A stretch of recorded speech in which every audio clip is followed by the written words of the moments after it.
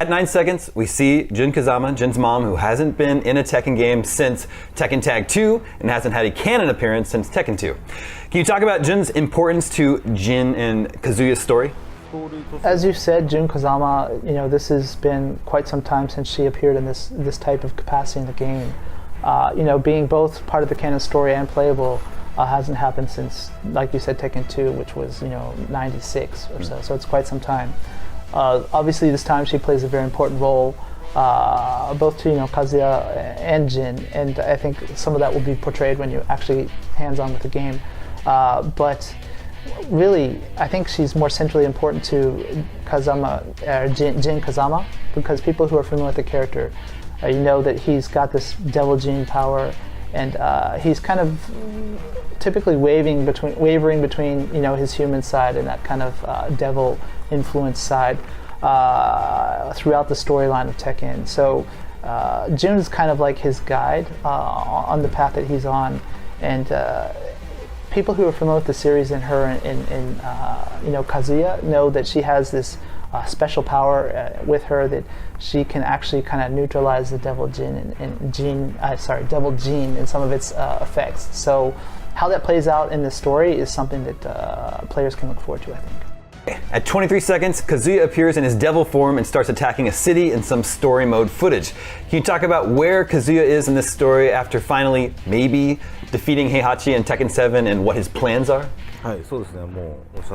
So the events in the trailer and the setting for Tekken 8 take place roughly 6 months after the ending of Tekken 7. So that's where we're at when you see this. And so you can see that Kazuya Mishima is in charge of the G Corporation, and so he's kind of used that as a vehicle to gain control, basically of the whole globe, right? And this is partly due to, he was in a rivalry with Heihachi Mishima, who controlled the Mishima Zaibatsu. So after defeating Heihachi, like you saw at the ending of Tekken 7, he had complete control over the world, and so you see him going around and destroying in the trailer.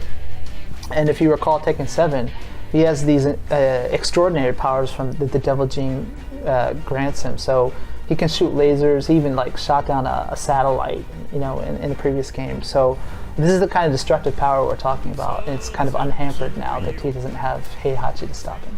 Okay, at the 25-second mark, we get gameplay footage of Lars, Paul Phoenix, Martial Law, Jack 8, and King. Everyone's sporting a new look, especially Paul, who has moved away from his signature hairdo, and Martial Law is using nunchucks in some of his attacks.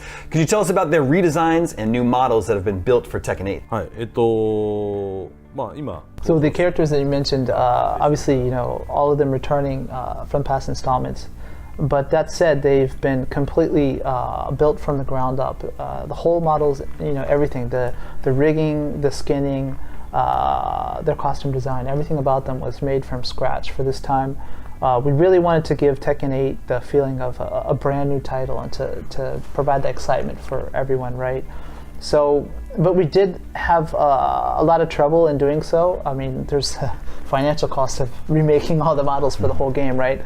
But more so, if you change it to make it look new, you have to be careful that you don't change it so much that people don't recognize their fan favorites. So we had to really take a hard look at each character and think, what makes them this iconic image to everyone, and to keep those elements while making it a brand new refresh of the costume. So that was something that was really important for us. And then, like you mentioned, Paul's hair, right? That's something that actually, he had the straightened long hair in Tekken 4, which is pretty popular with some of the Tekken fans. So that made an appearance. We actually have kind of an internal rule that every 4, Tekken 4 and then Tekken 8, Paul has his hair down. So maybe next time Tekken 12, perhaps, we'll have a hair down version of Paul.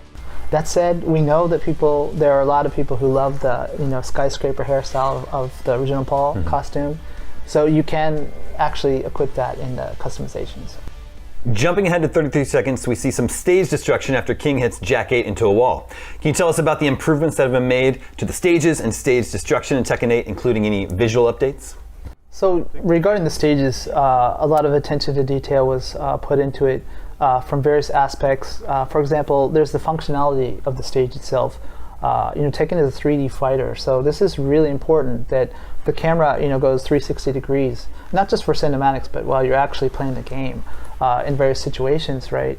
And so you have balconies or walls or various objects that you can destroy within the stage, which opens it up. It changes the size and shape, but what this means is it changes the strategy of the game, right? So depending on which character you're using, it could be that they're well suited to one particular stage or maybe not.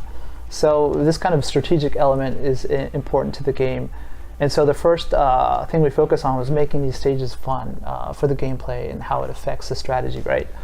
But also, not just that, even if it's not important to the functionality, just the graphics of one area breaking and opening up, and you can see like a panorama from like a wider view, or just like the various effects of dust and smoke and other elements of the stage that are destroyed, and you can see them move in real time because of the physics. Also, the stages themselves, you might have different variations where it's nighttime or it's during the day, and that kind of lighting completely changes the look and feel of the stage. So all of this really comes together to make the stages really immersive experience, both from the gameplay elements that I mentioned, but also from a spectator or just as a player enjoying it. So those are some of the things that went into the stage when we developed. So this really is unique, though, the stages about Tekken, because there's no other really current title that has this free roaming, not free roaming, but the camera can go in 3D, 360 degrees, right, at any time, depending on the player's inputs. You don't see that in any other games. And what this means is it's so much more intensive and even costly to make these kind of stages, because you have to pay attention to every detail on the stage, because you never know where the camera is going to be, right?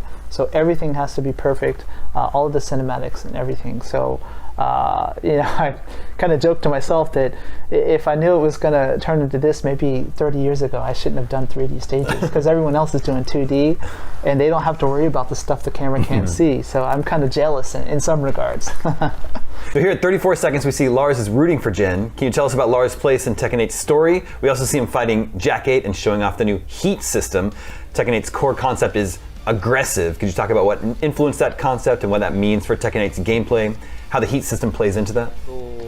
So first there's, like you said, Lars appears in the trailer rooting for Jin. You can kind of see their relationship throughout the series, but this time you can do it Jin Kazama, he's saying. So I think it kind of gives people watching the trailer a good idea of the kind of dynamic there with those two, that he's supporting Jin in his journey this time, right?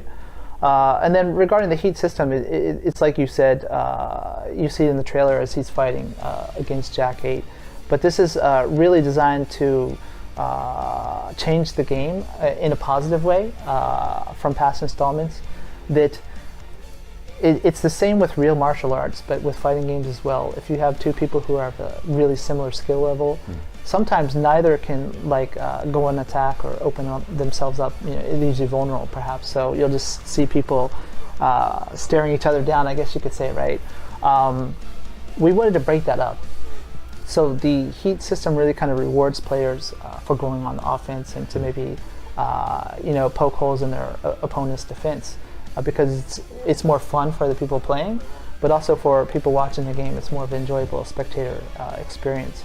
So this was designed to kind of really reflect the core concept of Tekken 8 of being an aggressive game, and to kind of change up the gameplay in that manner. So this is the first time we're showing it off, and we hope to talk about it more in the future. So we hope everyone's looking forward to hearing more details. Okay, jumping ahead to 41 seconds, Jin and Kazuya are destined to fight each other, and their conflict mirrors Heihachi and Kazuya's. What makes this fight, Jin versus Kazuya, different from that one, and where is Jin coming into in Tekken 8's story? So in previous, I believe Tekken 7 is what you're referencing, the battle between Kazuya and Heihachi. The dynamics were, you have Heihachi is a human, he doesn't possess the devil gene, right? Against Kazuya, who has the devil gene, who is, a devil pretty much. And so the battle between them was kind of a different dynamic. In Kazuya, obviously he wins in the end. Spoiler alert for people who haven't played Tekken 7. so that dynamic is slightly different because now you have Jin Kazama, who actually also possesses this devil gene and gives him similar powers to Kazuya, but it's quite different in the matter that Kazuya, from a martial artist perspective, fighter, and being able to control the devil gene and go freely back and forth between human and devil powers. He's much more of a developed and polished entity or person, I guess you could say, where Jin he's younger, and he's still, he has his things that he's trying to battle with and within himself and to figure out. And so he's not mastered himself or the devil gene and its powers. So the way that plays out is quite different than the battle between Heihachi and Kazuya. But not just that, you have the added dynamic of Jin's mother, Jun Kazama, Kazuya's wife as well, who kind of will come on the scene, and how she affects that face-off between the two, father and son, this time is going to be something quite different than what we've seen before with Heihachi and Kazuya, right? Okay, skipping ahead to the 1 minute mark, we see Jun Kazama again. She returns and promises to help Jin cleanse this world of its evil and corruption. We also see a bird land on her hand. Could you talk about what the bird symbolizes and the importance of Jun's return to the series after so much time away? So just to dive into the background of Jun Kazama a little bit, part of her character setting is that she's involved in wildlife conservation, and that's also kind of why she raised Jin in Yakushima, which has a lot of nature in that environment. So there is that regarding the bird, coming to her, but it's also more of a kind of Japanese or Asian concept that when you have these martial artists who've attained a lot of power, it's said that that kind of fighting spirit emanates from them, right? But on the other hand, someone who's equally a master can kind of feel that power, and it works in minus ways some ways. So it's said that people who've gone even further to the next level are able to kind of get rid of that fighting spirit or not emanate it, so that their opponent can't feel it, right? So that is said that with a very skilled martial artist in the past, that animals would fly to them because they don't feel that fighting spirit or that danger, I guess you could say, right? So it's a sign that not only is she, in tune with nature, but that also she is such a skilled martial artist that she is able to kind of not emanate that fighting energy, right? So that's a background setting to it. But also, one important thing of Jun is that she's got this power to cleanse things or kind of neutralize the devil gene, etc. So how this plays affects the outcome and what transpires between these two fighters, right, is going to be one of the focal points of the story for people to look forward to. And finally, at the end of the trailer, we see the chain and the 8 symbol again. We finally see Tekken 8's tagline, Fist Meets Fate. Can you talk about the symbolism behind the chain and the tagline and how they relate to Tekken 8's story? So the chains are really an important element, especially tied to Jin, also Kazuya, the Mishima family in general, with the devil Jin and their history. So it kind of symbolizes they have this particular destiny or things that they're tied to, whether they like it or not in many instances. And the chains are kind of what binds them to that, and that's like a reflection of that. So that's a key element of the story that appears visually. But then also the Fist Meets Fate just symbolizes that although they have this destiny and it seems like it's kind of decided and they have no choice in it at times, they use the power, which is symbolized by their fist, right, to try to veer away from their destiny, to try to change it per se through their sheer power in their fists. So that's where the Fist Meets Fate comes from. All right, well, that's all the time we have today. Thanks once again to Harada-san and Michael Murray for joining us. Thanks to you all for watching. For lots more coverage, check out our full analysis of the new Tekken trailer over on the site. And for everything you need to know about the rest of the video game world, stick with us right here at IGN.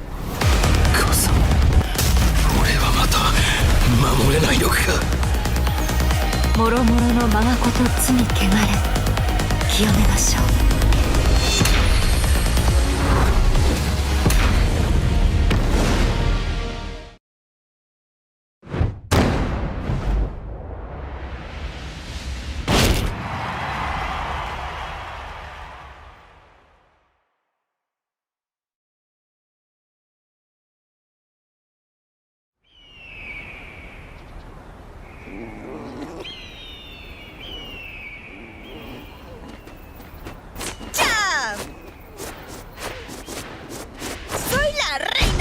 jefe! Get ready for the next battle!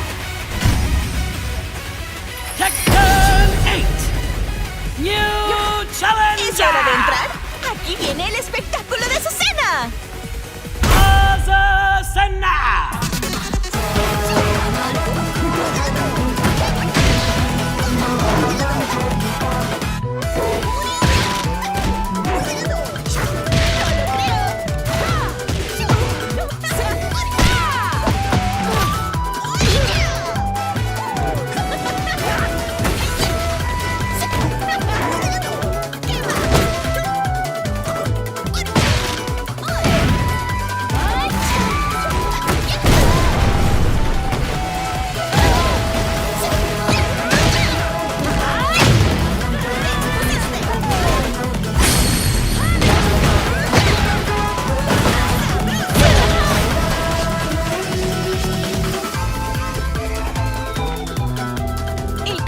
Bebida número 1 en el mundo. Je te prouverai que le thé est supérieur. ¡Fácil!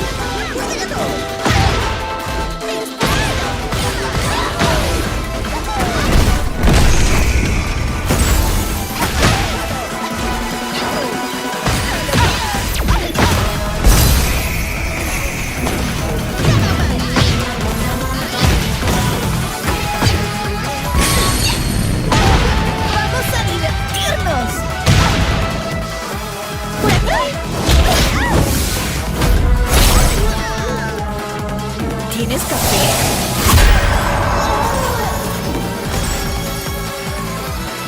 ¡Necesitas más café!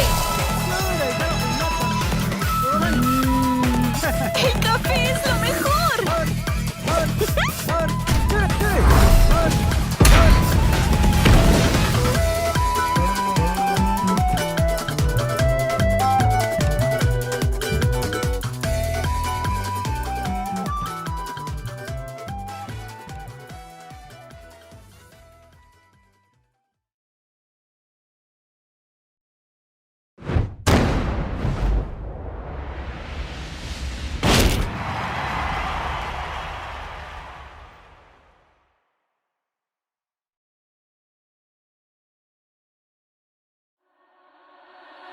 Get ready for the next battle! Tekken 8! New Challenger! Come and get some, I dare you. Martial Law!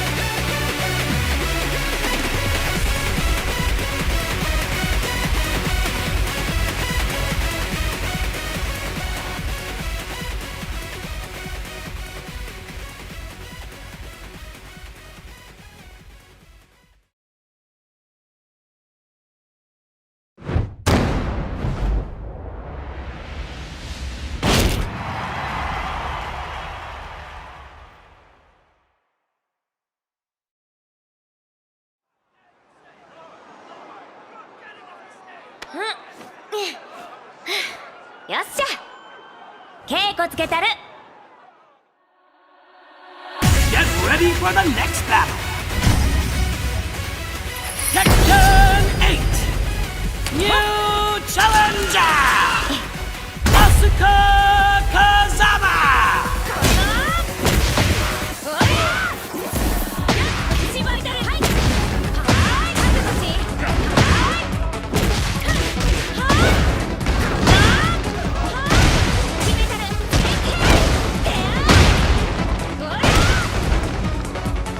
手加減いらんで。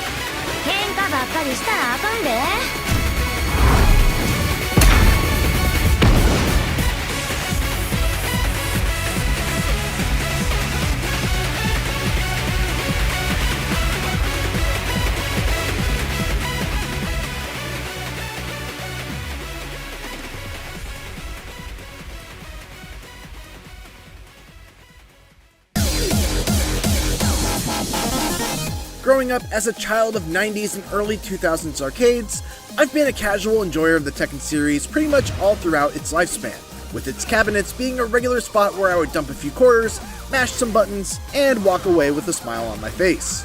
I've put some time into just about all of them, but never really attempted to learn the deeper complexities of its mechanics, or really sat down to try and become good with a character. That's going to change with Tekken 8 because after spending about 4 hours with it, I'm all in.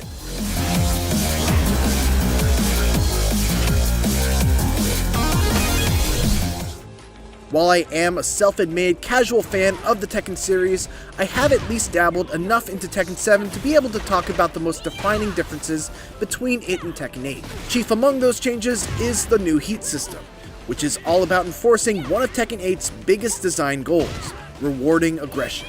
With the press of a button, a character can use a heat burst to enter heat mode. The effects of it differ from character to character, but in general you can view it as a limited time state where you're basically better at everything. Certain moves have new properties, others recover faster, making them more advantageous on block, and you gain access to new moves that aren't available outside of heat mode. One of the key elements of heat mode is that while it is time limited, with a meter that slowly depletes once activated, you can actually stop that meter from going down by landing attacks. This is just one of the ways that Tekken 8 looks to encourage its players to be more aggressive. Because if you're able to push the pace and land hits while in heat mode, you can keep that state going throughout most, if not all of the round. And if you decide that you instead want to cash out on damage rather than remain in heat mode, you can use a Heat Smash, which is like a mini Rage Art super move that does a large amount of damage but spends the rest of your heat meter. The heat system goes deeper than that too. In addition to there being a heat meter, there are also these little icons that govern your usage of certain actions while in heat mode. This is called heat energy, and if you enter heat mode with a heat burst, you'll only get one stock of it. However, if you use what's known as a heat engager, you'll enter heat mode with 2 stocks.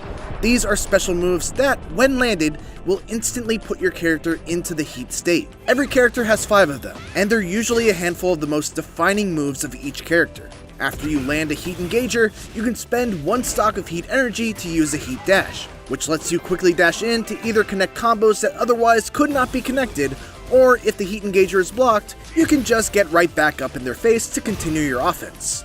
So let's pause and slow things down as we look at this example between Paul and Jack 8. Paul lands his Phoenix Smasher, which is one of his 5 heat engager special moves. Landing a heat engager gives him a free dash that he can use to get in close, but I actually don't think that this is a true combo. Nonetheless, he lands that cool launcher into throw combo from the trailer. Then he lands another Phoenix Smasher, and when you land a heat engager during heat mode, you're able to use a heat dash to continue the combo. So he spends the stock of heat energy on a heat dash, picks him up off the ground, and finishes with a heat smash. Note that Paul now no longer has any heat meter to work with for the rest of the round.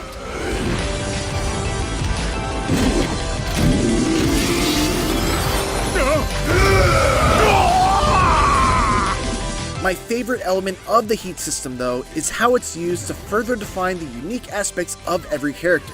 Each character has at least one completely unique advantage while in heat mode. For example, while in heat mode, King gets armor on his Jaguar run, making him a grappler with an armored command run to get in on opponents. Kazuya, meanwhile, can execute his iconic electric Wind God Fist technique without having to be frame perfect on the input. What I also love about the heat system is that it's available right at the start of every round. It's not a comeback mechanic, and you don't need to build up a meter in order to gain access to it. You're free to use it whenever and however you please. The already existing comeback mechanic from Tekken 7, Rage, does make a return, with it once again causing a character to go into a rage state once they reach a critical level of health. While in the rage state, your damage increases and you gain access to your ultra powerful rage art technique. That said, rage drives are a thing of the past, largely because it's a mechanic that felt redundant due to the addition of the heat state and the advantages it provides. Another brand new element of Tekken 8 is the addition of a special control type, which is Tekken 8's new attempt at making its complex fighting system a little more approachable for newcomers. When in special control mode, each button has a recommended move and combo for each character. There's a button for juggle combos, a button for grounded combos, and a button for quick low attacks. The selected moves even change depending on what state you're in. While this allows new players to compete with more intermediate players in terms of the damage they're able to output, the key thing to keep in mind is that players using the special control scheme only have access to a very small selection of moves. The most interesting part, though, about the special control scheme, and the thing that really sets it apart from Street Fighter VI's new modern control scheme, is the fact that you can switch between the classic and special control styles mid-match with the press of a button. This makes it actually a fairly viable option for more experienced players as well, as you could be playing the match out in the classic control scheme, suddenly have an opportunity for a big punish, quickly swap to the special control style, and start mashing out a combo without fear of it dropping. It also seems like a great learning tool to be able to quickly jump in with a new character and get a feel for what their moves and combos are going to look like without having to memorize a whole bunch of techniques just to be competitive. Those are all pretty substantial changes, so it's comforting to know that everything else still feels like some good-ass Tekken. In my playtime, I mostly experimented with King, who's just as much of a powerhouse as he's always been. One of my favorite changes to him is that his reverse arm slam combo has been simplified, allowing him to go into the next throw in the chain with a single button press as opposed to a series of inputs that need to be memorized. Now, he still does have the latter, and those are probably more damaging and harder to break, but as someone who's always loved King, but was always intimidated by all of the commands needed to do a full chain grab combo, I appreciate having at least one that I could easily commit to memory and rely on pretty much from the get-go of learning the character. I want to give a shout out to Tekken 8's command list too, which does a great job of giving extra context to the recommended moves for every character. It told me recommended combos, moves to use that are advantageous on block, what moves will launch an opponent, what to do after launching them, what to do after activating heat mode, and much more. These move lists are extremely intimidating, with each of them containing hundreds of techniques, and Bandai Namco is really putting in the effort by making them much more user-friendly. After my playtime was over, I left with a renewed enthusiasm to get into Tekken on a more serious level. Tekken 8 looks phenomenal. Its hits feel as impactful as ever, and its iconic cast of characters are even more uniquely defined thanks to the new heat system. There's still a lot we have yet to see, but as far as first impressions go, Tekken 8 is a knockout.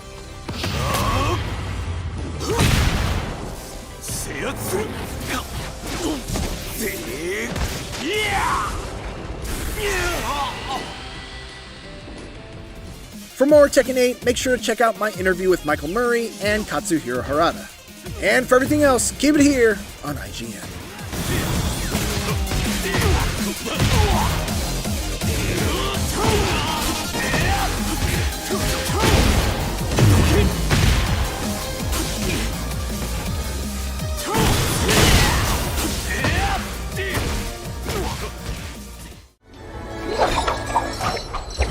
I hate rich people! Round one. Fight. I have greatly enjoyed the fighting game renaissance over the last few years. Between the success of Guilty Gear Strive and Street Fighter VI, and the general improvements to netcode across the board, the genre seems to be at its strongest since the arcade days. And after my time with the first weekend of Tekken 8's closed network test, it seems primed to bring the heat to a new generation, despite a few hiccups that can hopefully be attributed to normal pre-release obstacles. I'll show you! Boost! Strongest in the universe!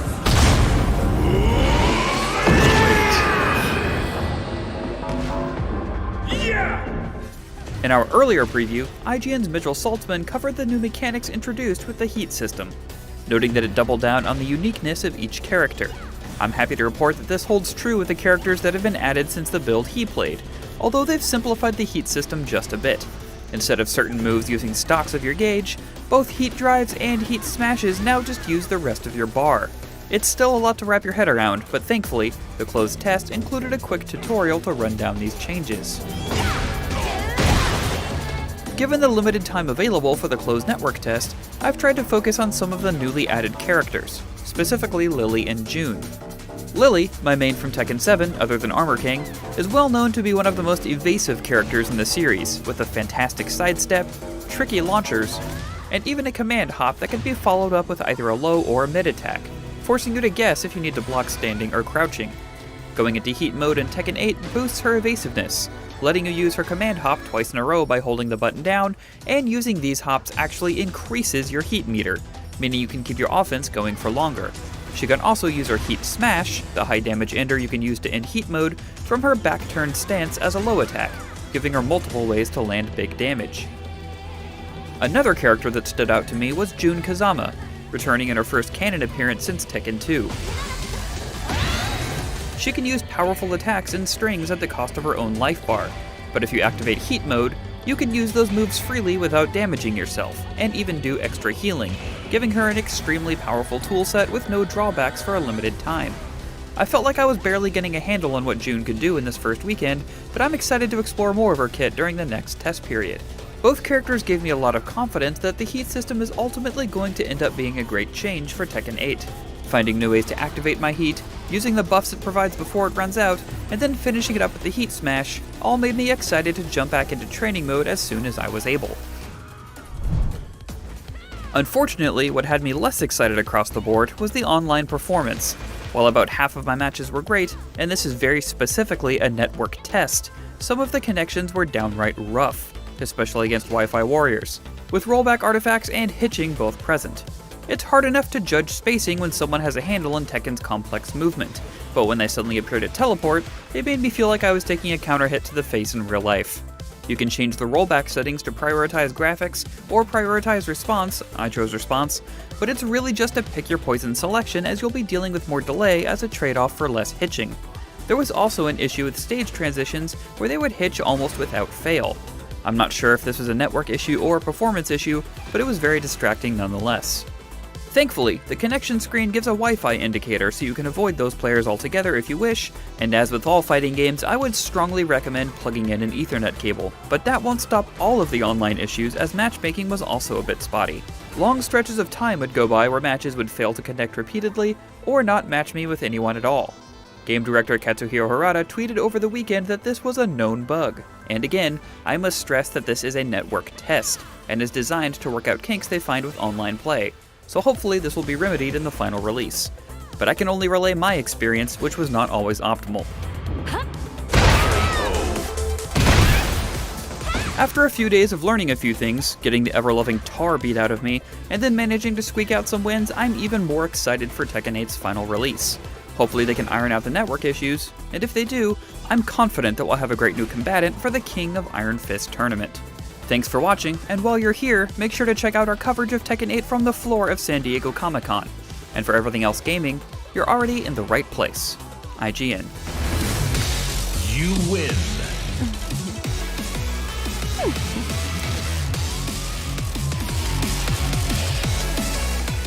うっさいわ、それはこっちのセリフや。Round 1. Fight.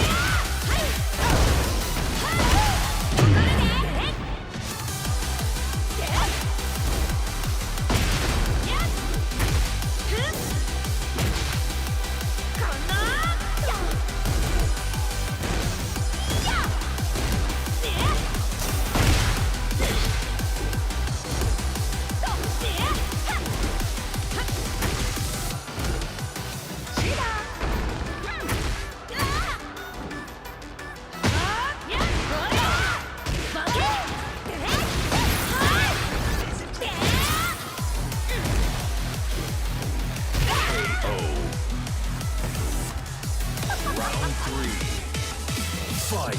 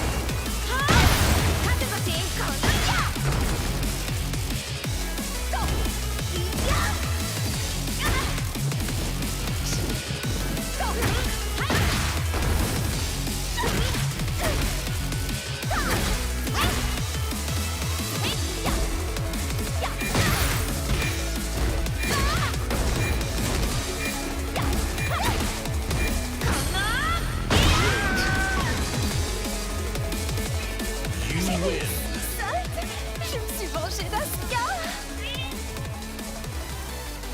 Fight.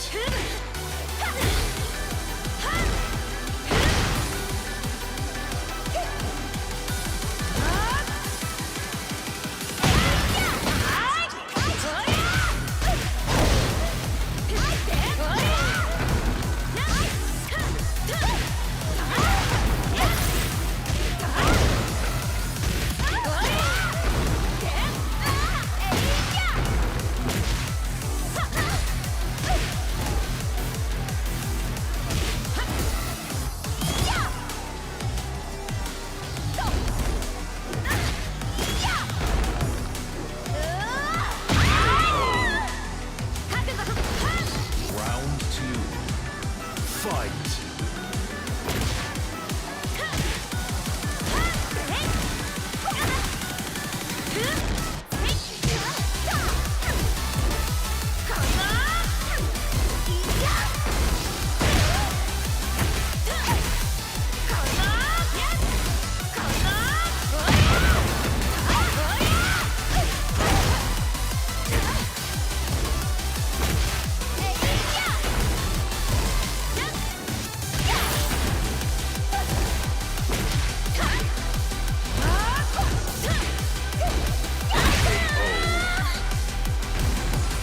Round 3. Fight. Round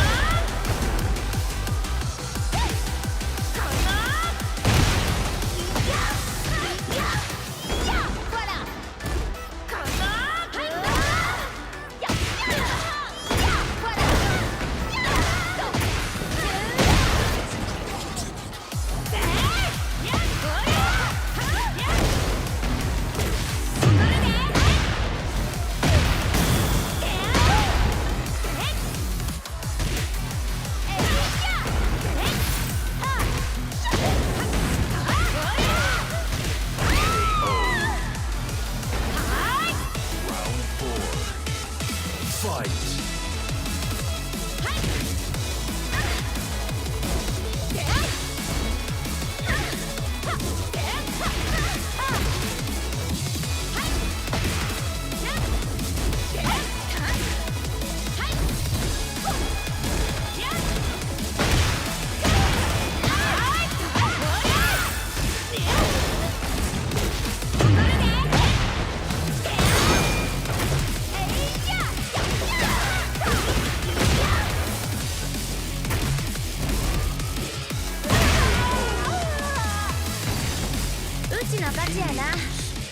Round 1. Fight.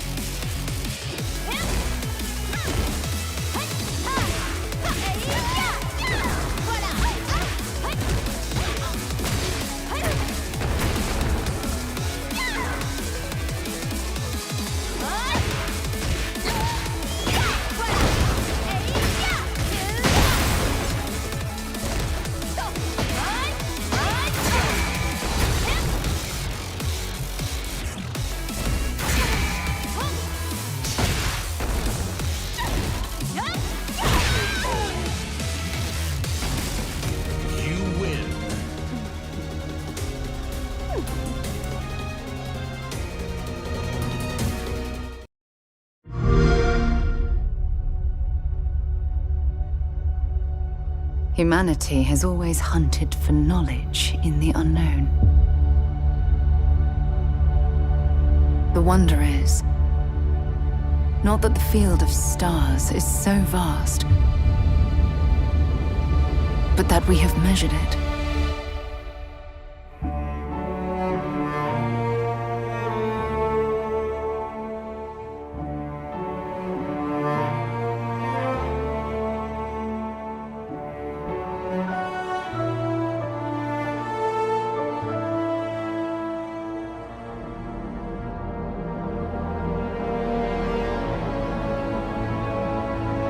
We're all here because we're committed to the biggest question of all. What's out there?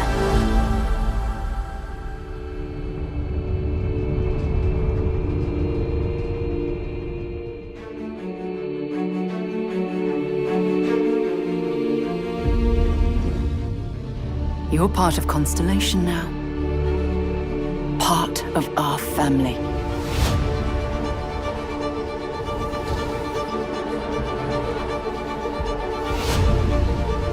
We do not fully understand all that is at work here. No finer group in the stars to be unraveling this mystery. I'll follow you from here on out, Captain. Grab jump is ready. I love this part.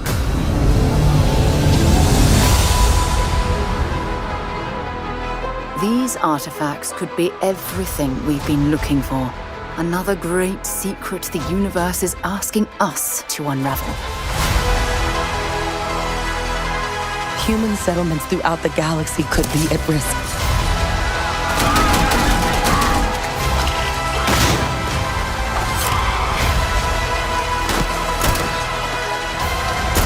We are not stopping. Whatever lies at the end of this road will change humanity forever.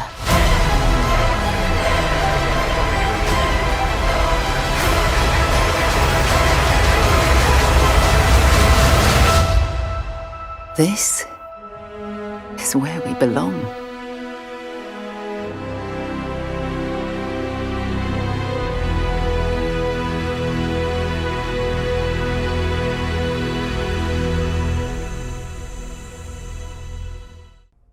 That gives you a look at the stories in Starfield. But ultimately, it's not our story. It's the story you create by who you are and the choices you make. And that starts with character creation. It's our most flexible yet. You can customize all the elements of how you look.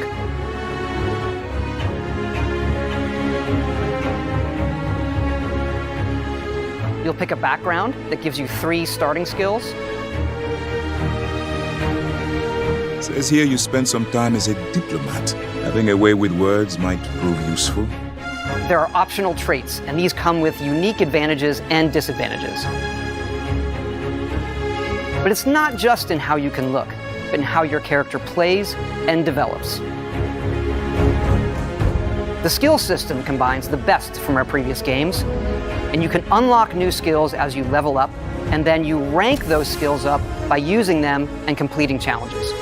And there's deep crafting systems, from running research projects with resources you find, to crafting weapon mods needed to survive.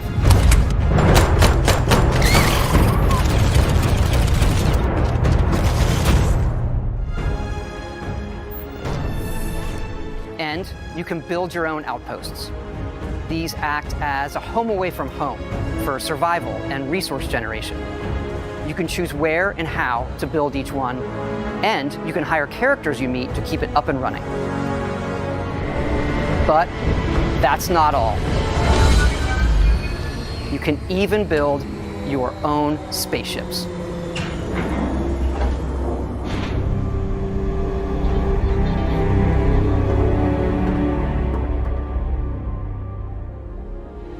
You can choose crew members. And yes, you can completely customize the look and layout. There's loads of different modules, ship manufacturers, and more. I have to say, it's so cool. We just absolutely love this.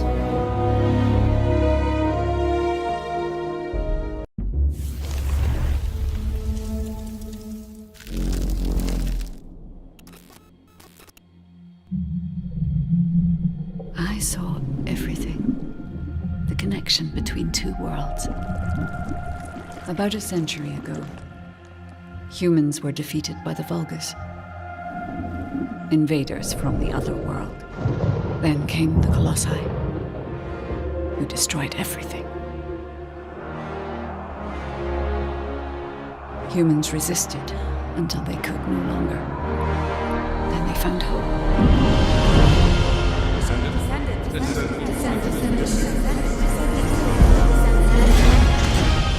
They were gifted the forgotten ancestors' power. Finally, they could fight with newfound strength. But another threat had emerged. Karel, the new leader of the Vulgus. His dark ambitions are driving both worlds to the brink of collapse. We must fight back.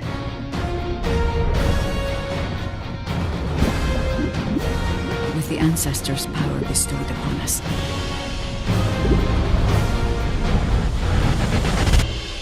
Descendant, can you hear me? I've been waiting for you.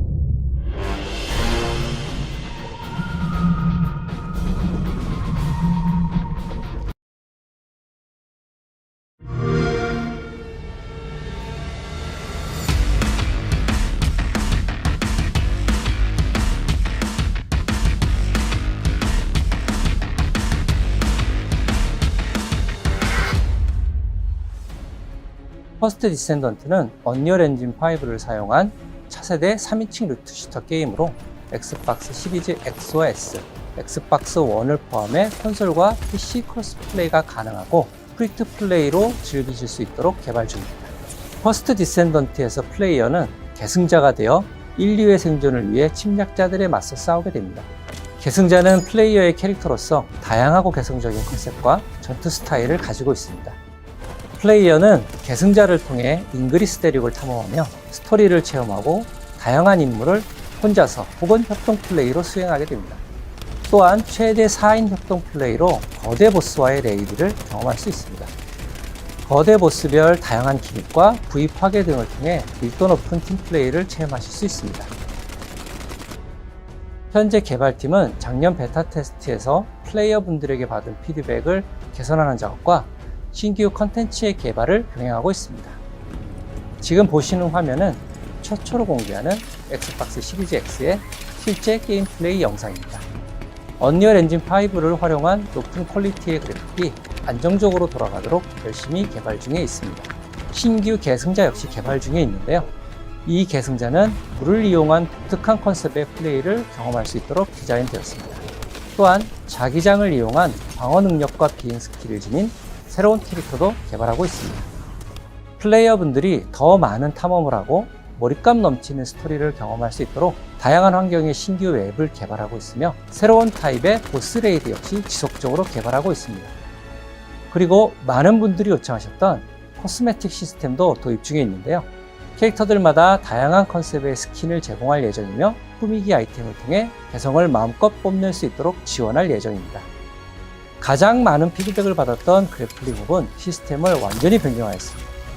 변경된 그래플링 훅은 조작에 따른 회전과 이동 시 가속 감속을 지원하여 조작의 재미를 훨씬 더 증대하였습니다. 이 밖에도 피드백을 반영하여 점프 모션, 총기 사운드, UI와 UX를 지속적으로 개선해 나가고 있으며 계승자 스킬을 개조할 수 있는 시스템도 개발 중에 있습니다. 게임 사운드 또한 글로벌 유명 게임 작곡가인 스티븐 바튼과 협업하여 보다 풍성한 청각적 경험을 제공하기 위해 준비 중에 있습니다. 마지막으로 여러분께서 가장 기다리실 소식을 전해드리겠습니다. 현재 저희는 연내 출시를 목표로 하고 있으며 그에 앞서 8월 엑스박스 시리즈 X와 S를 포함한 콘솔과 PC에서 크로스플레이 베타 테스트를 진행할 예정입니다. 베타 테스트는 8월 22일부터 8월 28일까지 일주일간 진행되며 오늘부터 공식 홈페이지를 통해 신청하실 수 있으니 플레이어분들의 많은 참여를 부탁드리겠습니다. Be the first descendant.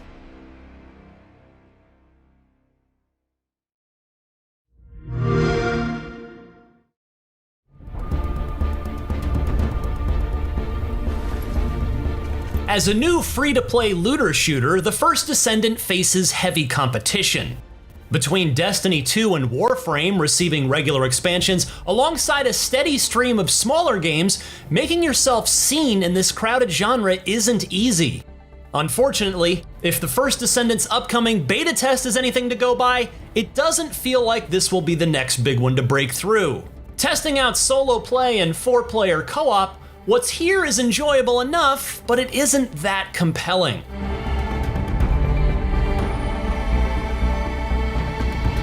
The First Descendant's story wouldn't feel out of place in a classic sci-fi novel. It's that old tale of humanity fending off alien invaders once again. Here you can choose one of 10 playable descendants, each bringing unique skills to repel the Vulgus.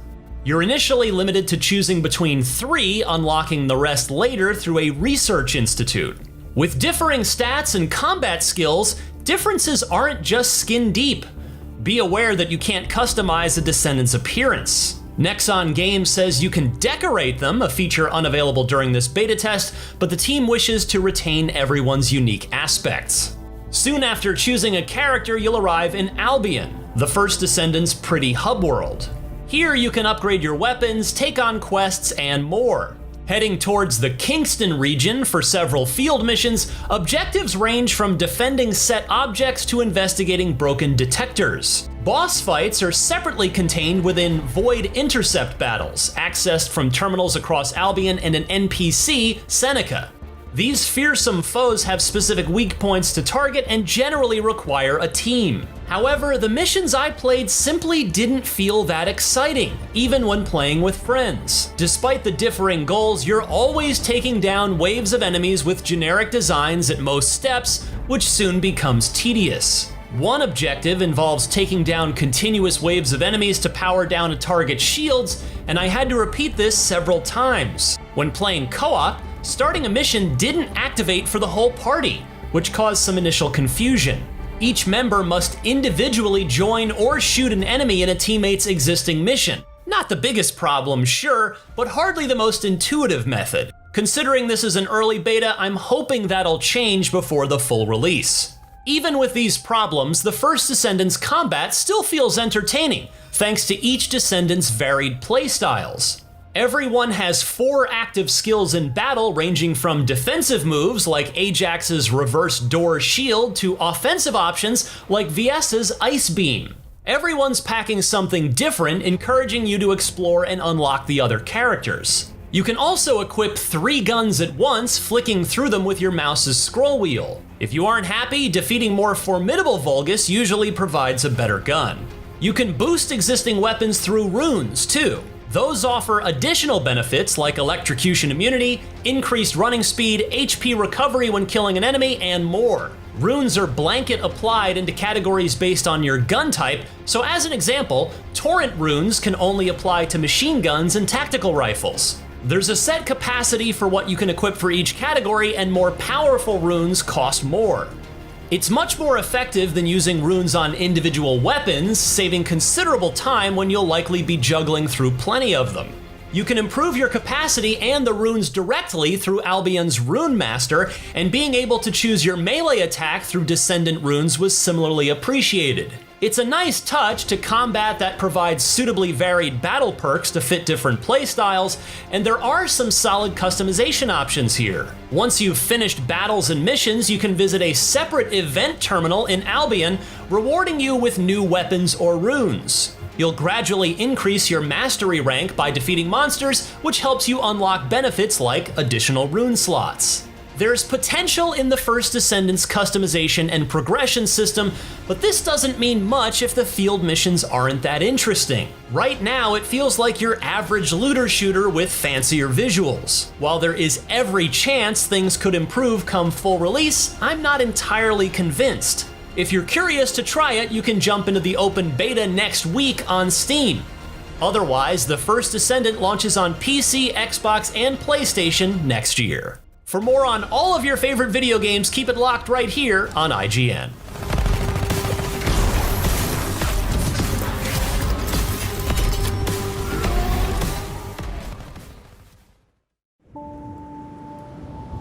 We always ask questions. What is it that actually exists? Where does the origin come from? Where are we headed to in the end? If you feel confused, just reload your gun.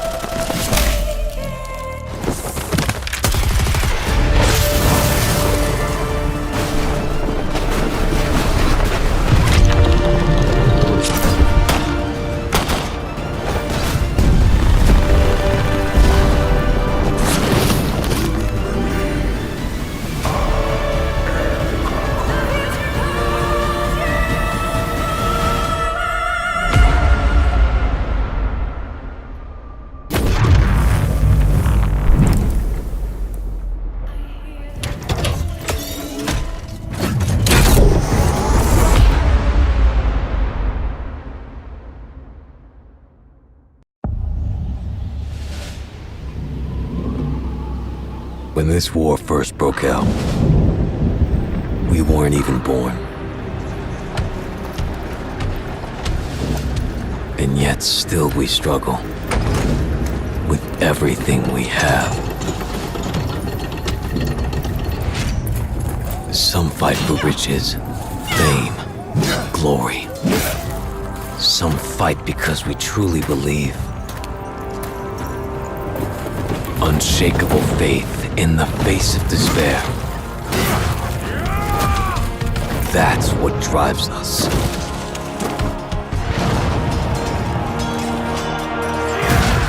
Those who fall serving the immortals turn to stone. But that's not how our story ends. We rise once more. And in the name of the immortals,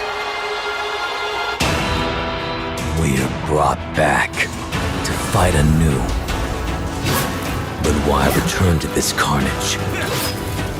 Why doom ourselves to unceasing strife?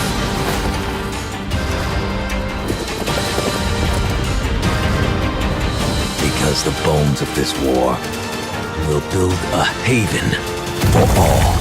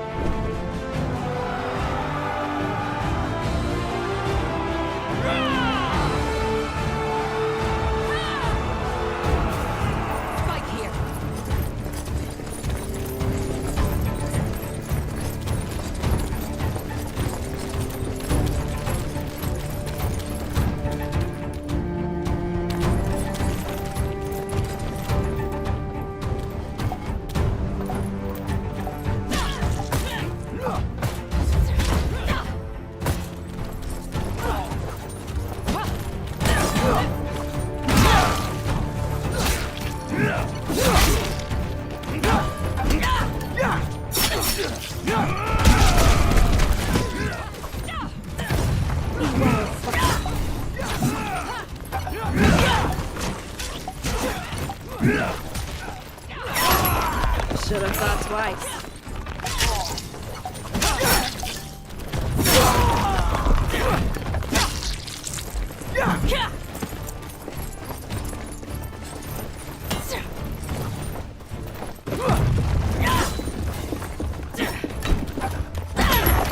Should have thought twice.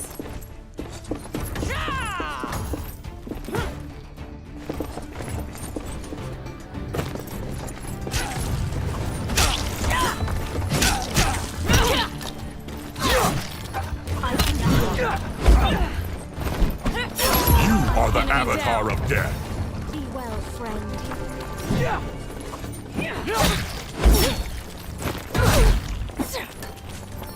Be well, friend. They've made the first move. Counter them.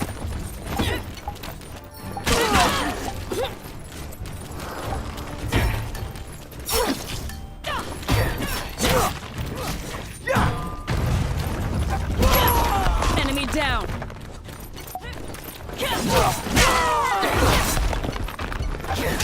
The enemy has more foothold. Drive them out. Ranged attacks. Incoming.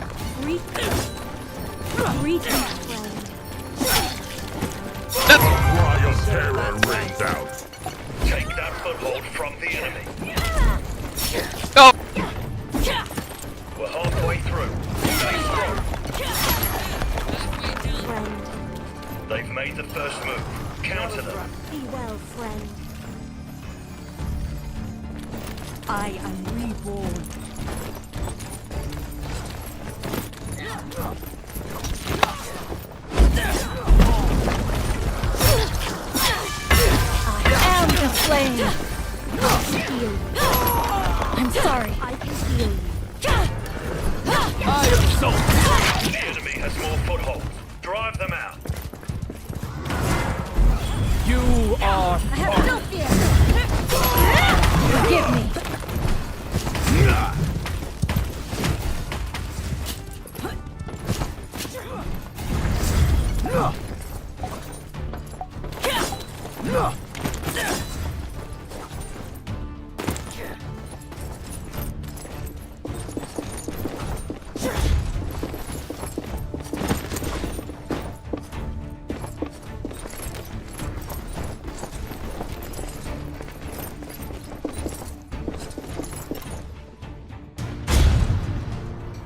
Can I get some help here?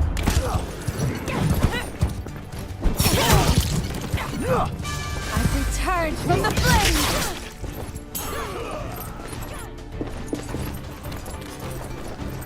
Take that foothold from the enemy.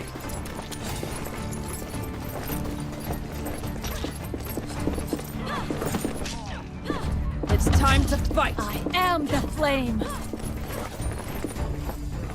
They've made the first move. Counter them. The enemy has more footholds. Drive them out.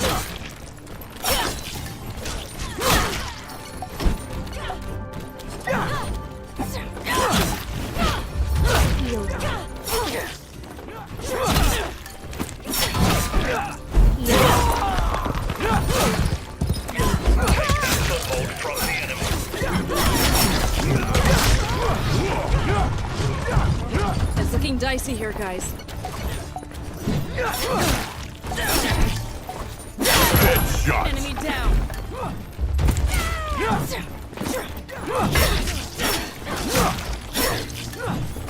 You have been double kill. Bring your friends.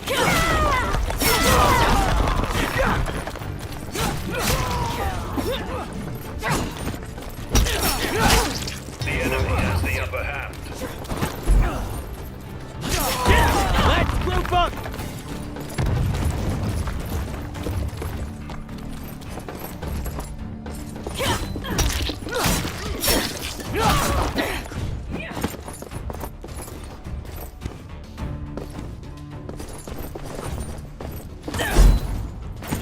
I am the flame. You are the Campaign is avatar over. of death.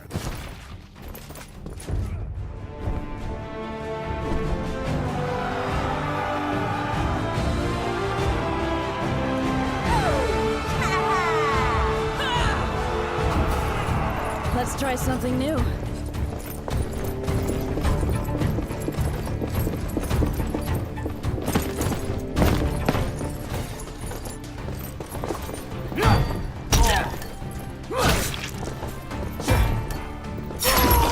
Enemy down.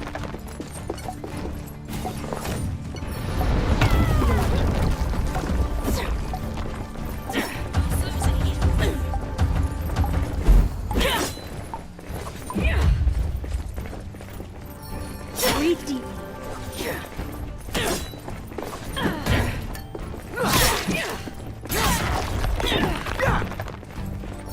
Be well. The cannon foothold has been taken. Be well, Head for cover. friend. Out of my way!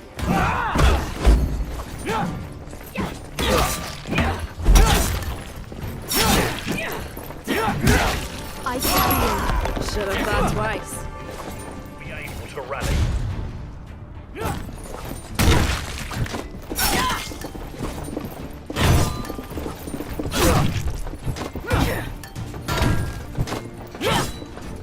Shut down. Should have thought twice.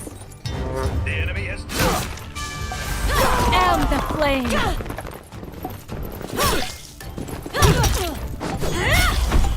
I've returned from the flame. Slain an immortal. The cannon foothold has been. I am the flame. Should have thought twice. Quadra kill. Join your You friends. have slain an immortal. A cry of terror rings out. I am the flame.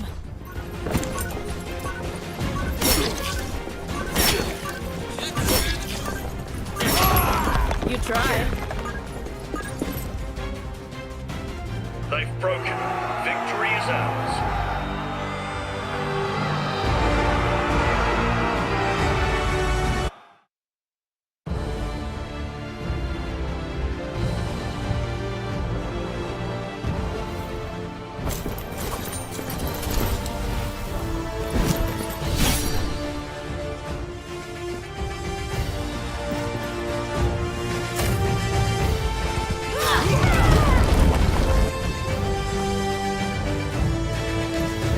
Triple kill. Quadra kill.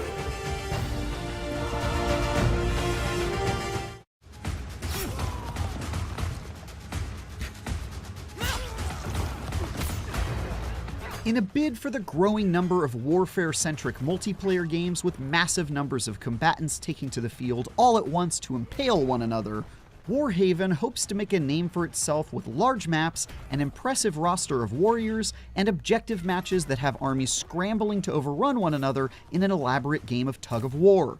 I recently spent several hours with the team at Nexon and some of my fellow IGN sweaty tryhards as we tried desperately to maim one another while slinging as much trash talk as humanly possible. The result was a few entertaining hours that were complete pandemonium from beginning to end.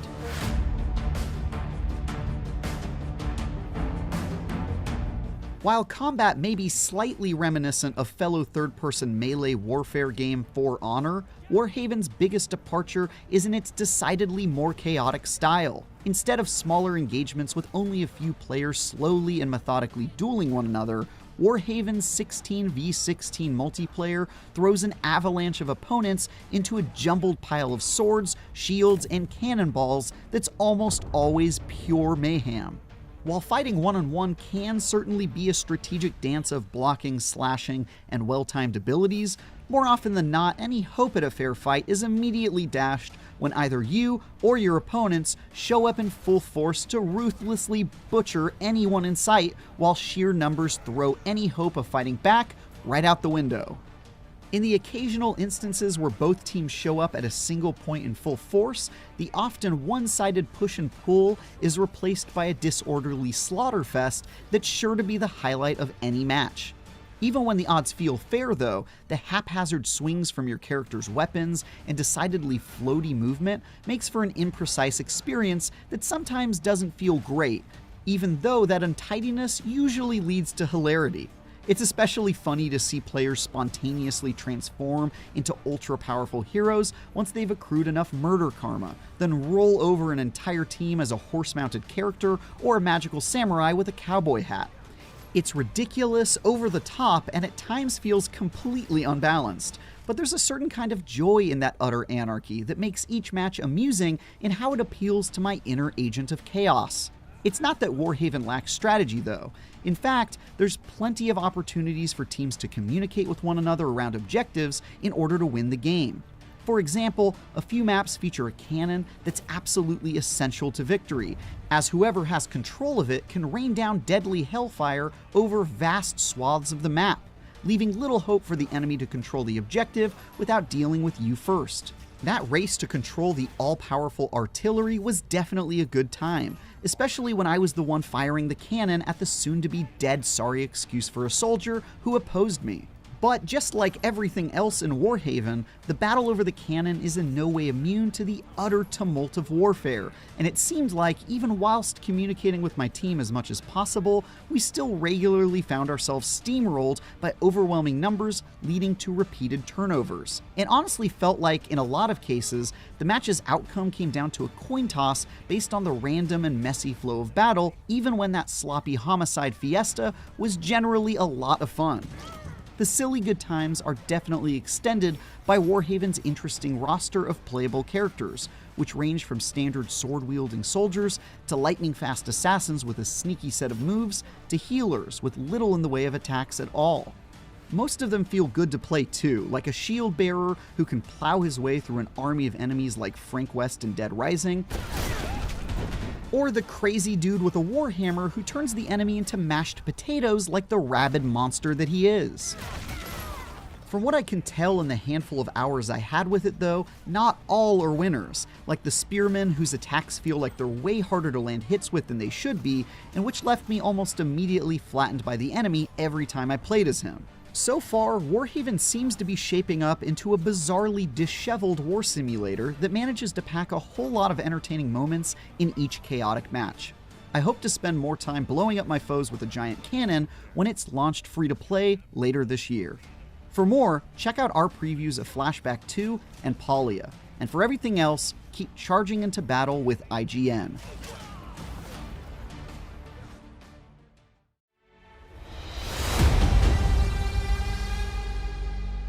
Nexon's Warhaven follows in the footsteps of games like For Honor before it, in trying to carve a space out for the third-person melee action gamer amidst a sea of first-person large-scale multiplayer warfare offerings. Based on the current open beta playtests running until early November, there's still a lot of work to be done to make the case. I've had some fun in short bursts, but as a solo player, every clutch capture or dominant killing spree was bookended by frustrating moments of chaos, where there was no great way to steer your team to objectives or to avoid getting overwhelmed by enemies. No great way to hold your own one-on-one.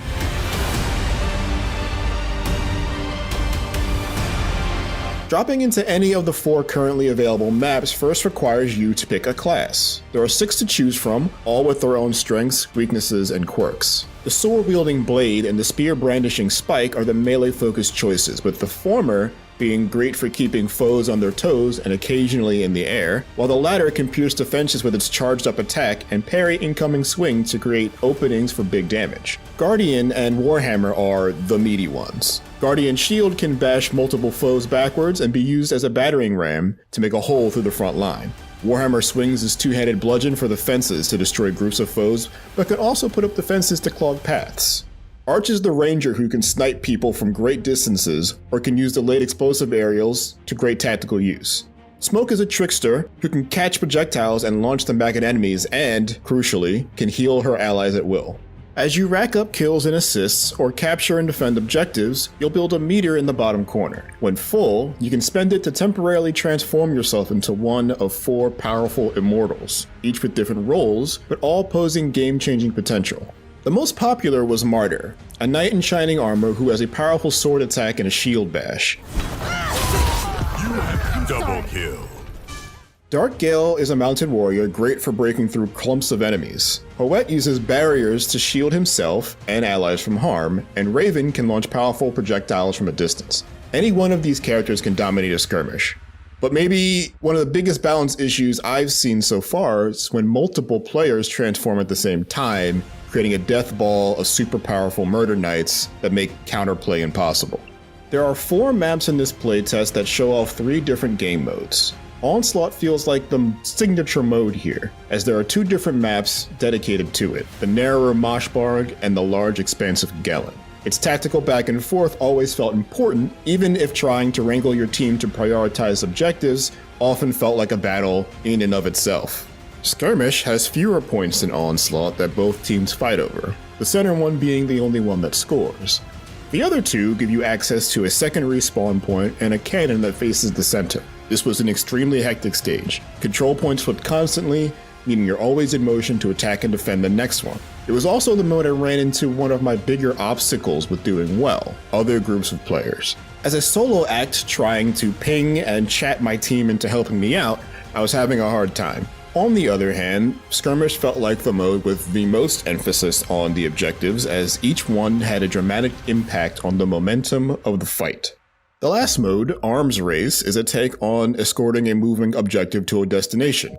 Except in Warhaven, there's 3 objectives that first need to be built by capturing their respective control points. This felt like the mode that required the most communication and felt the most chaotic as a single guy jumping into a team. And generally, 16 people trying to move 3 payloads while also trying to stop 16 other people from trying to move 3 payloads might just be too much to keep track of for any game. Warhaven's big-time battles feel properly large and incredibly chaotic, and in my time with this playtest, it delivered quite the mix of emotions. The objective-focused gameplay across several different locations and game types add a tactical layer to the melee skirmishes that does what it can to keep the game flow feeling intrinsic and legible, even if the tools to keep your team's eye on the prize are limited. Combat itself is filled with diverse offensive and defensive options both on your heroes or found in the environment, but the most effective way to kill the enemy is to crowd them in a corner and spam a storm of attacks that they could never be able to block. In short bursts, Warhaven is a great high-energy experience, though I think a keener focus and lots of balance is needed for it to survive the long post-launch campaign when it arrives next year. For more previews of upcoming games, do not miss our final preview of Sonic Frontiers, or our last look at Pokemon Scarlet and Violet. And for everything else in the world of video games, stick with IGN.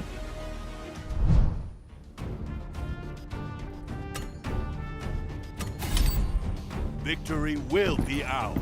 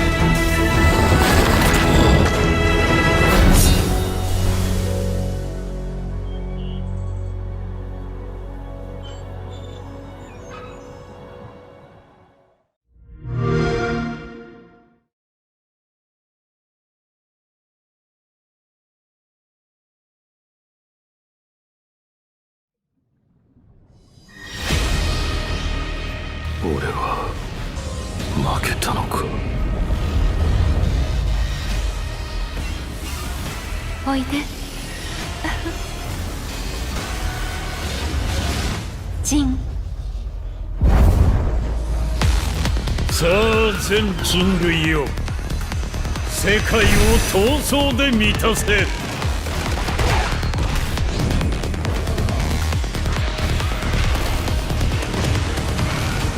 頼むぞ、風間陣。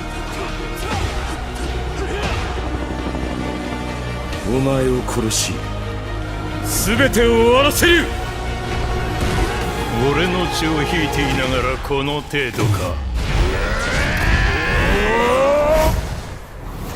風間、俺はまた守れないのか。もろもろの我がこと罪汚れ、清めましょう。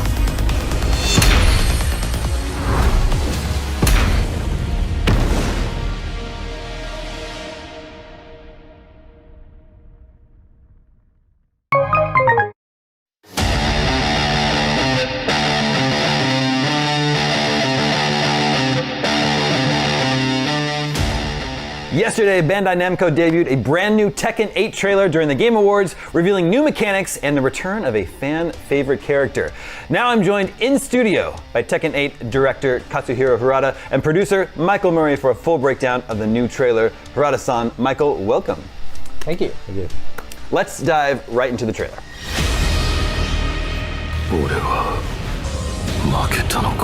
Okay, at the 4-second mark, Jin is falling through water, thinking about how he lost his fight, presumably, with Kazuya.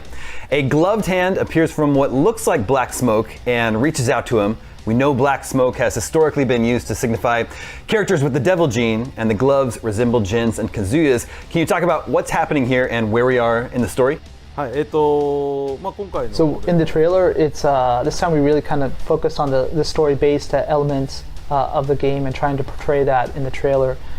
You can see Jun Kazama actually appears later on in the trailer, right? So we have Jin Kazama, Jun Kazama, Kazuya. So Jun is Jin's mother and Kazuya the father, so you know the three of them are family. and the different kind of destiny that they're all intertwined in is something that's really important to the story overall. And I think when you have a chance to play the game and you play through the story portion of it, you'll get more insight into the dynamics of that. But for this part, we just really wanted to make it really stand out about showing off some of those story-based elements, especially with the three of the main members of this iconic family. At 9 seconds, we see Jun Kazama, Jin's mom, who hasn't been in a Tekken game since Tekken Tag 2 and hasn't had a canon appearance since Tekken 2. Can you talk about Jun's importance to Jin and Kazuya's story? As you said, Jun Kazama, this has been quite some time since she appeared in this type of capacity in the game. Being both part of the canon story and playable hasn't happened since, like you said, Tekken 2, which was 96 or so. So it's quite some time. Obviously, this time she plays a very important role, both to Kazuya and Jin, and I think some of that will be portrayed when you actually hands-on with the game. But really, I think she's more centrally important to Jin Kazama, because people who are familiar with the character, know that he's got this devil gene power, and he's kind of typically wavering between his human side and that kind of devil influence side throughout the storyline of Tekken. So Jun is kind of like his guide on the path that he's on, and people who are familiar with the series and her and Kazuya know that she has this special power with her that she can actually kind of neutralize the devil gene devil gene and some of its effects. So how that plays out in the story is something that players can look forward to, I think. At 23 seconds, Kazuya appears in his devil form and starts attacking a city in some story mode footage. Can you talk about where Kazuya is in this story after finally, maybe, defeating Heihachi in Tekken 7 and what his plans are? So the events in the trailer and the setting for Tekken 8 take place roughly 6 months after the ending of Tekken 7. So that's where we're at when you see this. And so you can see that Kazuya Mishima is in charge of the G Corporation, and so he's kind of used that as a vehicle to gain control, basically the whole globe, right? And this is partly due to, he was in a rivalry with Heihachi Mishima, who controlled Mishima Zaibatsu. So after defeating Heihachi, like you saw at the ending of Tekken 7, he had complete control over the world, and so you see him going around and destroying in the trailer. And if you recall Tekken 7, he has these extraordinary powers from the devil gene grants him. So he can shoot lasers. He even shot down a satellite, in the previous game. So this is the kind of destructive power we're talking about. And it's kind of unhampered now that he doesn't have Heihachi to stop him. Okay, at the 25-second mark, we get gameplay footage of Lars, Paul Phoenix, Martial Law, Jade, and King. Everyone's sporting a new look, especially Paul, who has moved away from his signature hairdo, and Martial Law is using nunchucks in some of his attacks. Could you tell us about their redesigns and new models that have been built for Tekken 8? So the characters that you mentioned, obviously, all of them returning from past installments. But that said, they've been completely built from the ground up. The whole models, everything, the rigging, the skinning, their costume design, everything about them was made from scratch for this time. We really wanted to give Tekken 8 the feeling of a brand new title and to provide the excitement for everyone, right? So, but we did have a lot of trouble in doing so. I mean, there's a financial cost of remaking all the models for the whole game, right? But more so, if you change it to make it look new, you have to be careful that you don't change it so much that people don't recognize their fan favorites. So we had to really take a hard look at each character and think, what makes them this iconic image to everyone, and to keep those elements while making it a brand new refresh of the costume. So that was something that was really important for us. And then, like you mentioned, Paul's hair, right? That's something that actually, he had the straightened long hair in Tekken 4, which is pretty popular with some of the Tekken fans. So that made an appearance. We actually have kind of an internal rule that every 4, Tekken 4 and then Tekken 8, Paul has his hair down. So maybe next time Tekken 12, perhaps, we'll have a hair down version of Paul. That said, we know that there are a lot of people who love the skyscraper hairstyle of the original Paul costume. So you can actually equip that in the customizations. Jumping ahead to 33 seconds, we see some stage destruction after King hits Jack 8 into a wall. Can you tell us about the improvements that have been made to the stages and stage destruction in Tekken 8, including any visual updates? So regarding the stages, a lot of attention to detail was put into it from various aspects. For example, there's the functionality of the stage itself. Tekken is a 3D fighter, so this is really important that the camera, goes 360 degrees, not just for cinematics, but while you're actually playing the game in various situations, right? And so you have balconies or walls or various objects that you can destroy within the stage, which opens it up. It changes the size and shape, but what this means is it changes the strategy of the game, right? So depending on which character you're using, it could be that they're well suited to one particular stage or maybe not. So this kind of strategic element is important to the game. And so the first thing we focus on was making these stages fun for the gameplay and how it affects the strategy, right? But also, not just that, even if it's not important to the functionality, just the graphics of one area breaking and opening up, and you can see like a panorama from like a wider view, or just like the various effects of dust and smoke and other elements of the stage that are destroyed, and you can see them move in real time because of the physics. Also, the stages themselves, you might have different variations where it's nighttime or it's during the day, and that kind of lighting completely changes the look and feel of the stage. So all of this really comes together to make the stages really immersive experience, both from the gameplay elements that I mentioned, but also from a spectator or just as a player enjoying it. So those are some of the things that went into the stage when we developed. So this really is unique, though, the stages about Tekken, because there's no other really current title that has this free roaming, not free roaming, but the camera can go in 3D, 360 degrees, right, at any time, depending on the player's inputs. You don't see that in any other games. And what this means is it's so much more intensive and even costly to make these kind of stages, because you have to pay attention to every detail on the stage, because you never know where the camera is going to be, right? So everything has to be perfect, all of the cinematics and everything. So I kind of joked to myself that if I knew it was going to turn into this maybe 30 years ago, I shouldn't have done 3D stages, because everyone else is doing 2D and they don't have to worry about the stuff the camera can't see. So I'm kind of jealous in some regards. So here at 34 seconds, we see Lars is rooting for Jin. Can you tell us about Lars' place in Tekken 8's story? We also see him fighting Jack 8 and showing off the new heat system. Tekken 8's core concept is aggressive. Could you talk about what influenced that concept and what that means for Tekken 8's gameplay, how the heat system plays into that? So first there's, like you said, Lars appears in the trailer rooting for Jin.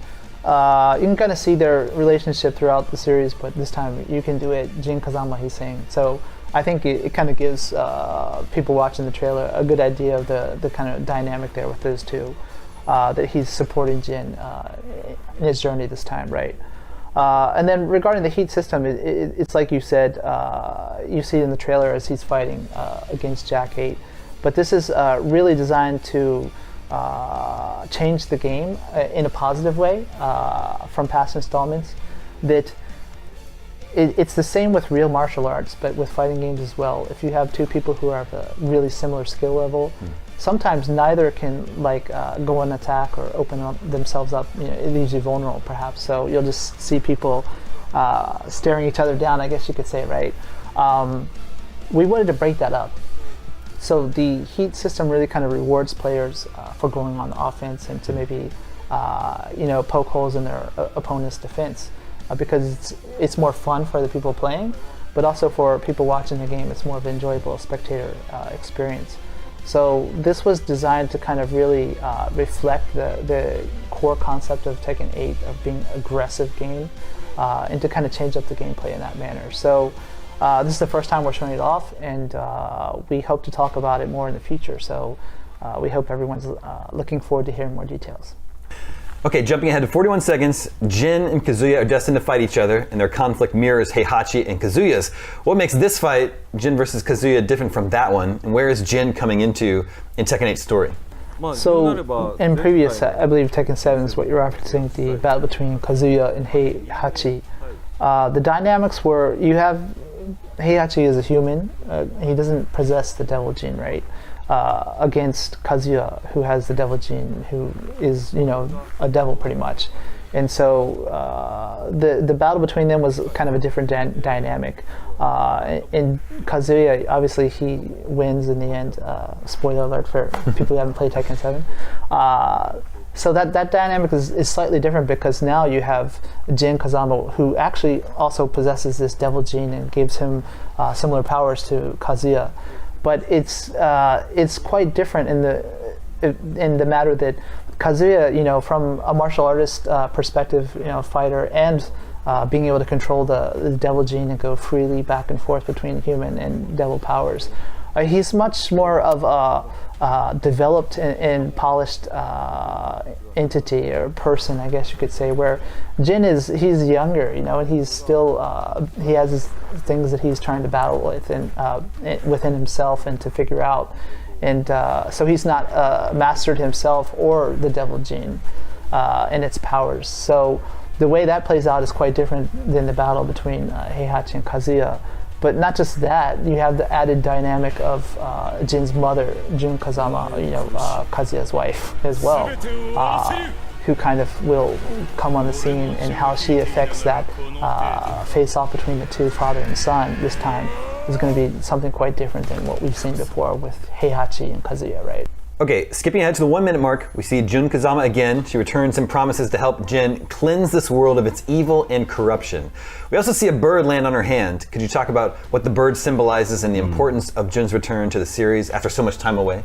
So just to dive into the background of Jun Kazama a little bit, part of her character setting is that she's involved in wildlife conservation, and that's also kind of why she raised Jin in Yakushima, which has a lot of nature in that environment.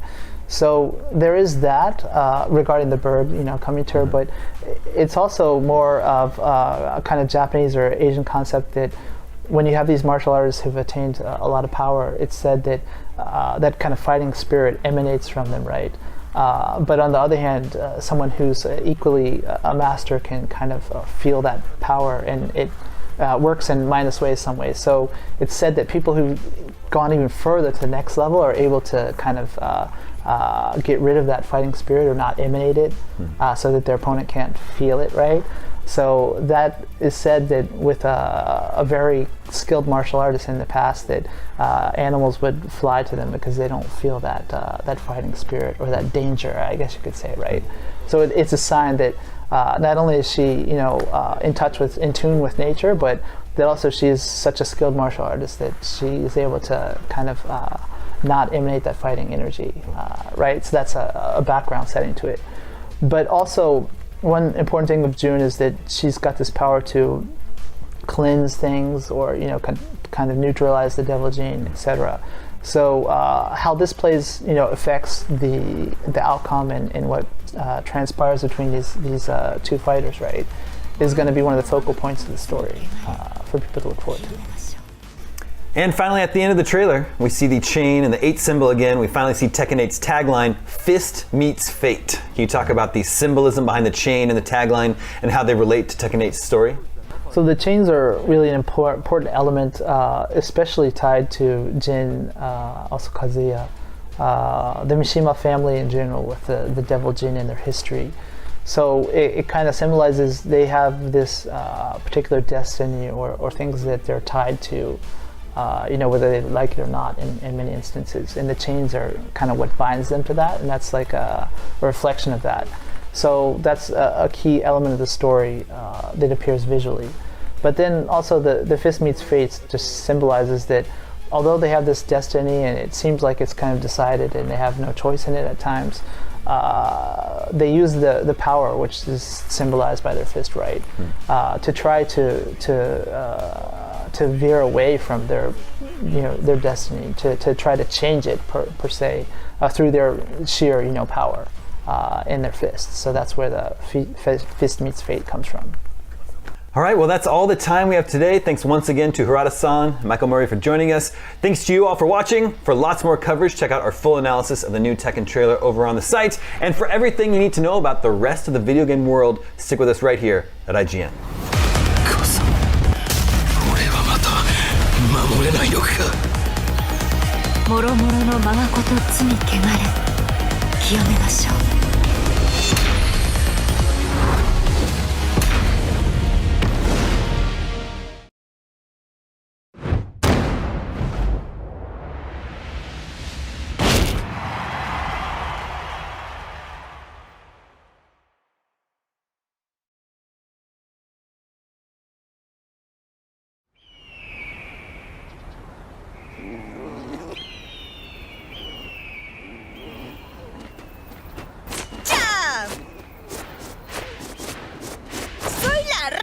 Café. Get ready for the next battle. Tekken 8. New Challenger. ¿Es hora de entrar? Aquí viene el espectáculo de Azucena. Azucena.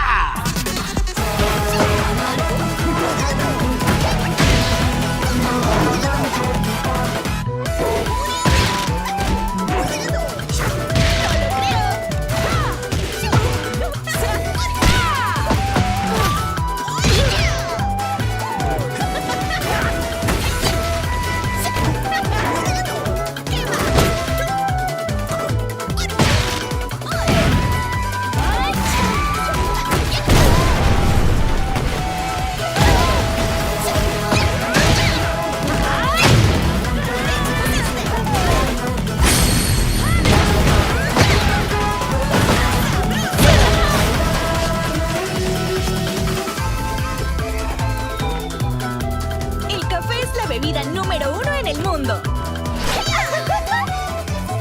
Je te prouverai que le thé est supérieur. ¡Fácil!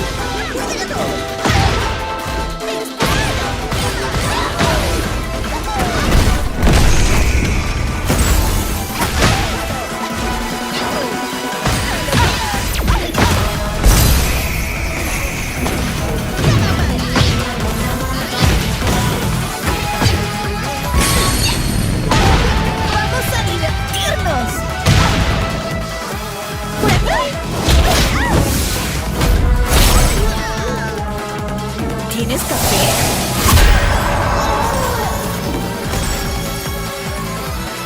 ¡Necesitas más café!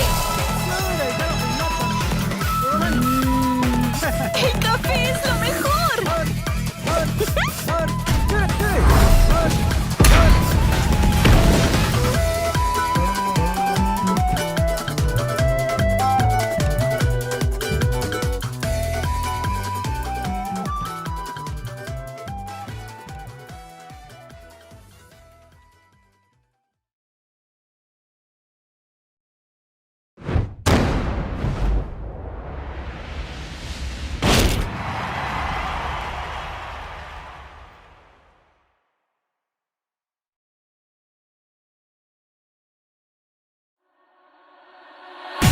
Ready for the next battle.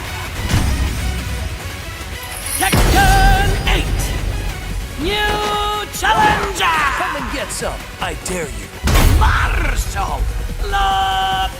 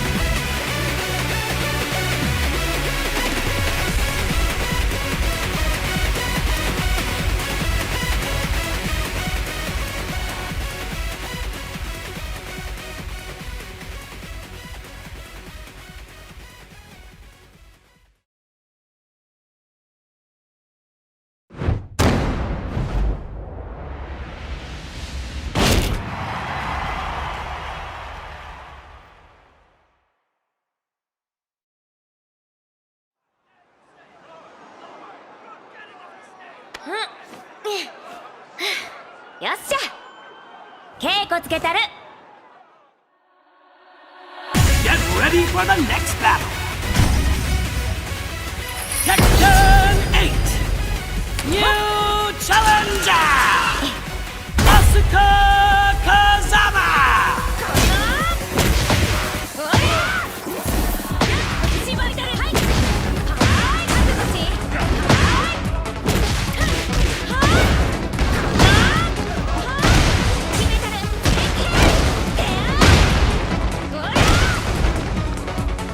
手加減いらんで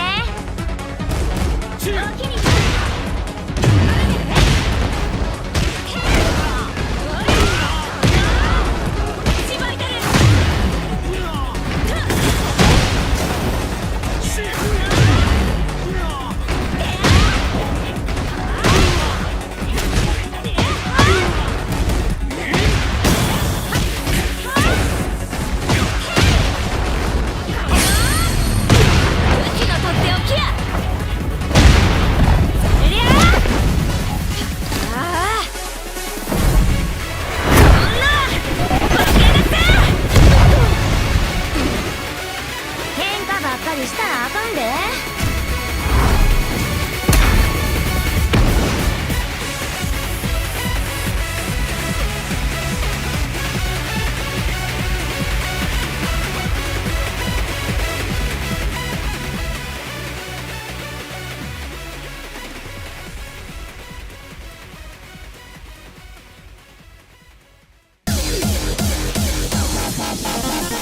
Growing up as a child of 90s and early 2000s arcades, I've been a casual enjoyer of the Tekken series pretty much all throughout its lifespan, with its cabinets being a regular spot where I would dump a few quarters, mash some buttons, and walk away with a smile on my face. I've put some time into just about all of them, but never really attempted to learn the deeper complexities of its mechanics, or really sat down to try and become good with a character. That's going to change with Tekken 8 because after spending about 4 hours with it, I'm all in.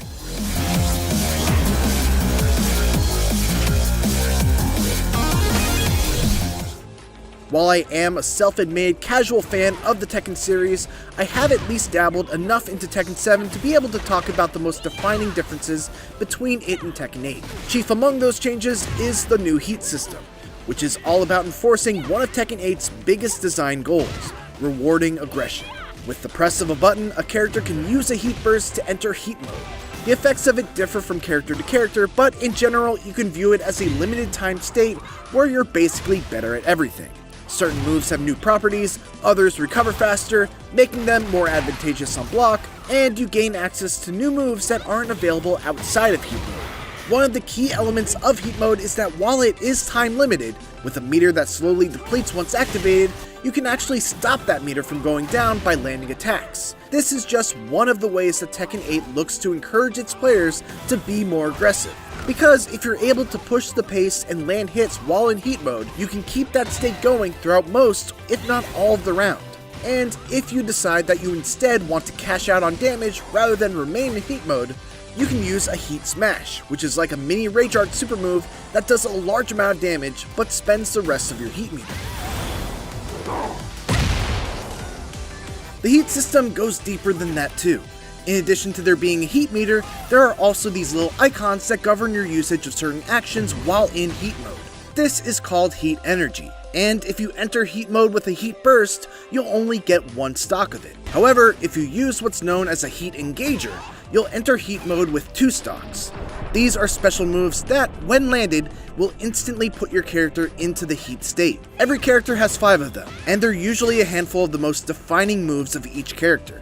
After you land a heat engager, you can spend 1 stock of heat energy to use a heat dash, which lets you quickly dash in to either connect combos that otherwise could not be connected, or if the heat engager is blocked, you can just get right back up in their face to continue your offense. So let's pause and slow things down as we look at this example between Paul and Jack 8. Paul lands his Phoenix Smasher, which is one of his 5 heat engager special moves. Landing a heat engager gives him a free dash that he can use to get in close, but I actually don't think that this is a true combo. Nonetheless, he lands that cool launcher into throw combo from the trailer. Then he lands another Phoenix Smasher, and when you land a heat engager during heat mode, you're able to use a heat dash to continue the combo. So he spends the stock of heat energy on a heat dash, picks him up off the ground, and finishes with a heat smash. Note that Paul now no longer has any heat meter to work with for the rest of the round.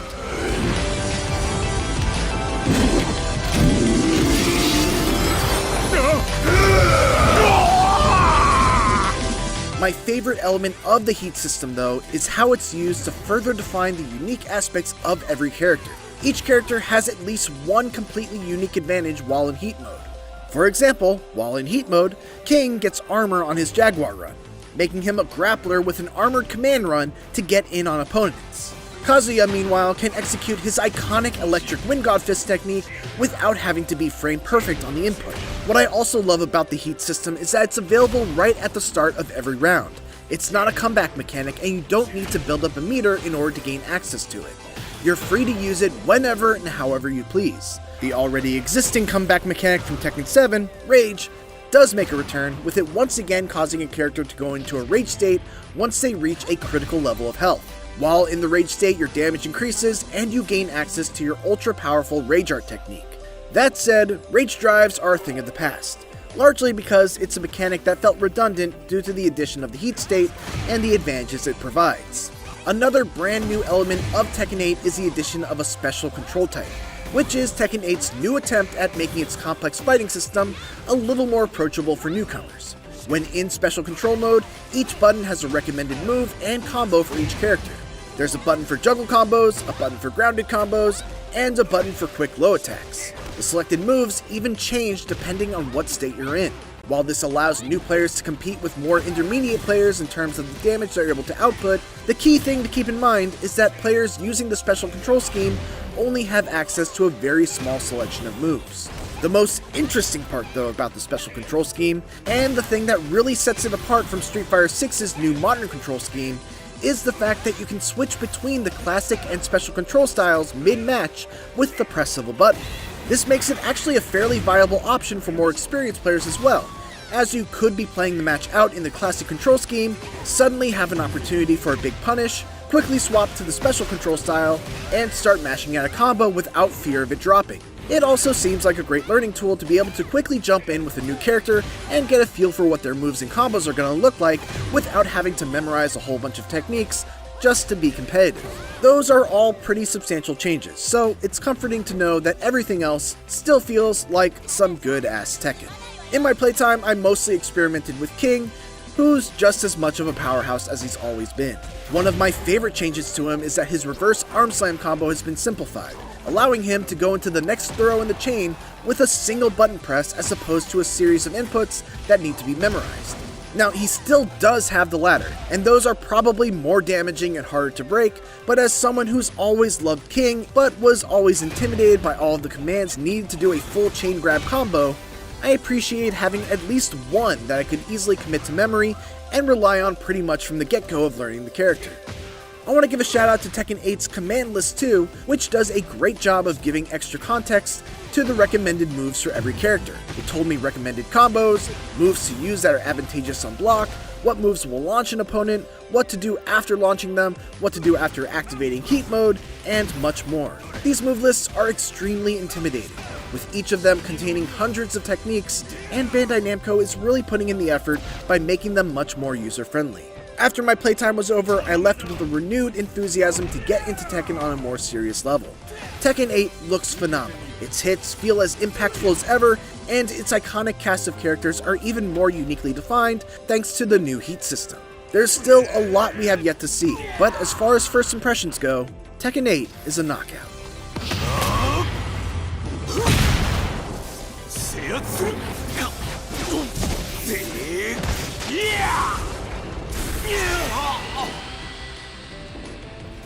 For more Tekken 8, make sure to check out my interview with Michael Murray and Katsuhiro Harada.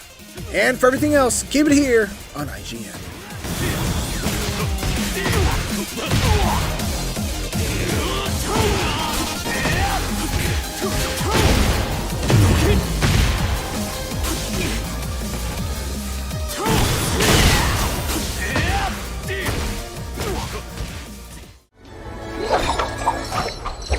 I hate rich people! Round one. Fight. I have greatly enjoyed the fighting game renaissance over the last few years. Between the success of Guilty Gear Strive and Street Fighter VI, and the general improvements to netcode across the board, the genre seems to be at its strongest since the arcade days. And after my time with the first weekend of Tekken 8's closed network test, it seems primed to bring the heat to a new generation, despite a few hiccups that can hopefully be attributed to normal pre-release obstacles. I'll show you! Boost! Strongest in the universe!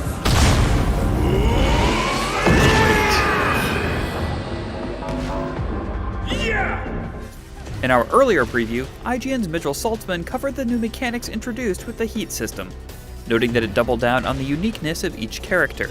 I'm happy to report that this holds true with the characters that have been added since the build he played, although they've simplified the Heat system just a bit. Instead of certain moves using stocks of your gauge, both Heat drives and Heat smashes now just use the rest of your bar. It's still a lot to wrap your head around, but thankfully, the closed test included a quick tutorial to run down these changes. Given the limited time available for the closed network test, I've tried to focus on some of the newly added characters, specifically Lily and June. Lily, my main from Tekken 7 other than Armor King, is well known to be one of the most evasive characters in the series, with a fantastic sidestep, tricky launchers, and even a command hop that can be followed up with either a low or a mid attack, forcing you to guess if you need to block standing or crouching. Going into Heat mode in Tekken 8 boosts her evasiveness, letting you use her command hop twice in a row by holding the button down, and using these hops actually increases your heat meter, meaning you can keep your offense going for longer. She can also use her Heat Smash, the high damage ender you can use to end Heat mode, from her back-turned stance as a low attack, giving her multiple ways to land big damage. Another character that stood out to me was Jun Kazama, returning in her first canon appearance since Tekken 2. She can use powerful attacks in strings at the cost of her own life bar, but if you activate Heat mode, you can use those moves freely without damaging yourself, and even do extra healing, giving her an extremely powerful toolset with no drawbacks for a limited time. I felt like I was barely getting a handle on what June could do in this first weekend, but I'm excited to explore more of her kit during the next test period. Both characters gave me a lot of confidence that the Heat system is ultimately going to end up being a great change for Tekken 8. Finding new ways to activate my Heat, using the buffs it provides before it runs out, and then finishing it up with the Heat Smash, all made me excited to jump back into training mode as soon as I was able. Unfortunately, what had me less excited across the board was the online performance. While about half of my matches were great, and this is very specifically a network test, some of the connections were downright rough, especially against Wi-Fi warriors, with rollback artifacts and hitching both present. It's hard enough to judge spacing when someone has a handle on Tekken's complex movement, but when they suddenly appeared to teleport, it made me feel like I was taking a counter hit to the face in real life. You can change the rollback settings to prioritize graphics or prioritize response. I chose response, but it's really just a pick your poison selection, as you'll be dealing with more delay as a trade-off for less hitching. There was also an issue with stage transitions where they would hitch almost without fail. I'm not sure if this was a network issue or a performance issue, but it was very distracting nonetheless. Thankfully, the connection screen gives a Wi-Fi indicator so you can avoid those players altogether if you wish, and as with all fighting games, I would strongly recommend plugging in an Ethernet cable, but that won't stop all of the online issues, as matchmaking was also a bit spotty. Long stretches of time would go by where matches would fail to connect repeatedly, or not match me with anyone at all. Game director Katsuhiro Harada tweeted over the weekend that this was a known bug, and again, I must stress that this is a network test, and is designed to work out kinks they find with online play. So hopefully this will be remedied in the final release. But I can only relay my experience, which was not always optimal. After a few days of learning a few things, getting the ever-loving tar beat out of me, and then managing to squeak out some wins, I'm even more excited for Tekken 8's final release. Hopefully they can iron out the network issues, and if they do, I'm confident that we'll have a great new combatant for the King of Iron Fist tournament. Thanks for watching, and while you're here, make sure to check out our coverage of Tekken 8 from the floor of San Diego Comic-Con. And for everything else gaming, you're already in the right place. IGN. You win.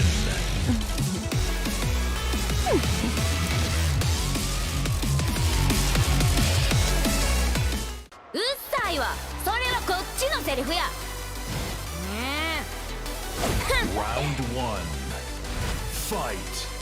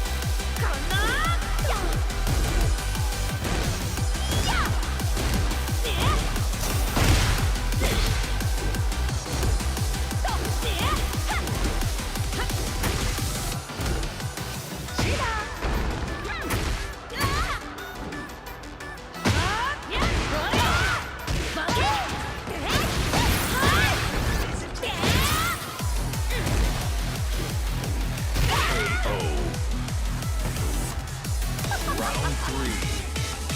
Fight.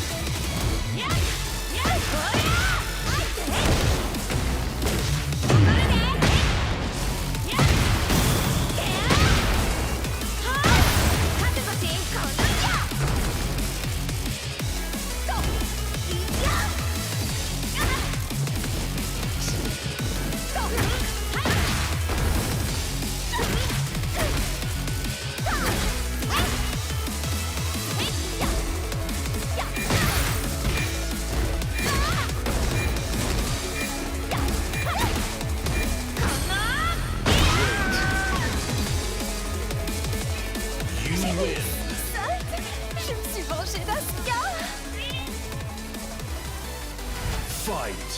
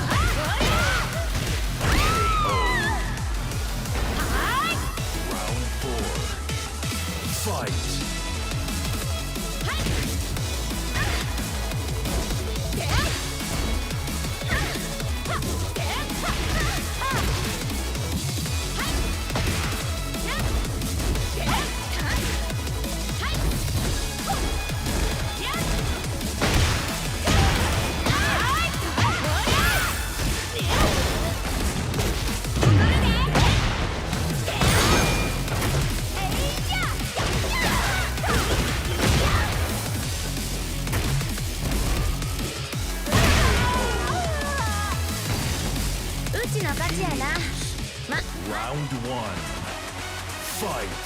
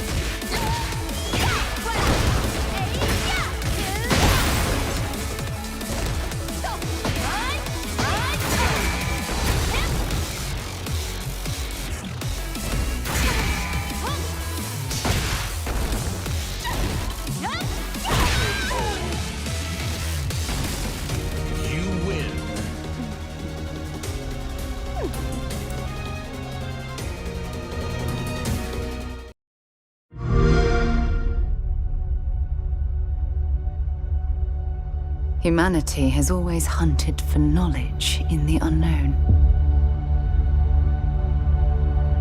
The wonder is, not that the field of stars is so vast, but that we have measured it.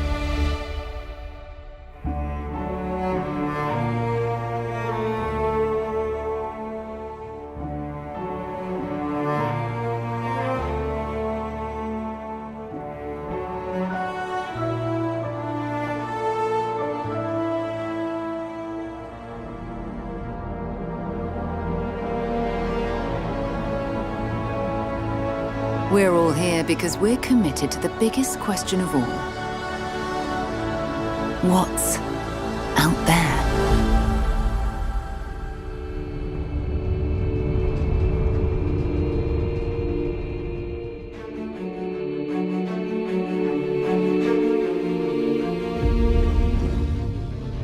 You're part of Constellation now.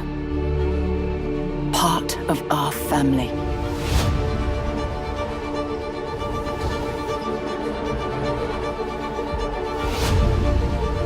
We do not fully understand all that is at work here. No finer group in the stars to be unraveling this mystery. I'll follow you from here on out, Captain. Grab jump is ready. I love this part.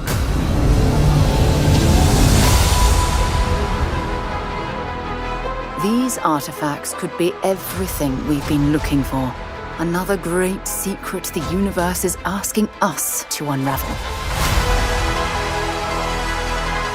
Human settlements throughout the galaxy could be at risk.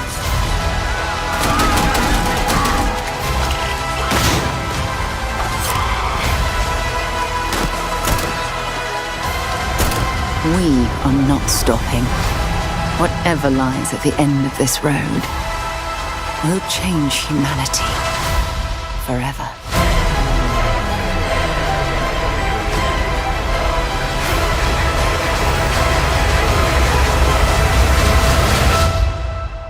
This is where we belong.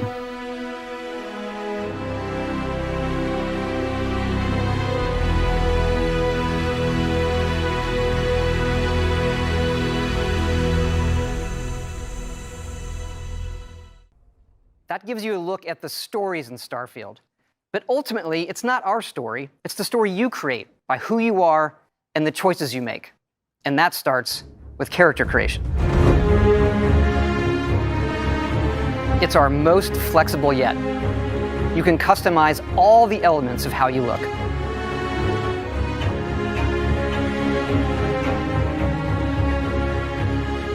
You'll pick a background that gives you 3 starting skills. It says here you spent some time as a diplomat. Having a way with words might prove useful. There are optional traits, and these come with unique advantages and disadvantages. But it's not just in how you can look, but in how your character plays and develops. The skill system combines the best from our previous games, and you can unlock new skills as you level up, and then you rank those skills up by using them and completing challenges. And there's deep crafting systems, from running research projects with resources you find, to crafting weapon mods needed to survive.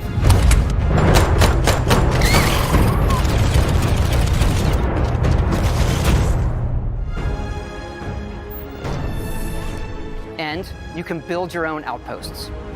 These act as a home away from home for survival and resource generation.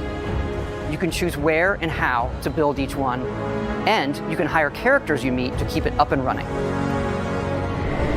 But that's not all. You can even build your own spaceships.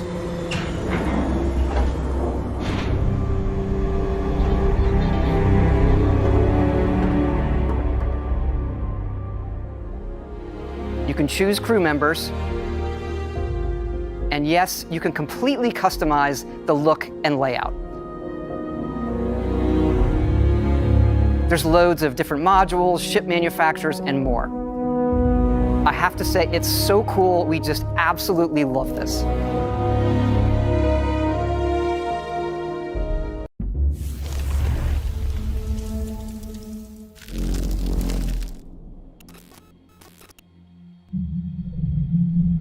I saw everything. The connection between 2 worlds. About a century ago, humans were defeated by the Vulgus. Invaders from the other world. Then came the Colossi, who destroyed everything. Humans resisted until they could no longer. Then they found hope.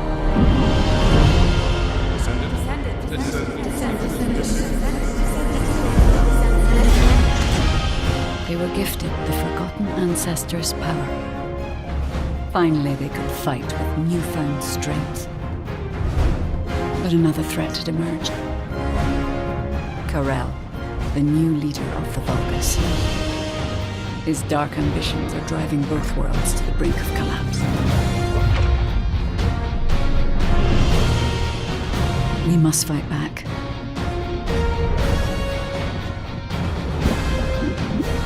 With the ancestors' power bestowed upon us.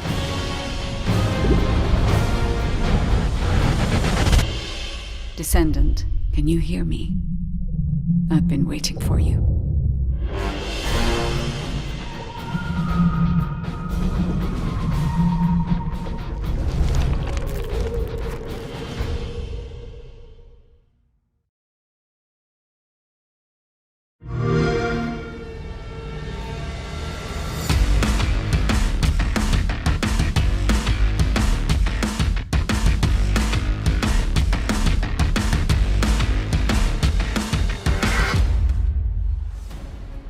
퍼스트 디센던트는 언리얼 엔진 5를 사용한 차세대 3인칭 루트 슈터 게임으로 엑스박스 시리즈 X와 S, 엑스박스 1을 포함해 콘솔과 PC 크로스 플레이가 가능하고 프리트 플레이로 즐기실 수 있도록 개발 중입니다. 퍼스트 디센던트에서 플레이어는 계승자가 되어 1, 2회 생존을 위해 침략자들에 맞서 싸우게 됩니다. 계승자는 플레이어의 캐릭터로서 다양하고 개성적인 컨셉과 전투 스타일을 가지고 있습니다. 플레이어는 계승자를 통해 잉그리스 대륙을 탐험하며 스토리를 체험하고 다양한 임무를 혼자서 혹은 협동 플레이로 수행하게 됩니다. 또한 최대 4인 협동 플레이로 거대 보스와의 레이드를 경험할 수 있습니다. 거대 보스별 다양한 기믹과 부위 파괴 등을 통해 밀도 높은 팀 플레이를 체험하실 수 있습니다. 현재 개발팀은 작년 베타 테스트에서 플레이어분들에게 받은 피드백을 개선하는 작업과 신규 컨텐츠의 개발을 병행하고 있습니다. 지금 보시는 화면은 최초로 공개하는 엑스박스 시리즈 X의 실제 게임 플레이 영상입니다. 언리얼 엔진 5를 활용한 높은 퀄리티의 그래픽이 안정적으로 돌아가도록 열심히 개발 중에 있습니다. 신규 계승자 역시 개발 중에 있는데요. 이 계승자는 물을 이용한 독특한 컨셉의 플레이를 경험할 수 있도록 디자인되었습니다. 또한 자기장을 이용한 방어 능력과 비행 스킬을 지닌 새로운 캐릭터도 개발하고 있습니다.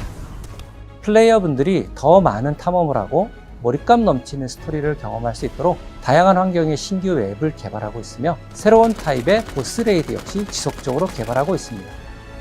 그리고 많은 분들이 요청하셨던 코스메틱 시스템도 도입 중에 있는데요. 캐릭터들마다 다양한 컨셉의 스킨을 제공할 예정이며 꾸미기 아이템을 통해 개성을 마음껏 뽐낼 수 있도록 지원할 예정입니다. 가장 많은 피드백을 받았던 그래플링 훅은 시스템을 완전히 변경하였습니다. 변경된 그래플링 훅은 조작에 따른 회전과 이동 시 가속 감속을 지원하여 조작의 재미를 훨씬 더 증대하였습니다. 이 밖에도 피드백을 반영하여 점프 모션, 총기 사운드, UI와 UX를 지속적으로 개선해 나가고 있으며 계승자 스킬을 개조할 수 있는 시스템도 개발 중에 있습니다. 게임 사운드 또한 글로벌 유명 게임 작곡가인 스티븐 바튼과 협업하여 보다 풍성한 청각적 경험을 제공하기 위해 준비 중에 있습니다. 마지막으로 여러분께서 가장 기다리실 소식을 전해드리겠습니다. 현재 저희는 연내 출시를 목표로 하고 있으며 그에 앞서 8월 엑스박스 시리즈 X와 S를 포함한 콘솔과 PC에서 크로스플레이 베타 테스트를 진행할 예정입니다. 베타 테스트는 8월 22일부터 8월 28일까지 일주일간 진행되며 오늘부터 공식 홈페이지를 통해 신청하실 수 있으니 플레이어분들의 많은 참여를 부탁드리겠습니다. Be the first descendant.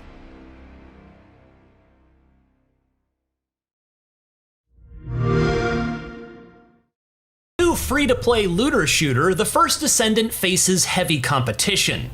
Between Destiny 2 and Warframe receiving regular expansions, alongside a steady stream of smaller games, making yourself seen in this crowded genre isn't easy. Unfortunately, if The First Descendant's upcoming beta test is anything to go by, it doesn't feel like this will be the next big one to break through. Testing out solo play and 4-player co-op, what's here is enjoyable enough, but it isn't that compelling.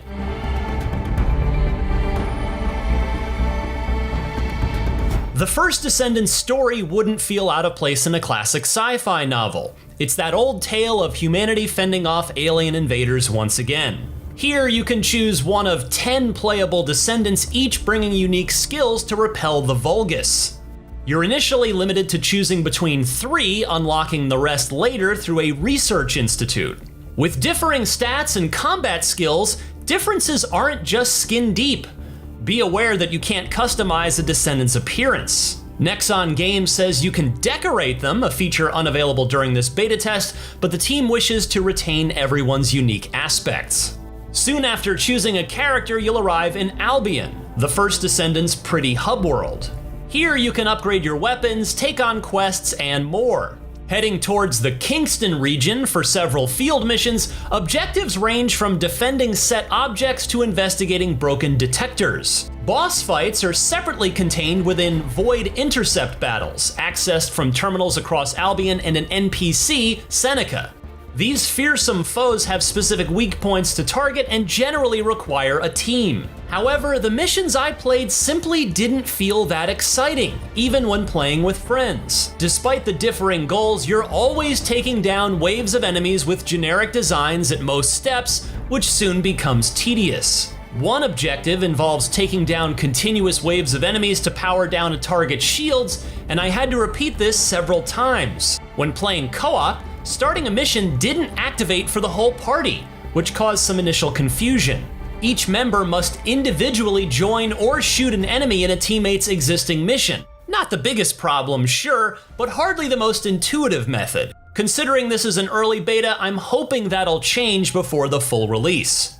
Even with these problems, the first Descendant's combat still feels entertaining, thanks to each Descendant's varied playstyles.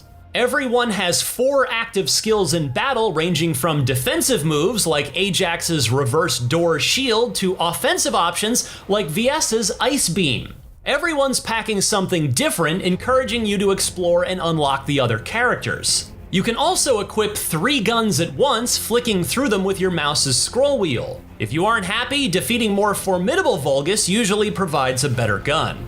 You can boost existing weapons through runes, too. Those offer additional benefits like electrocution immunity, increased running speed, HP recovery when killing an enemy, and more. Runes are blanket applied into categories based on your gun type, so as an example, torrent runes can only apply to machine guns and tactical rifles. There's a set capacity for what you can equip for each category, and more powerful runes cost more.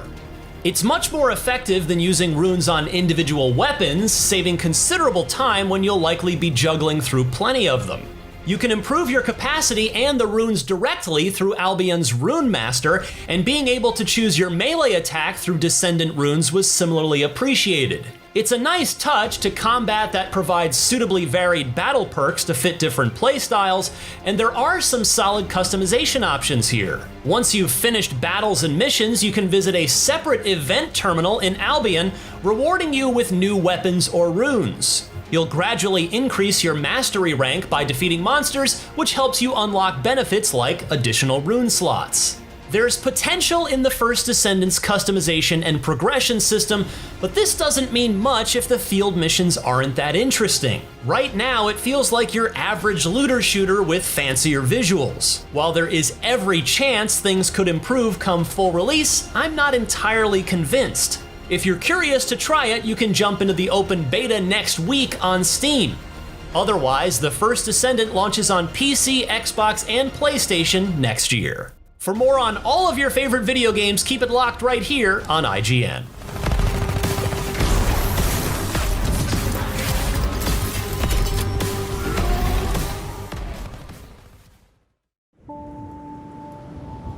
We always ask questions. What is it that actually exists? Where does the origin come from?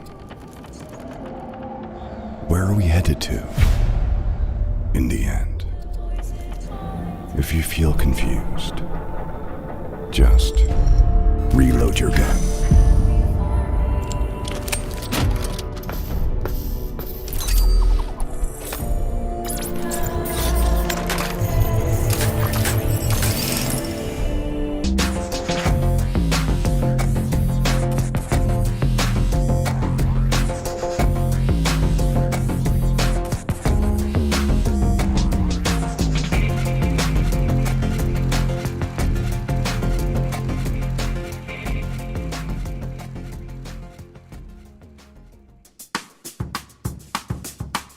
Welcome to the Gamescom Opening Night Live 2023 pre-show, coming to you from my couch. I brought in the cat bed back there. He's not going to show up. I'm Kyle Bossman. I'm your host for this pre-show. And I realize a confusing thing about this is that the opening night live pre-show is not live. This is pre-recorded. If you don't believe me, watch this. All right, we shot this days ago. The purpose of this pre-show is just to provide you with bonus trailers, interviews, general tomfoolery to pass these remaining minutes that lead up to the big show, opening night live. So I cannot think of a better way to kick this thing off than with a brand new trailer for Streets of Rogue 2.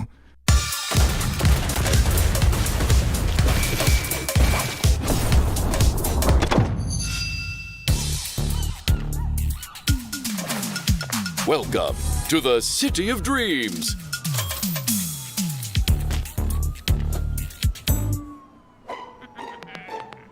Where anyone can get a fresh start.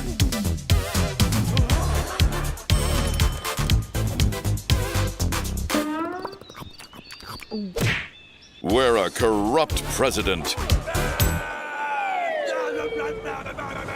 enjoys a bit too much power.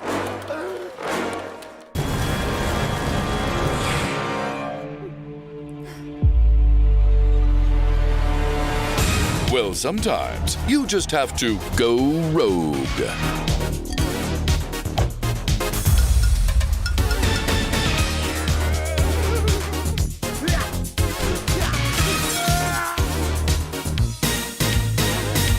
But remember, there can only be one president. Welcome to the streets, where anything is possible.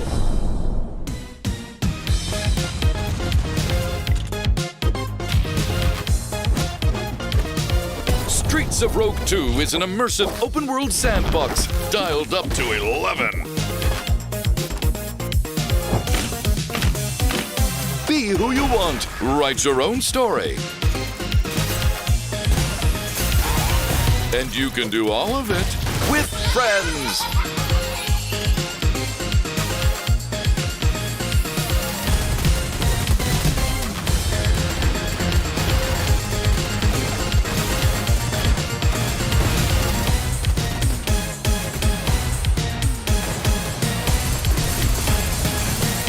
Streets of Rogue 2 is coming to Steam in 2024. Add the game to your wish list.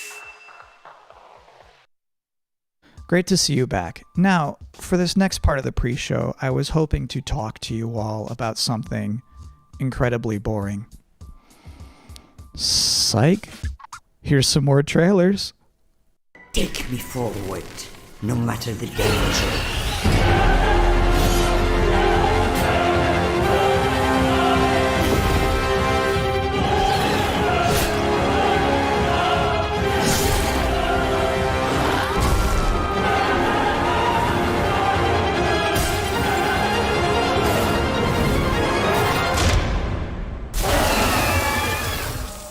Passenger is lost, so is this world.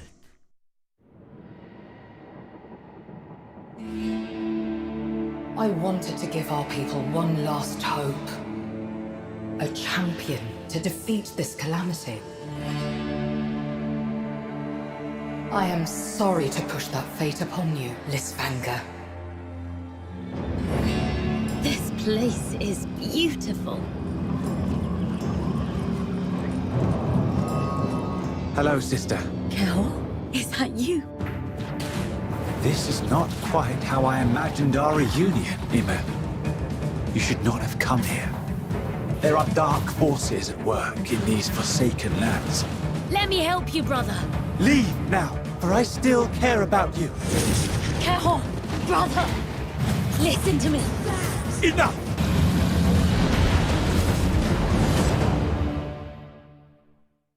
Now, I realize even this far into this show that you might think I'm just some guy who hijacked the broadcast, and I don't blame you. So to prove that this is all legitimate, here is the host of Gamescom Opening Night Live himself, Geoff Keighley. Hello, Kyle. Jeff, We're now minutes away from the opening night live beginning. What sort of huge announcements should we all be expecting to see? I think you can expect to see a lot of great games on stage. This is not a show driven by huge, shocking, surprise, one more thing announcements. When you really think of the history of ONL, we've always had kind of meteor looks at games that are announced in the show, and that's sort of continuing that tradition this year. There will be a few cool announcements throughout the show, but generally we're showing like a lot of really big games because this has been an amazing year for games, and the next 2 or 3 months is especially going to be insane with so many releases. So you will see new stuff on Call of Duty Modern Warfare 3, Assassin's Creed Mirage, Alan Wake, so many other big games that are coming out later this year. But yeah, primarily focuses, as Nintendo likes to say, primarily focused on, announced games coming in Q4 or 3 or 4 or something like that. So yeah, I definitely would set your expectations that we are not going to shock and awe you with surprise announcements today. When you say meteor, though, that to me implies more than just a trailer. The good news is when you're not just announcing games, you can also showcase, gameplay. And that's the constant battle always happens where people want some CG teaser for a game coming in 5 years. But then they also want to see real gameplay and real games. And like, you're going to see 10 minutes of Modern Warfare 3 tonight. You're going to see, gameplay on a bunch of other games, and like real in-game footage because these games are close to release and almost finished. So that's kind of the advantage that I think we can go a little bit deeper on some games today. So actually, it's one of those things I miss about E3 was when they would just have like a long stage demo. It's just like, here's the game. We're playing it right now. Yes, and that's what, like, those old Call of Duty demos at E3 were always great. And we, we can't do that stuff at Game Awards to do, super long gameplay demos. And here, we definitely can show some raw footage. We have lots of trailers too. But yeah, I think hopefully people will see an in-depth look at some games that they're looking forward to. 20, 30 games will all be there. It's a big show and lots of gameplay to see. Have a great time at the big show. Thanks, Kyle. Your show's a big deal, too. We love having you host the pre-show, and I'm excited to be on stage for Open Night Live in just a couple minutes. Holy moly. That was a good interview. Let's all take a minute to cool off now with another brand new trailer.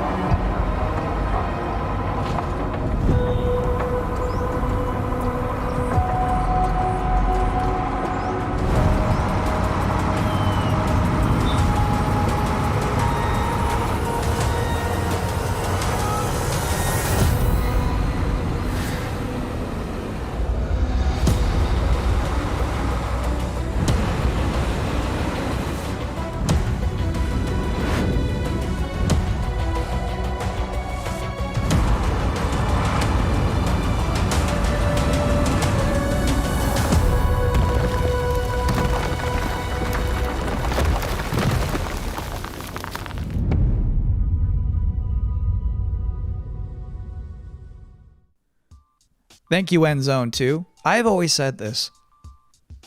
Any video game trailer with a bus in it is going to be good. You can't prove me wrong on that. And if you are just joining us, welcome to the Gamescom Opening Night Live pre-show, where we're just hanging out on my couch, watching some cool trailers and pre-taped interviews with Geoff Keighley.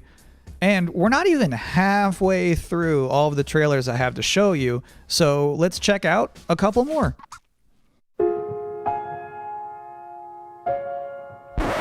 I look like a fucking tour guide.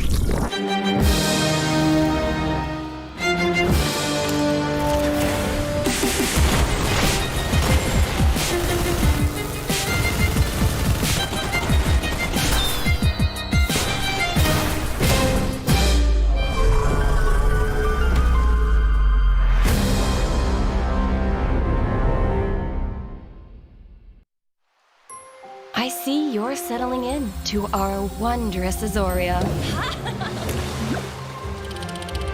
Working the land, equipped with kindness and creativity. You found a cozy place in this community. With companions by your side, Who knows what you'll accomplish? Add a drop or two of magic. And set off for adventure. Will you reveal the heart of our magical island?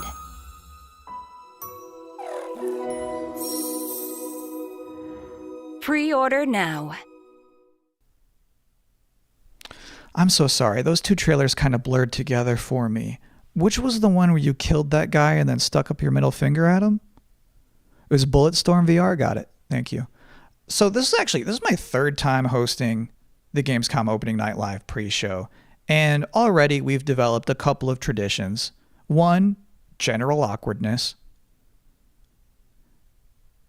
And then two, the top 10 reasons to look forward to Gamescom Opening Night Live 2023. Number 10, there's just something nice about seeing a futuristic, shiny, reflective black stage with absolutely no streaks on it. Number 9, Assassin's Creed Mirage.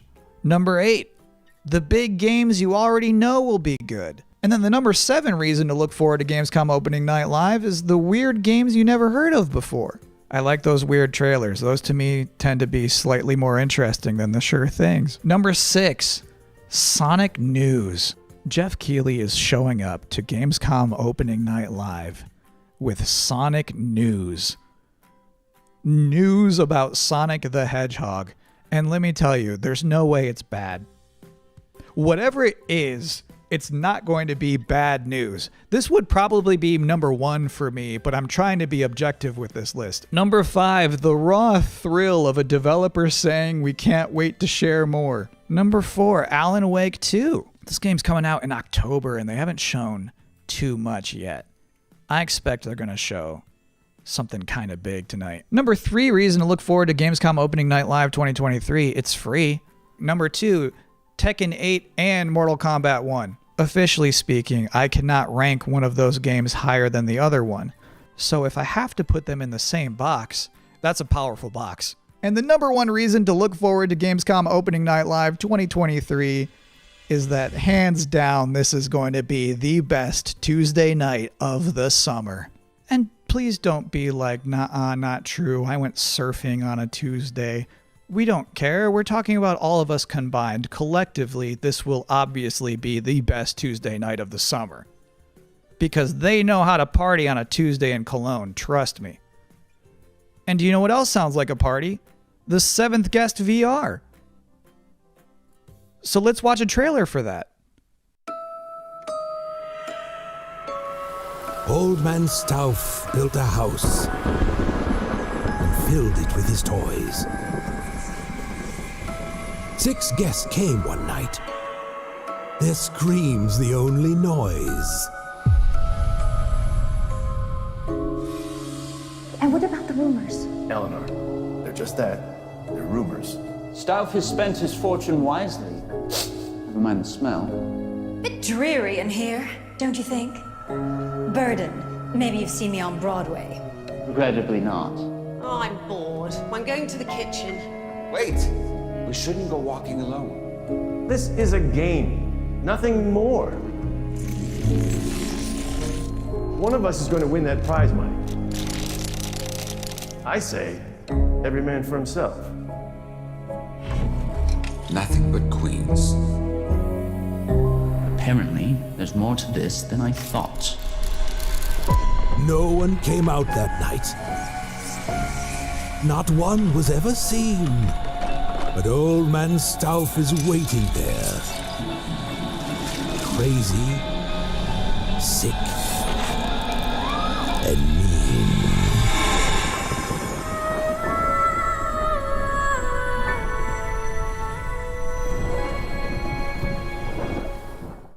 So one of my responsibilities as a pre-show host is to pop up in between scary games. If you have 2 scary games back to back, there's a big chance the audience could become unnerved and uncomfortable. So I'm here now to give you a chance to catch your breath, provide a nice comforting voice with a nice comforting face. And now you are appropriately comforted. Next, a scary game.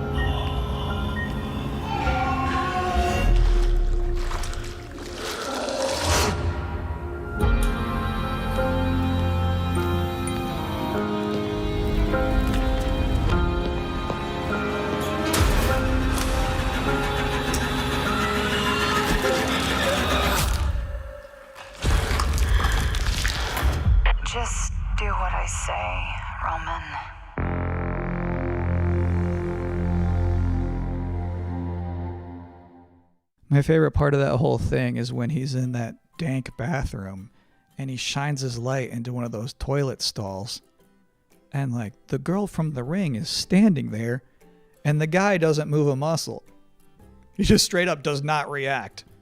That's like my ideal video game hero. What a guy. Anyway, as you could probably tell, I'm not German.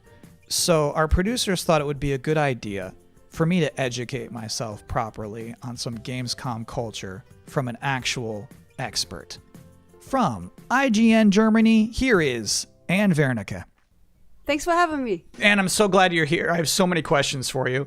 What is the best way for people all around the world to keep up with what's happening with ONL and Gamescom? There's an official Gamescom live stream, and it programs in English and German. It's done by IGN, so that's the way to not miss out on the stuff that's happening. If you're in Cologne, though, and can attend Gamescom, you just go on Saturday and Sunday to Gamescom Festival. There's stages there with musicians playing. There's food trucks.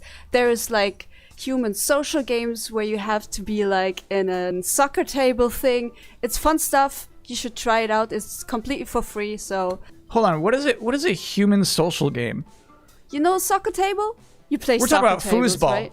Foosball. Yeah, we call it foosball. Yeah. But in this case, you get stuffed into it. So you are like one of the soccer people in that table. You can't move. You just stand there, go left and right, and play soccer like that. What does Gamescom mean to you personally? So 13 years ago, I actually started my career in the industry at Gamescom as a trainee. I just got thrown in and I was overwhelmed by everything, you know. And to this day, it's just awesome to be reminded of that, to go there and see all these people, and I can still talk to the devs I admire there. So to me, it's kind of a happy place. I have one last important question for you. Sure. How do you say world premiere in German? It's actually Weltpremiere. Pretty similar, right? I think I could do that. Yeah, do it. Weltpremiere. Yeah, man, that's good. Congrats. And thank you so much for helping me out today. Absolutely. Thank you for having me, Kyle. Have fun at Gamescom. Thank you. All right, cool. Now I too am an expert. Please enjoy eine Weltpremiere. I do not recognize these markings. They are old. Perhaps this is one of the great cities of the Age of Myth. This is no temple of Sigmar.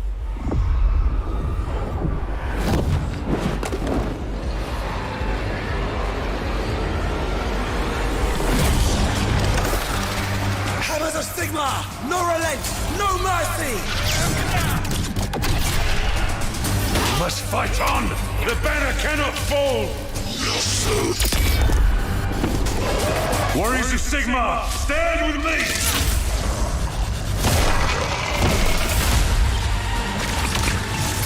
Obtaining this power may end up being the reason we were sent here in the first place. If we can claim it, we can cleanse the Oryx and save our cannabis. What's ours stays ours. Nothing gonna stop us now.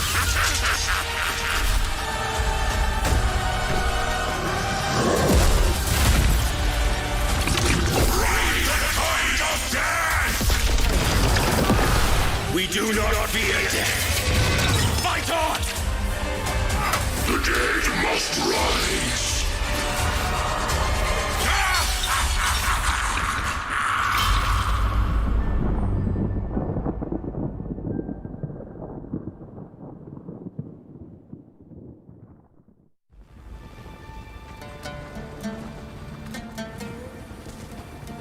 Delivered talk. Going to cover pack. Roger that.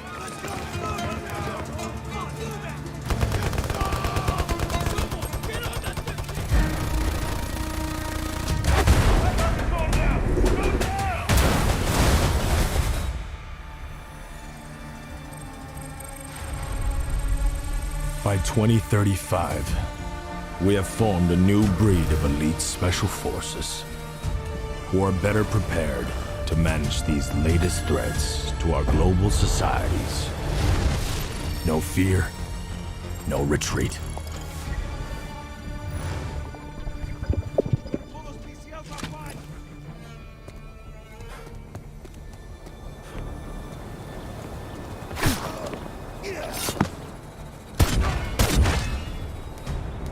Recon arrow out. Stay with it.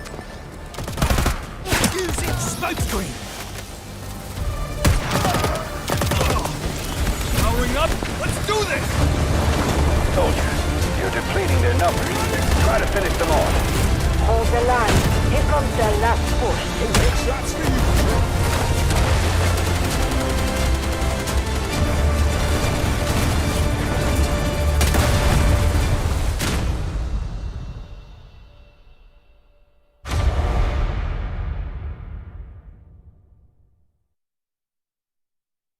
Welcome back to the Gamescom Opening Night Live 2023 pre-show, where the minutes are just flying by.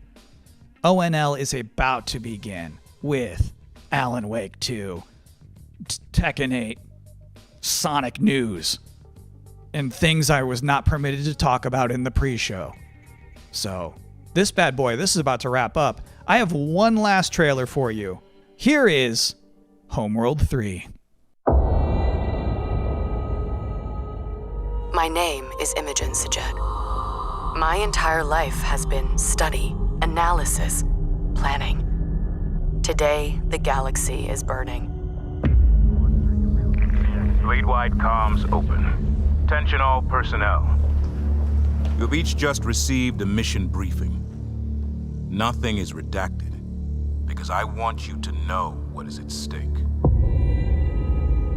We have been tasked with finishing Karen Sajet and the 5th Fleet's mission.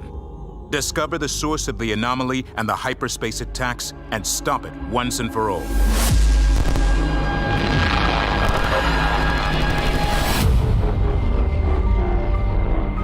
I know we were expecting a simple shakedown cruise.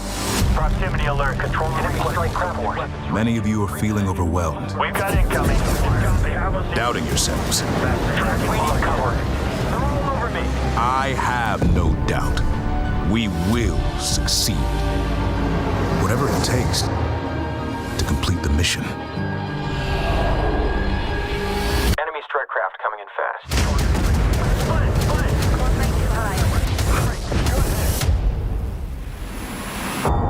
My name is Imogen Sajet.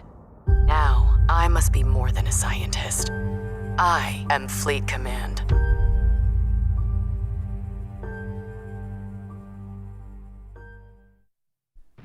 And that is it. That's all I have for you here in the pre-show, which of course means that Gamescom Opening Night Live is now mere seconds away from starting. Thank you so much for hanging out with me here on my incredibly cozy couch. Enjoy the show.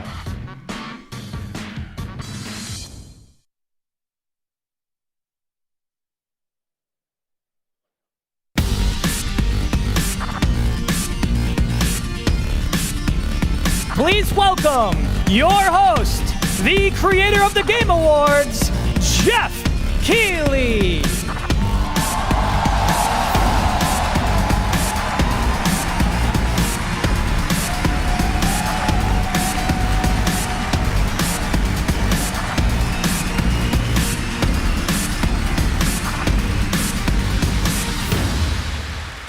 Hello, Germany, and hello, everyone watching live around the world. I am Geoff Keighley, and welcome to the world's biggest in-person video game event, Gamescom 2023.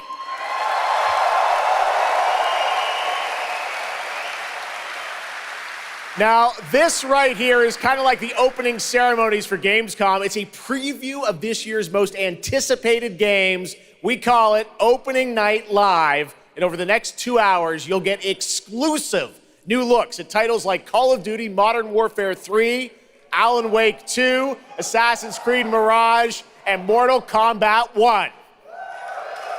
But first, we're going to kick things off with the first new franchise in more than 2 decades from a legendary game studio. And to help us step into the vast world of Starfield, please join me in welcoming the composer of the game, Inan Zur, for a very special performance. Maestro.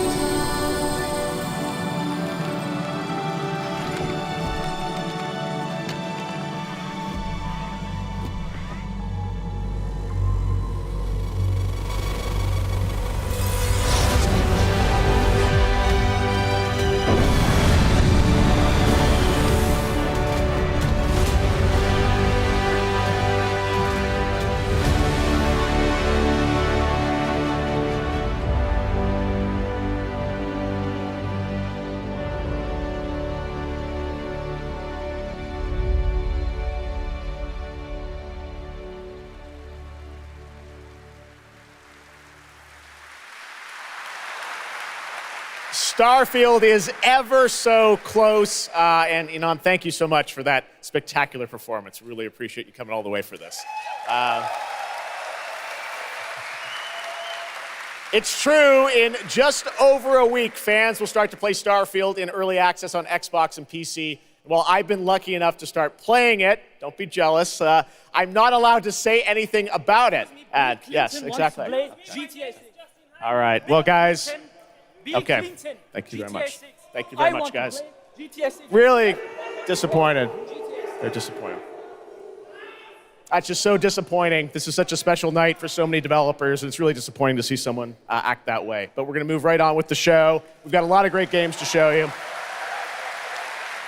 Really, it's just so sad to me to see something like that happen. A night we're here to celebrate games in this community and how much they mean to us. So without further ado, I want to move right on with the show because we got a lot to show you. And the good news, Gamescom, is we have someone very special here who can be here to talk about Starfield. Please join me in welcoming to Opening Night Live in Gamescom for the first time ever, one of our industry's greatest creators, the director and executive producer of Bethesda Game Studios. That's right, Todd Howard, everybody.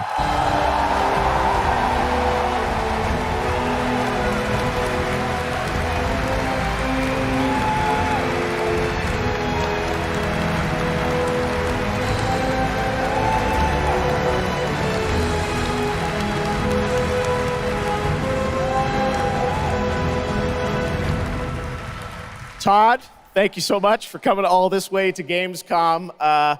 We have a lot to talk about with Starfield, but first of all, is this true? This is your first ever time at Gamescom? This is my first Gamescom, and you were right. You said how great the crowd is here, and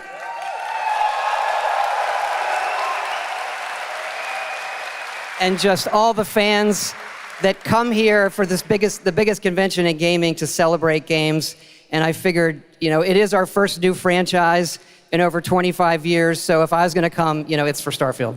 Well, we all welcome you to Gamescom in Germany, and we're all very excited to step into this new world, Starfield, and the next week, early access.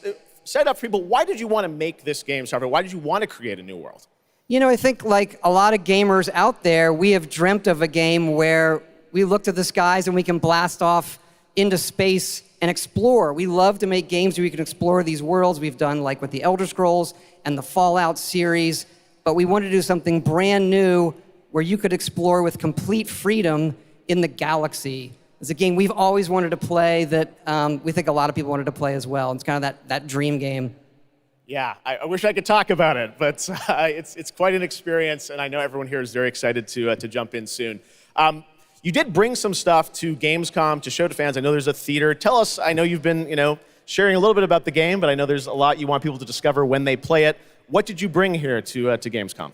Yeah, it's really cool. We've built a 300-person seat theater where we're actually showing the beginning of the game, and you start out as a miner, and you touch this artifact that affects you in some way, where you see a bit into space-time, and then you get to create your own character. Our games are about creating and being whoever you want, and then you're off on adventure.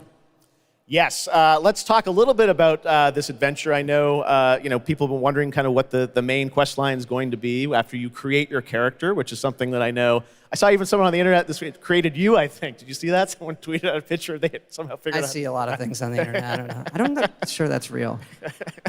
Well, the thing is, I think you could literally create, whoever you want and then enroll yourself into this adventure. And tell us about sort of how the adventure starts. What can we expect? Well, you jump off. You're joining Constellation, which are the last kind of group of space explorers, like NASA meets Indiana Jones searching for these artifacts. But the story goes a lot of places. The game has a lot of surprises that we haven't talked about. I don't want to spoil them here, yes. But really, really happy with how the story turned out and where it goes. Yeah, it's such an epic experience, and you and your team have done so much for this industry, and the fact that you guys have worked through COVID, building this and coming on the other end, we're so excited for everyone to get a chance to play it. So thank you for all you've done for our industry, Todd. Everyone, Todd Howard. Thank you. Can't wait for you to play the game. Thanks so much, Todd. Really appreciate it. All right, well, tonight is largely focused on announced games, but we do have a few surprises along the way. And next, it's time for the global reveal of the third installment in a franchise that is very familiar to Gamescom fans. Here we go.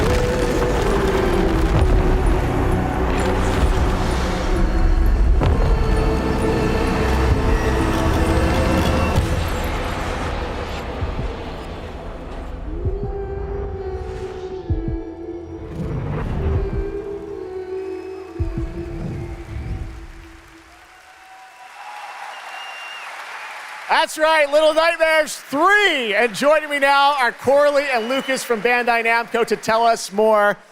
Lucas, thank you so much. It's great to have you back here at Gamescom to announce another Little Nightmares. Thank you, Jeff. Yeah, it's really great to be back. We're very excited to announce Little Nightmares 3 tonight. The franchise has a long history with the show. I mean, that's where we announced the first 2 games. So for us, it was definitely the best place, best show to reveal Little Nightmares 3 to the world. Well, we appreciate you bringing us this news. It looks incredible. Corley, I see we saw 2 characters in that reveal trailer. Can you tell us a bit more about them? Yeah, sure. Hi, Jeff. Hi, everyone. I'm so happy to be here to present you Little Nightmares 3. So yeah, as you have seen, we have 2 characters, but now you have 2 players as well, so you will be able to play both in single player or online co-op if you want, and face your childhood fears with a friend. Now, I saw a lot of cool new places in the trailer. Can you tell us a bit about sort of the setting for these 2 characters? Yeah, so our 2 new characters are Lo and Alone. They are trapped in a place that we call the Spiral. It's a cluster of disturbing places, and they will have to work together, survive in a world full of dangerous threats and full of delusions. And they will also have to find a way out of the nowhere. So yeah, I can't wait to have you put your hands on the game in 2024. Excellent. We don't have to wait too long. 2024. Lucas, I know that's not all because you're kind of expanding the Little Nightmares world with something more. Tell us a bit about that tonight. Yes, we have one more surprise. So in addition to revealing Little Nightmares 3, I'm very excited to announce our first podcast series. It is called The Sounds of Nightmares, and it's an original story. It's composed of 6 episodes, and we are releasing the first 2 episodes tonight. So you can go on our website, thesoundsofnightmares.com, to check it out, and we hope that our fans are going to enjoy it. Awesome. All right, well, we're very excited to learn more. Thank you, Lucas and Corley. Thank you, Jeff. Little Nightmares 3.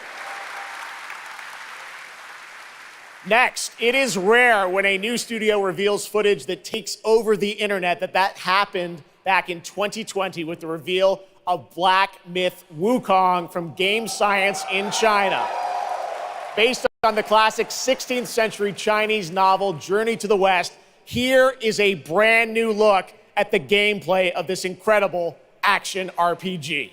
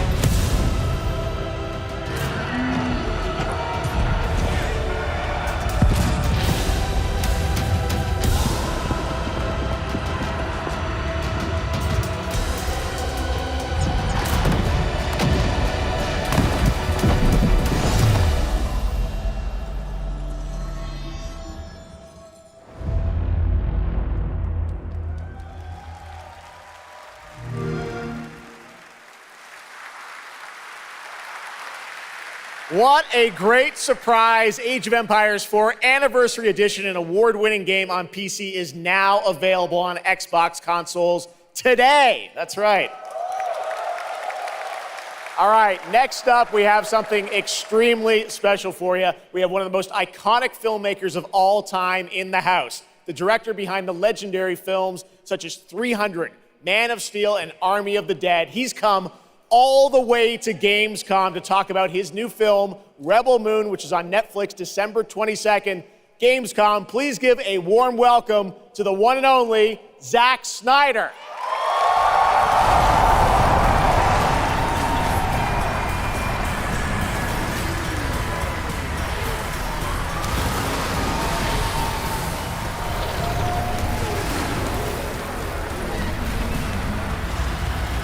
Too much. Oh, yeah. Zack, I know you had to come a bit of a ways to get here to Germany. Thanks for coming to Gamescom. Thanks for having me out, Jeff, and thanks, Gamescom. How you guys doing? This is awesome. Wow, what a great crowd. It's insane.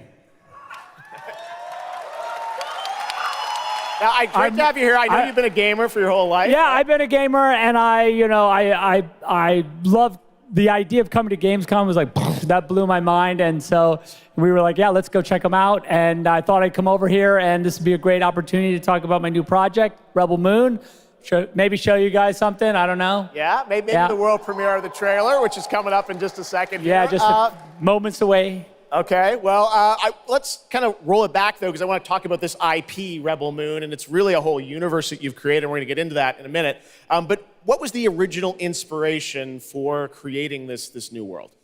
Well, I was always a fan of, team-building movies, Dirty Dozen, Magnificent Seven, and also I was a huge fan of this adult illustrated fantasy magazine called Heavy Metal, and everything in there just blew my mind. And I really loved how intense it was and how crazy it was and the worlds that it introduced me to. And so I thought, this is a chance. And my awesome partners at Netflix were like, go do it. And so I got a chance to make this movie. And you've got quite the cast in it. I know Anthony Hopkins. Yeah, Hopkins plays this robot, amazing robot. And it's an insane ensemble. And of course, Sofia Boutella is really the heart of the movie. And you'll see her just kicking ass through the entire film, so it's fun. And what I love about, you'll see it in just seconds, awesome. But there's even more than just the films, and part of the reason we wanted to have you here at Gamescom is I know you're kind of expanding on the films with a whole universe of things that are going to be narratively linked to what you're doing with the movies. Tell us a bit about what's in store. Yeah, we're also super excited to reveal that we're making a video game for Rebel Moon, and the game we're developing with Super Evil Megacorp, and it'll expand the Rebel Moon universe. It takes place right after the events of the two movies, and it really is I've been talking with those guys and really interacting with them. The ideas they have and the way the game's going to expand the universe is just unbelievable, and I'm super excited about it. You'll be able to pick your rebel and then go on missions, and it's one and two players in a co-op, and it's crazy. But we're just starting to talk about a bunch of other crazy ideas inside the game, so it's really fun, and that's coming. So keep your eye out for more. All right, well, we love it. The films, the game, and more. But let's roll it back to the movie, because we are going to get a first look now at this incredible film, part 1 and part 2, right? Yep. So this little trailer we put together, a little tease of the universe. So I hope you guys enjoy it. I can't wait for you to check it out right now. Let's check it out. The world premiere of the trailer for Rebel Moon. Zack Snyder, everybody. Thanks, guys.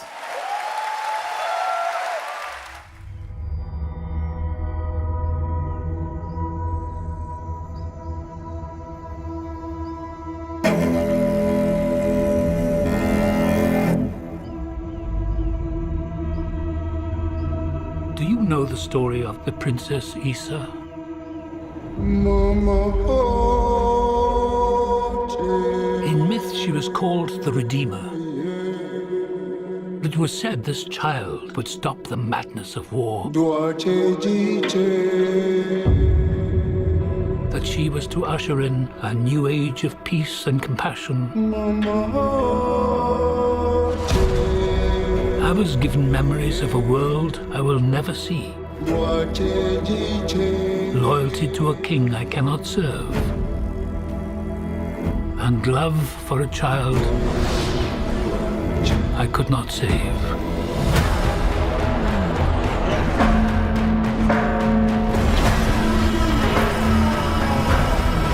What do you think they want? Everything. I found her. Scargiver. I am a child of war. I was taught that love is weakness.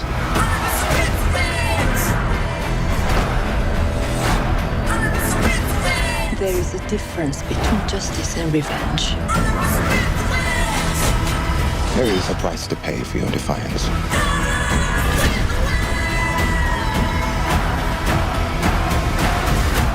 Shh. One moment.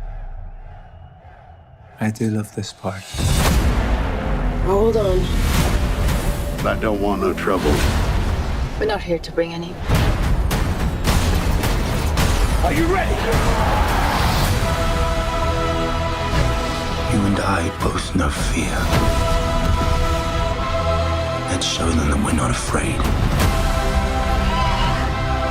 Let's show them we are more than the shackles that bind us.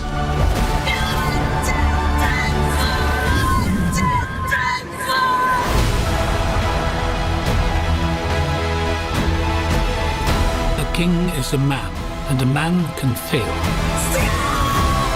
But a myth is indestructible.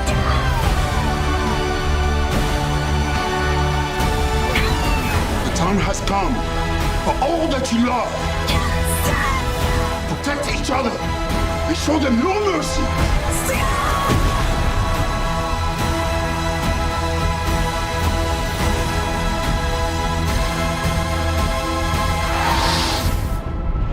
Who among you is willing to die for what you believe?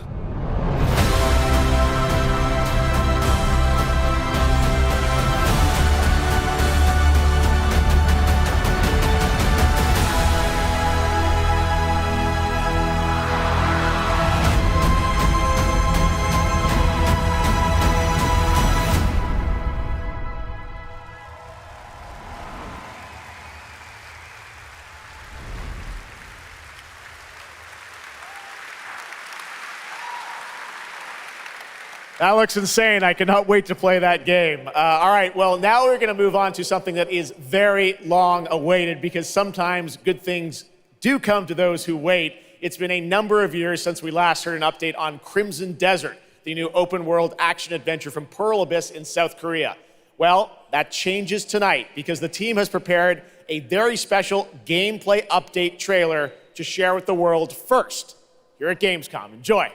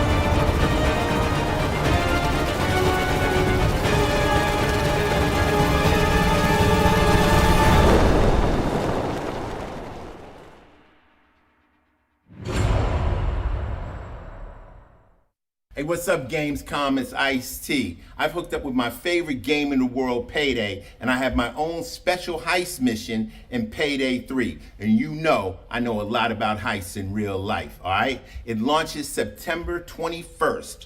Here's a world premiere first look. Okay, so here's the deal. The components are kept in high-security cooling containers somewhere in the storage yard. The clock starts ticking as soon as the components are out in the open, so you need to haul ass to get them to the transport. Take too long, and they'll start to degrade and lose value. Now, do what you need to do to get ready. I'll see you on the other side.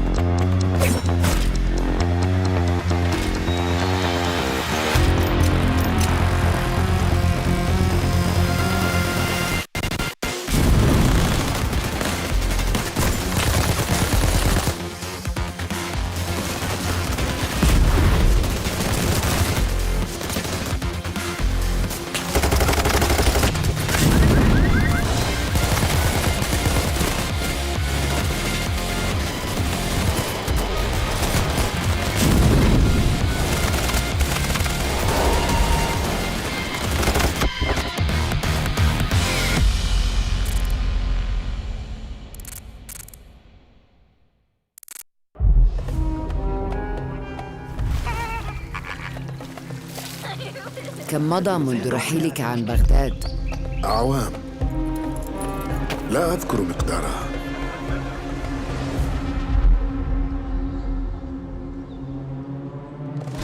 كنت أعرف دائما أنني سأعود يوما ما. لقد عاد للتو من الجرح. كنا في المتجر ولذا قضيت الكثير من طفولتي في هذه الشوارع.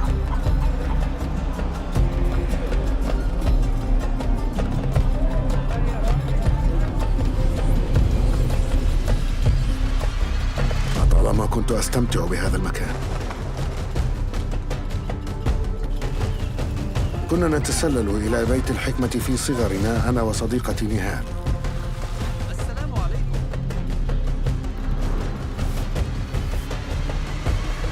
ذكريات جميلة صارت كريهة الآن. قلبي يتألم لما حدث لهم.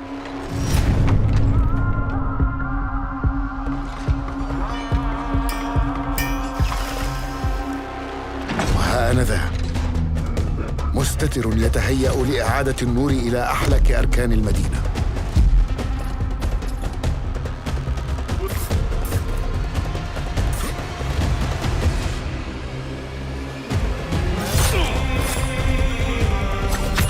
إني أبعد نصلي عن الأبرياء وليس عن تنظيم القدماء.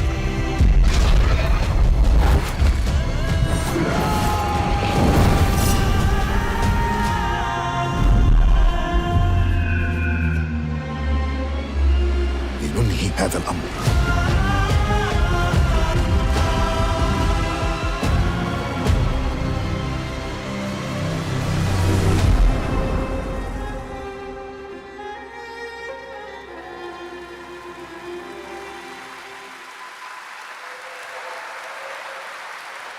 There you have it, Assassin's Creed Mirage, which marks a return to the Middle East for the series, offering an immersive an authentic experience featuring full Arabic voice acting, as you saw in that trailer. You can be transported to 9th century Baghdad when the game launches on October 5th. Big month in October for game releases. Now I would like to introduce you to our co-host tonight for ONL. Please welcome Jasmine. Hello, Jasmine. Thank you, Geoff. Thanks for having me. And hello, everyone. I'm so excited to be with all the fans here at Gamescom this year, and I have the honor to be your guide for tonight for all those great things happening right here at Gamescom. And if you can't join us in Cologne this year, don't worry, you never have to miss any of the events this week. Just go to Gamescom now to discover what the world's gaming industry has in store for you. And if you're ready to vote for your favorite games, then visit now.gamescom.global and cast your vote for this year's Gamescom Awards. The awards will be celebrated this Friday at 3 p.m.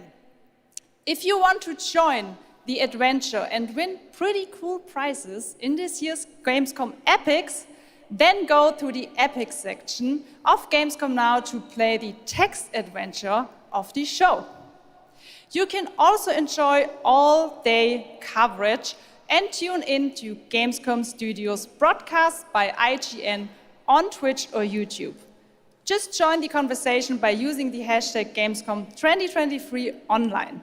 Plus, there will be more announcements from the largest indie area in the world in the Gamescom Awesome Indie Studios show tomorrow at 8 p.m.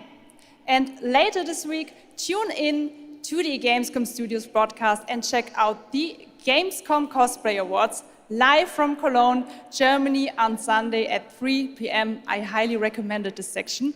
So check out Gamescom Now for all those fantastic features.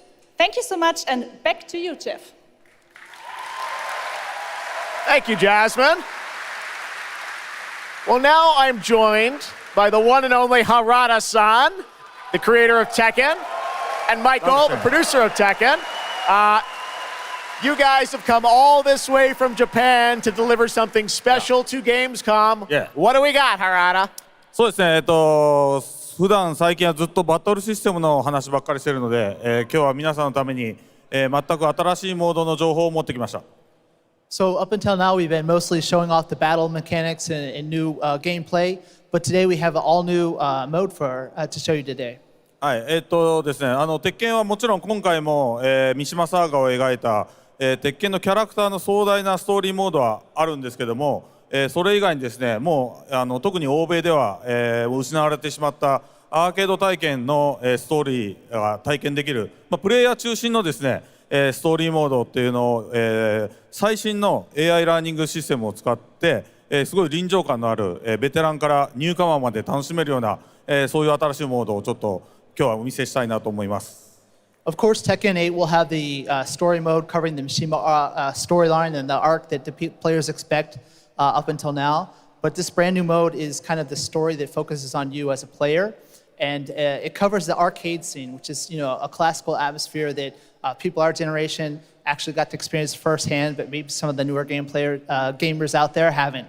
So this will cover that. As you progress through that storyline, you'll experience some all-new gameplay that actually has some AI kind of infused learning aspects to it. And it's really exciting, and we hope that you'll enjoy it. Yeah. All right, well, let's take a look at the brand new trailer for Tekken 8. Thanks, guys.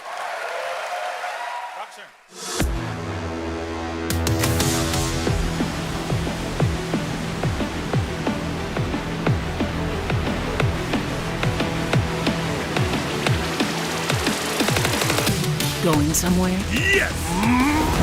戦闘を開始する決めたから稽古つけたらcomo son? 失敗バジゲッソ Es hora de entrar.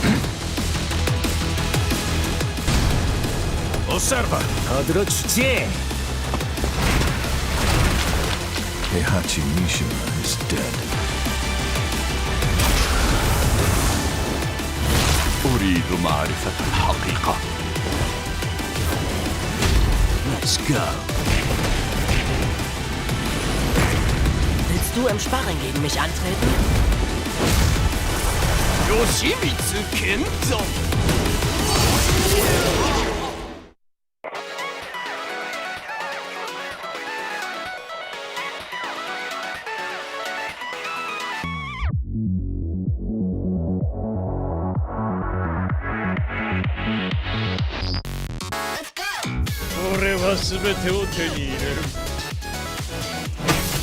Eat this! What's done is done. Kitana.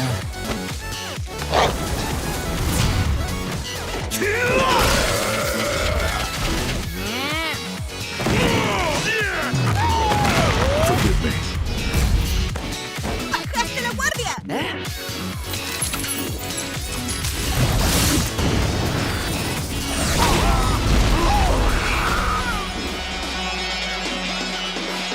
Get ready for the next battle!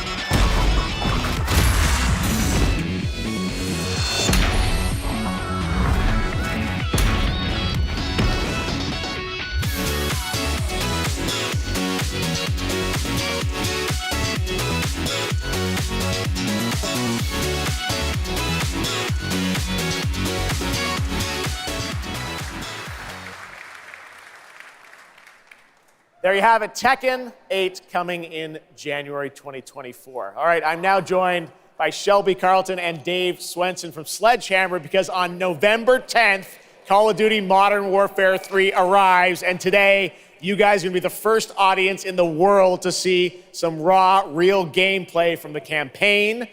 Dave, Shelby, welcome to Gamescom. What can you tell us about Modern Warfare 3, Dave? Well, first of all, Geoff, it is awesome to be here. Modern Warfare 3 this year is the complete package. We're shipping 16 multiplayer maps, all from the original Modern Warfare 2. These maps have been modernized with new gameplay and features. We also have open world zombies. This is our largest zombies, This is our largest zombies offering ever, and for the first time, it's set in the Modern Warfare universe. And of course, this year, we are bringing a huge innovation to the Call of Duty campaign. Yes, let's talk a bit about the campaign, Shelby. Makarov, I know, is going to factor into this. See him over there. Tell us a bit about what is the storyline? What can we expect from the campaign? Yeah, so for the first time for Call of Duty this year, we're doing a direct sequel. You know, Modern Warfare 2, they asked a lot of interesting questions in their story, and Sledgehammer Games is so excited to work with Infinity Ward on the campaign to answer some of those questions and to bring you Modern Warfare 3. And one of those answers, he's standing right behind you. Yeah. He is Makarov. He is our infamous antagonist. He is cold, he is calculated, and he is trying to bring the world to the brink of war, but not if Task Force 141 has anything to say about it. So we are just so excited to get this campaign into the players' hands. All right, well, we are going to see a playthrough of a campaign level. But first, Dave, I want to talk about something new you're doing, open combat missions. What are those? So Call of Duty is known for epic cinematic stories, as Shelby talked about. And this year in Modern Warfare 3, we're introducing a new innovation to the Call of Duty campaign that's going to allow players to interact with that story like never before. We call them open combat missions. Open combat missions are player-directed. They allow the audience to play the game the way they want to play it. So if you're like me and you like stealth, you can go in quiet, you can equip suppress weapons, complete all the objectives without the enemies ever knowing you were there. But if you want to go in loud, you can strap on armor plates, you can go in, hit the enemy head on, and open combat missions will support it. You can leverage vehicles, you can leverage tacticals, lethals, you can even use your favorite kill streaks in campaign. Wow. Now, open combat missions are really important to our campaign story, and they're gonna work seamlessly with those epic cinematic missions that Call of Duty fans know and love.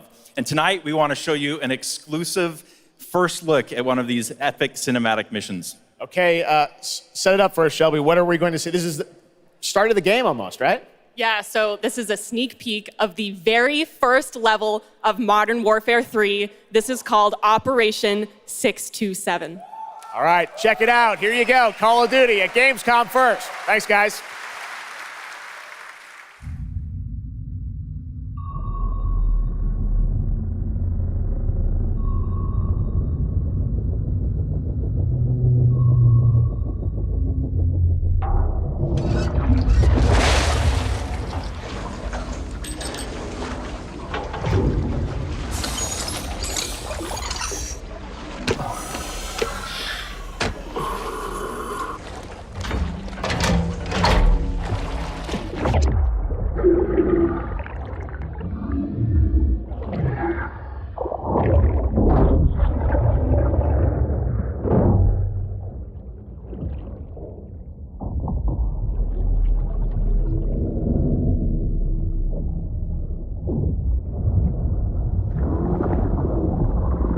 Alpha team clear. Heading to surface.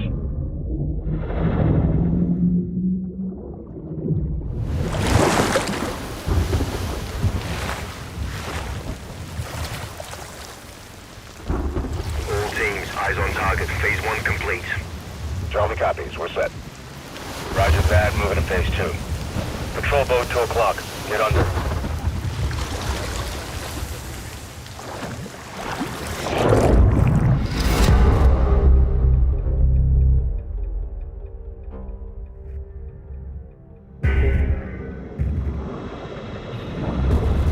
Stay tight. Roger. No movement.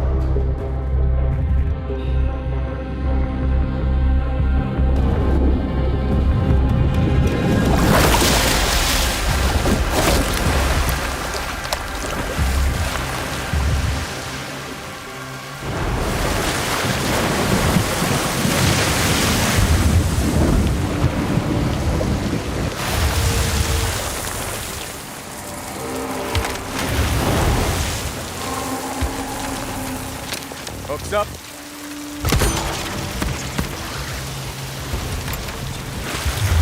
Good hook. Let's get up top.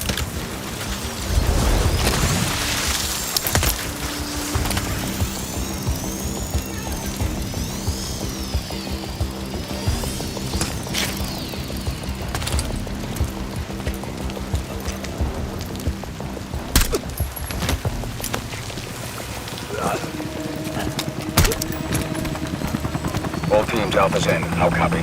Solid, relay went clear. Moving to Mark DZ. Stand by. Nods on. IO strobes on.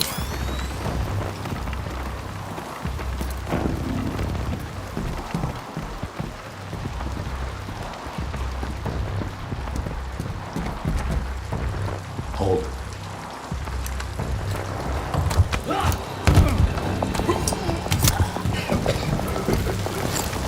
Drop him. DZ clear. 3-1, kill the lead. Alpha to Bravo 1, marking with IR, confirm visuals. Visual, Bravo inbound.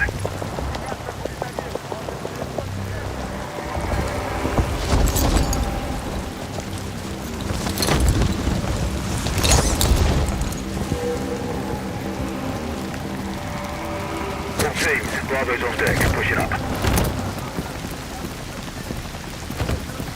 Alpha to Charlie, you set? Affirmative. All teams green to go in phase 2. Check. Roger.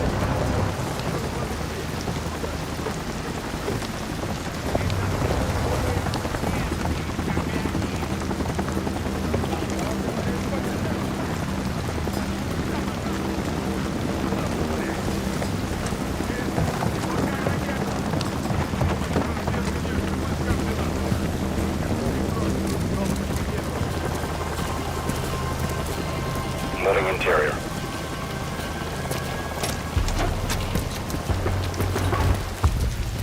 All clear. Descending stairwell, south side.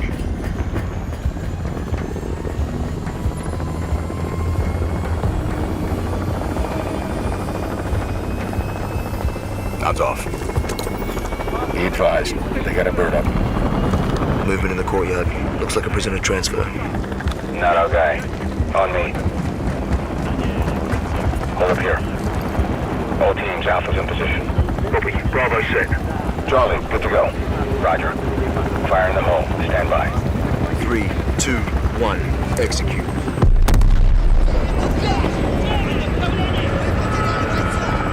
They're taking the bait. Light them up.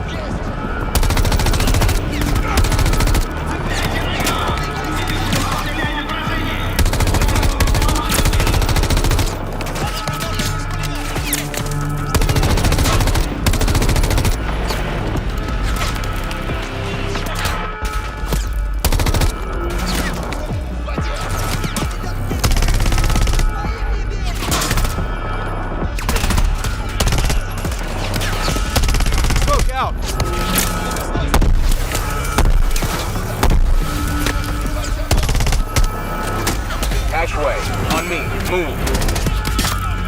Pop the hatch. Let's go! Stay close!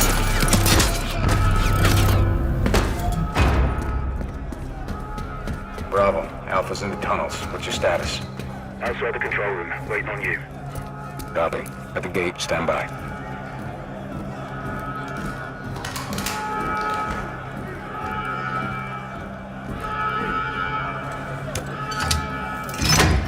All teams, let's roll thunder. Bravo, pull the plug. Roger.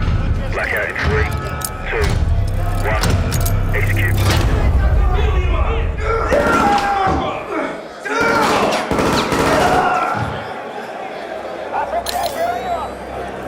All teams, Bravo's got the keys. Alpha, you have 1 mic before the lights are back online. Copy, Bravo.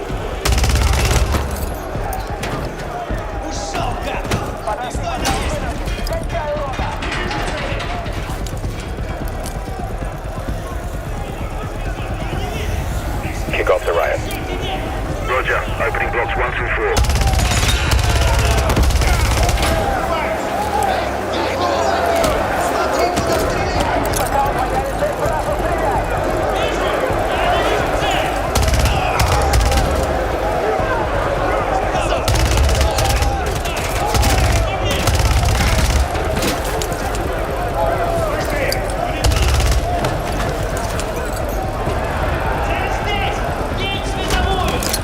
Alpha 1 to Bravo 1. Open 55C.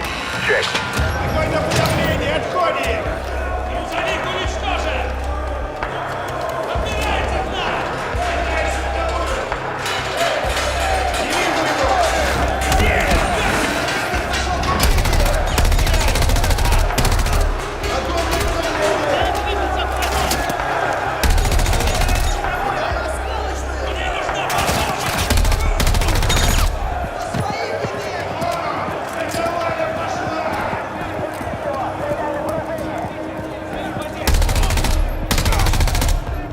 Clear.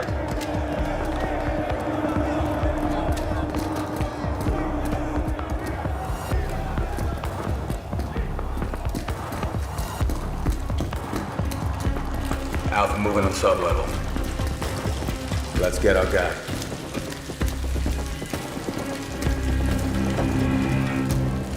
Ready, breach? Breacher up.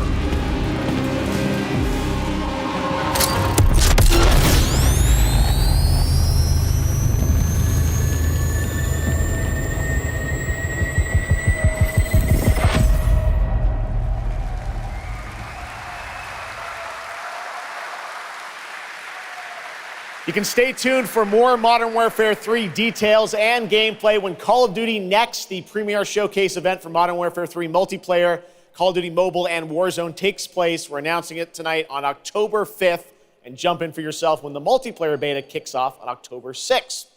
We have so much more to share with you, but first, here's an update on Nightingale, the new shared world survival crafting game from Inflection. After a few years of waiting, it's finally time to find out the early access release date for Steam and Epic Store.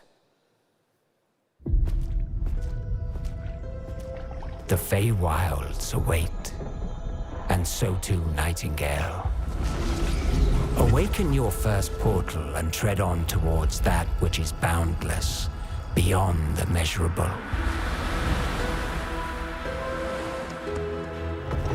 Sequestered, struck by woe and lacking supplies, the question becomes, wilt thou be a survivor?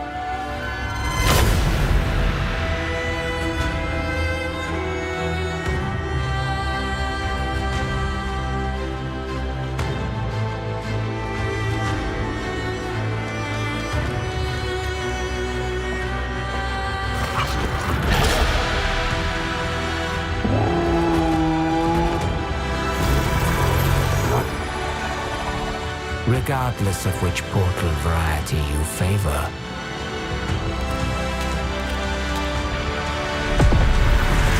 realm cards will be necessary.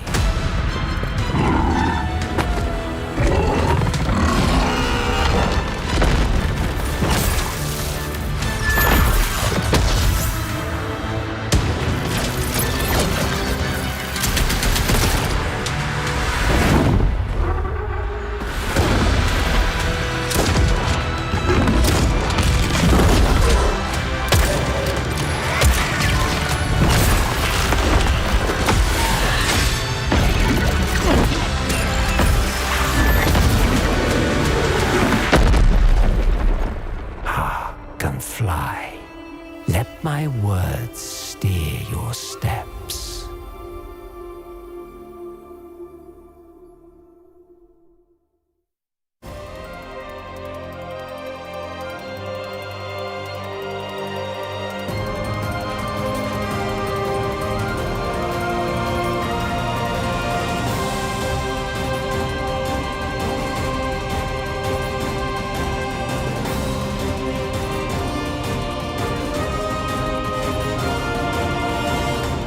The astral realm is Lilith's home.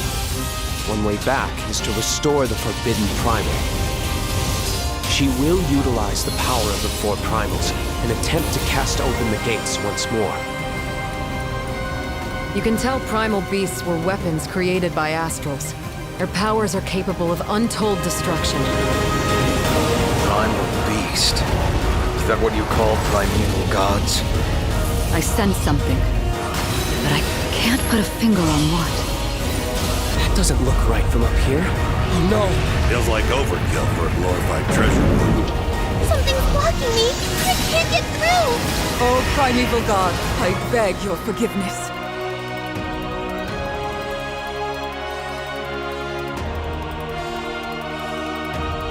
But fate set in motion can't be stopped. Deliver us from grief and sacrifice. Fulfill my salvation. The Hobbit! We've been through a lot together. Visited new islands, met new people. But you've always been there to protect me. I just wanted to say thank you.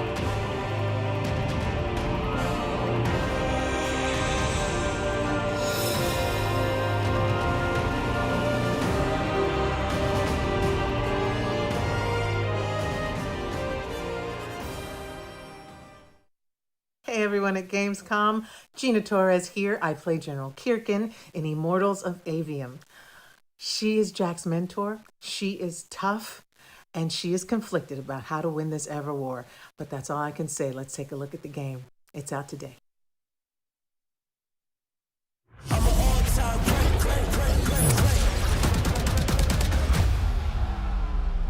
Jack. We're out of time. Trying to be the best, but you can't come close to the power in my fists. Everyone that can fight already is. And we're still losing. I'm an all-time great. I'ma rise up to protect my own name. I'm an all-time great. Living legacy, everything self-made. The last immortal. Can't stop me.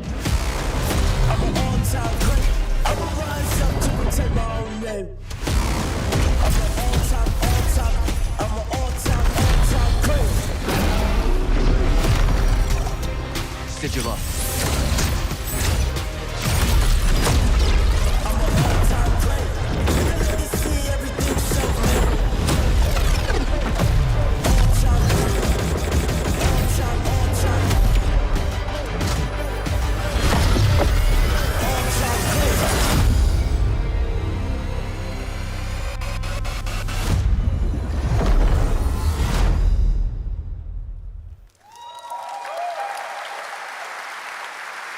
That was Immortals of Avium, which is out today. And next up, we're going to step into the world of the Hoyoverse. And I am here with Zhenyu Li, the producer of Zenless Zone Zero. Zhenyu, welcome to Gamescom. It's great to have you here. Thank you. Yes, fantastic. It's a great honor to have you here. We've been very excited to hear more about ZZZ, the next game from the Hoyoverse, in the Hoyoverse. Can you tell us a little about what you brought to Gamescom for this ARPG? 非常荣幸今天来到 Gamescom 这个舞台，并且给大家带来了我们的作品《绝区0》，是一款都市幻想类的 ARPG 游戏。I'm incredibly honored to be here tonight, and I've brought one of our newest products with me today, which is Zenless Zone Zero, an urban fantasy ARPG. 距离上次我们给大家分享动态已经有1年时间了。 我也知道大家非常着急，想知道我们新的一些研发进展如何，所以这次我们想借助这个舞台，给大家分享一下我们新的研发中的内容。So I know it's been a while since we've given you an update on what we've been working on, and that's why I'm particularly happy to be here today to give you an update on the progress that we've made with this game. 接下来的 PV 会有我们新制作的战斗机制和我们新的都市交互系统，希望大家喜欢。 So we've brought a trailer with us, and it shows you some of the urban environment that we've been working on, and also some of the dynamics of the game. I hope you like it. Excellent. Thank you very much. Here you go. Brand new trailer for Zenless Zone Zero at Gamescom.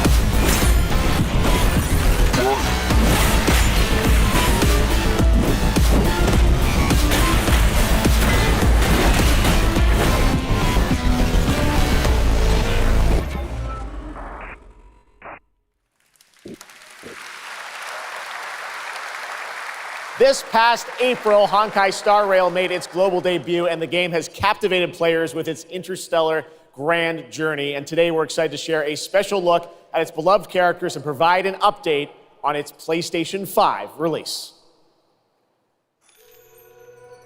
The Law Fu's reconstruction efforts are ready for inspection, General Fu Xuan.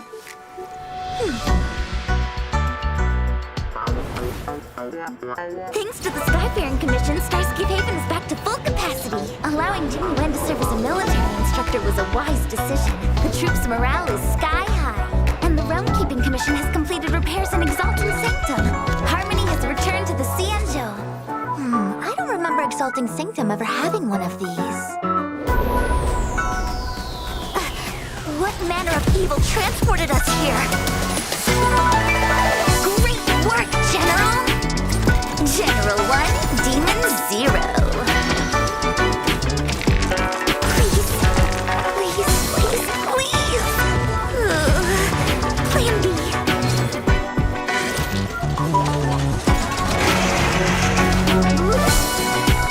General, do something! Excuse me, coming through!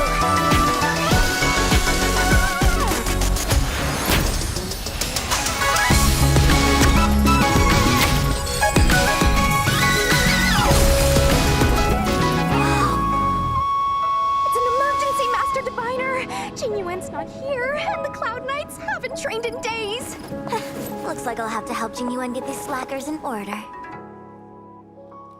You have nowhere to run.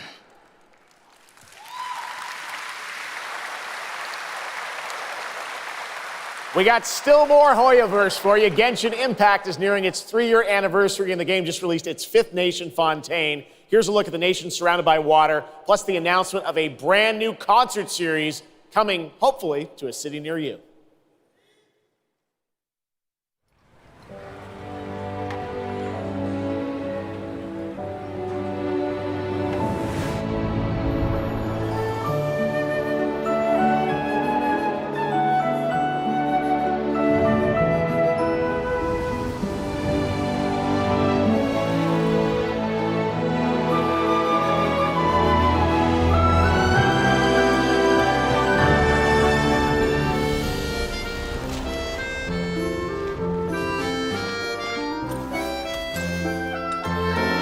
This is no time for distractions. Seriously, you have a great magician standing right here.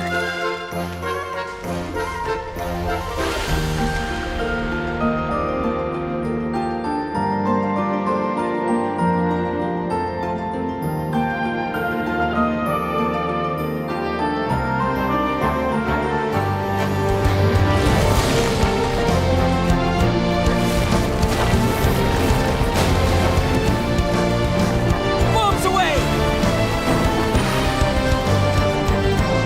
Step on up! Here comes the finale.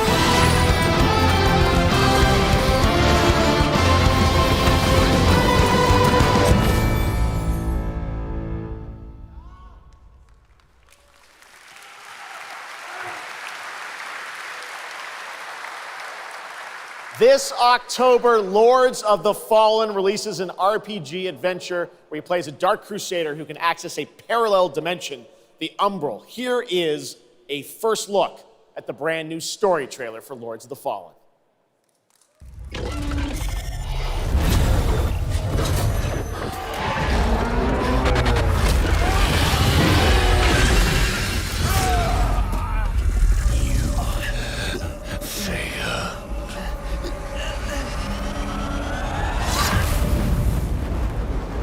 I look upon you with pity, my lost child. For you have been deceived. They brand me evil, a tyrant, and yet I offer you something they will not. A choice. After all the time mankind have had to shape their own destiny. See what they have made of it. War, greed, hatred, suffering, chaos.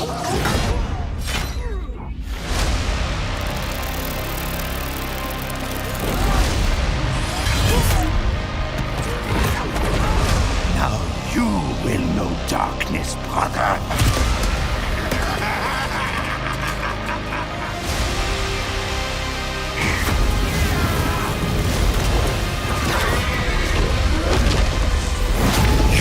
Are in the presence of a god human. Kneel before me and beg for forgiveness. And remember, you look into the shadows, might be the shadows look back.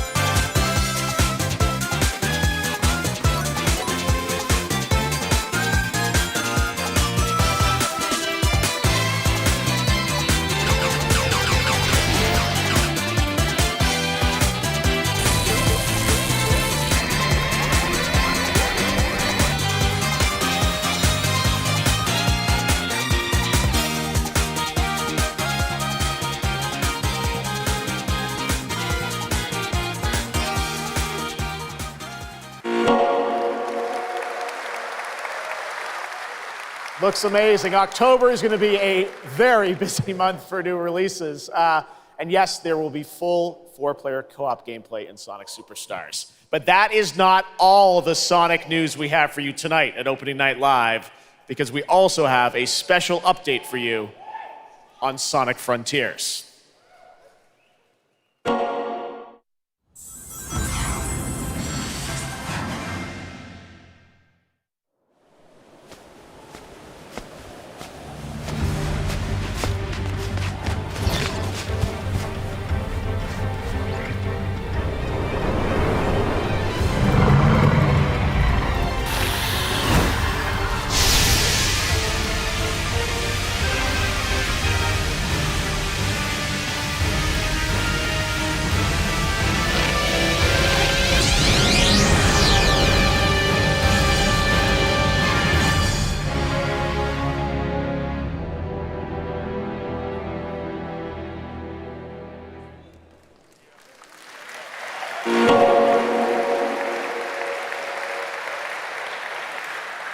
Hello again. It's so amazing being here at Gamescom with all the game devs, publishers, and of course, the fans.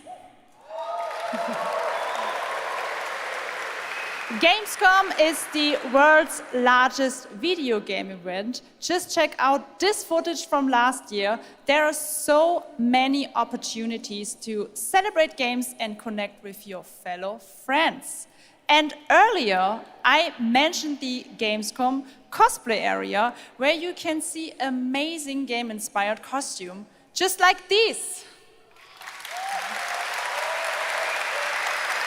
Now I'm here with Mochi Dragon,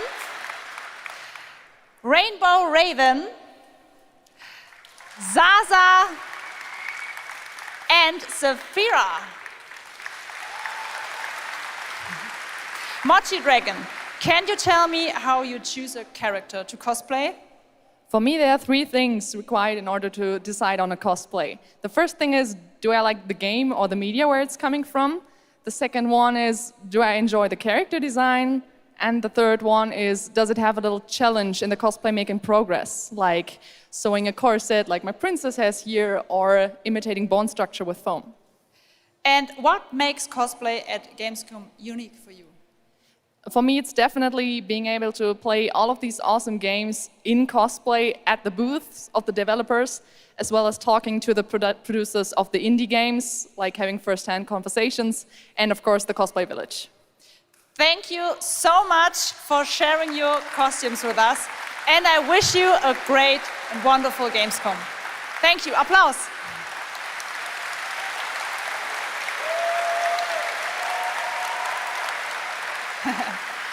Before I go, I would like to tell you about the Gamescom event arena.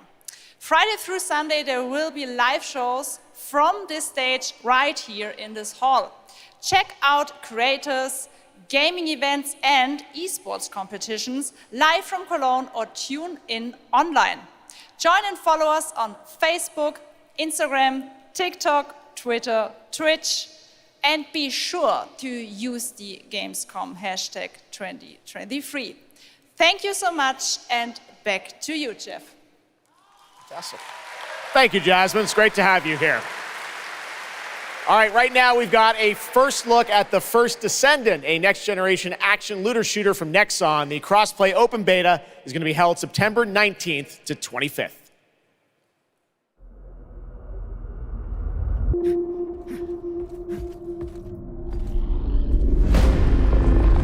We must follow the will of the ancestors. Accept your calling, Descendant. The Descendants are risking their lives for us, for Albion. Rise, my warriors! Give your lives for Kliphoff! It's the Ironheart! This could wipe out all of the Vulgus, right? That's so cool! Countless Descendants have shed blood to protect the sanctity of this great place. Despite their efforts, humanity is still at risk of extinction. And you are the only chance we have.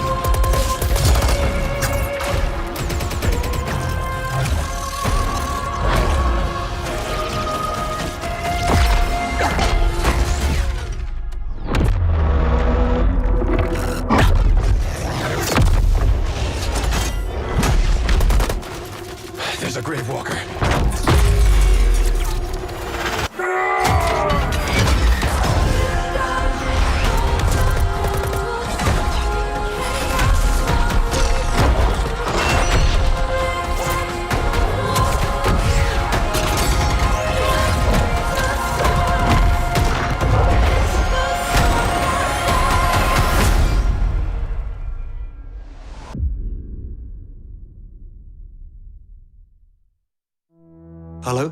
Hello? Hi. How's Surface World? Good. Everything's fine. Great. How are you? Tired, but in a good way. Busy. Unitrench is still Unitrench. I'm worried about you. I heard there was a storm coming. I told you, I still need time. Time to what, Stan? Because as far as I can see, you're just treading water. We're upping the extraction rate. Maximum output. I don't expect you to understand.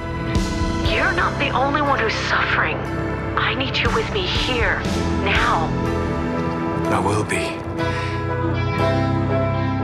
I promise.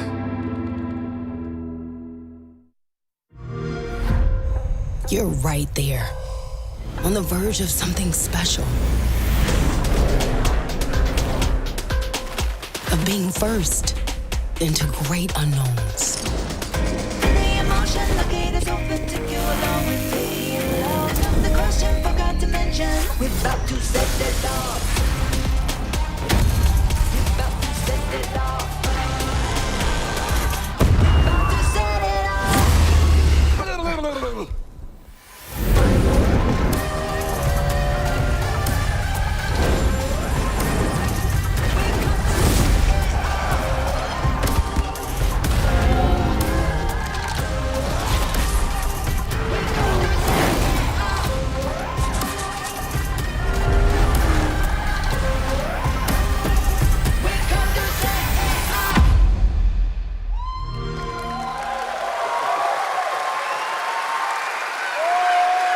Joining me now are Troy Baker, Roger Clark, Julia Brown, the stars of Fort Solace, which is out today on PlayStation and PC.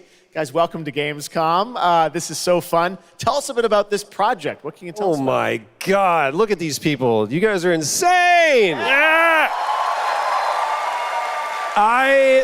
We've been able to talk about this game for a while. I think the thing that I'm most excited about is for people to explore these characters. At the core of this experience is unraveling the mystery of Fort Solace, and you're going to do that by discovering these characters and learning about their stories. And that's, as actors, that's something that we just want to throw ourselves into. And this is a game, I know Roger, it's an independent game made by a pretty small team, right? 10 people, 2 years, 0 delays. We are very excited to share with you the world, Fort Solace today. It was a real joy to work on, and it's a joy to see what indie studios are capable of in this day and age. It's a real thrill. And an amazing cast for an independent game. Juliet, this is, we know you from a lot of great, film, television work. This game thing, how did you get involved in this project? Yeah, it's my first ever video game project, so I'm so excited. Thank you. And to get to work beside 2 of the best in the game world nonetheless. So I just said to watch these guys and learn. And you guys did full-on, performance capture. We see a little tease of your character there, Juliet. What can you tell us about kind of what we're going to see in this launch trailer? Because it's an amazing narrative experience, right? This sort of, an independent game, but done on a big production value. Yeah, let's go, Roger. You know, one of the best things about working with Troy, I remember coming in from lunch and we were doing the mocap, and I walked into the foyer and there I see Troy's butthole. The hole is butt made. When I say we threw ourselves into this, we literally did. And there's a hole in the wall that was made by my butt. Yes. Which he signed. And Juliet, I know it's a little mysterious what your role is in this game, right? But we have to play to find out. So I play Jessica Appleton, who's an engineer working on Fort Solace alongside Jack Keighley. And they're going to have a night that they will never forget. Ooh, okay. It's a thrilling ride. Well, let's get a little tease of this. As I said, it's out today. Here is the launch trailer for Fort Solace. Thanks so much, guys. Our pleasure. Thank you, guys. Thank you.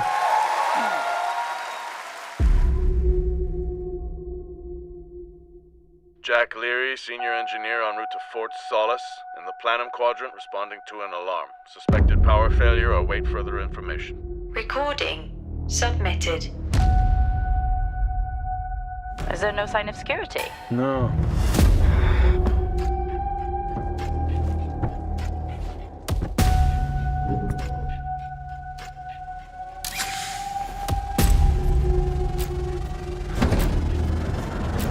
I think there may have been an incident here.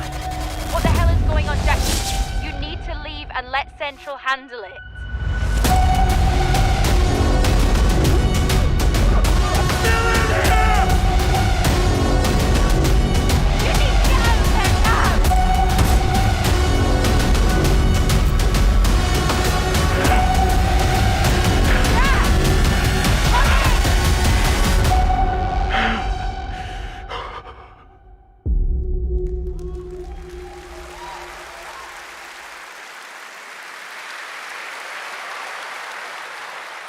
All right, next, it's time for the announcement about a new game from Focus Entertainment and Saber, the continuation of the ultimate off-road experience.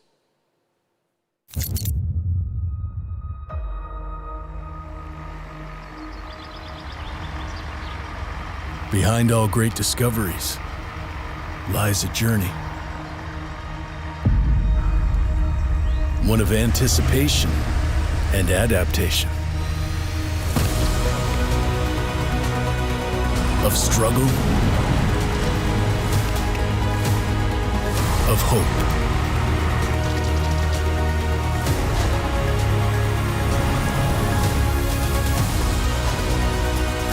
Each step matters. For every obstacle, there's a solution.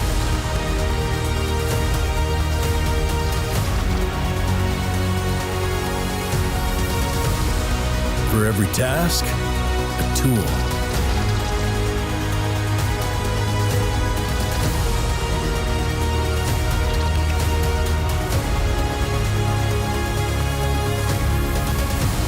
For every destination,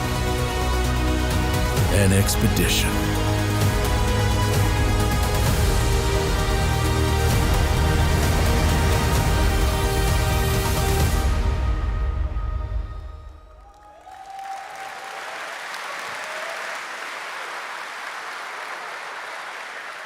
All right, our next stop, the Crew Motorfest, a vibrant open world, welcomes you to the ultimate festival for car lovers, Motorfest. Here is the brand new trailer.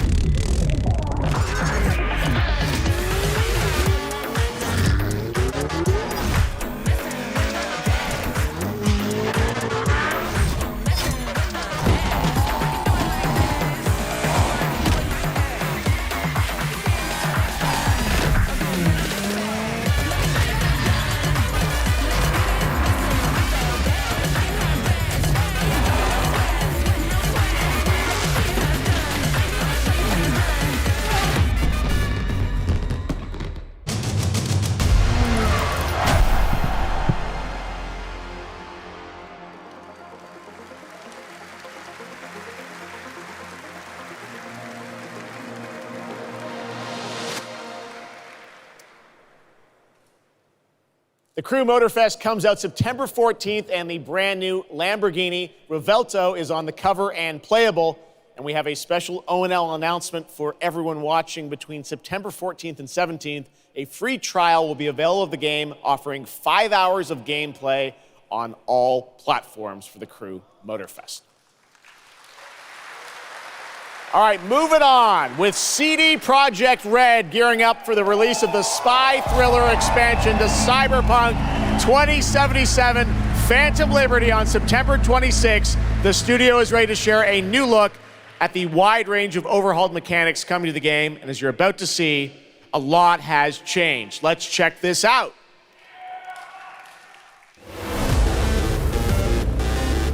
Okay, yeah, let's go.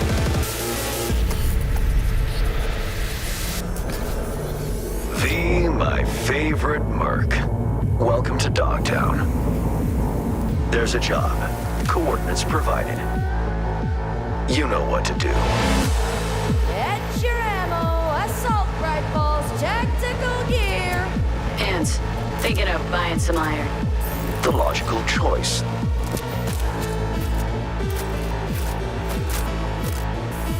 Damn, green view. Home stretch. Getting a ripper to overclock your chrome before the fight? Not a bad idea. Okay, I'm ready. Get this show on the road.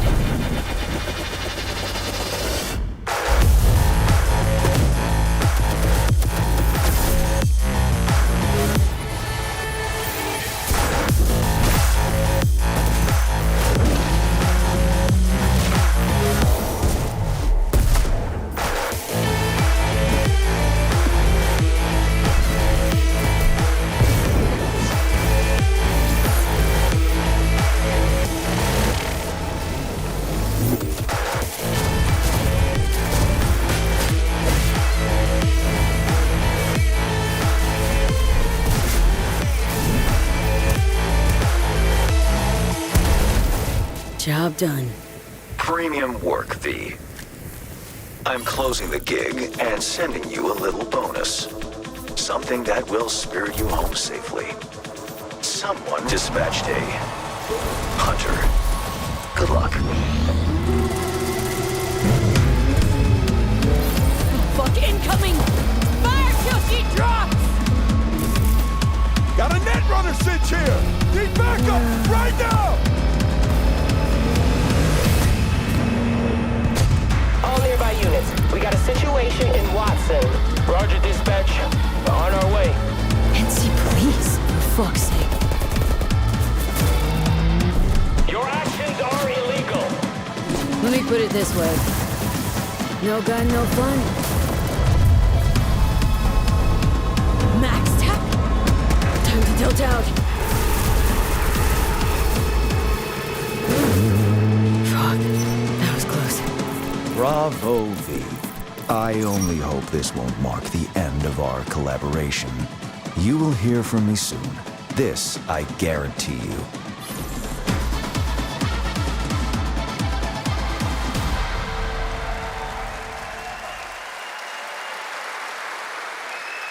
It's so close, and here to talk a little more about what we've just seen is Yulia Primok, gameplay designer from CD Projekt Red. Yulia, welcome to Gamescom.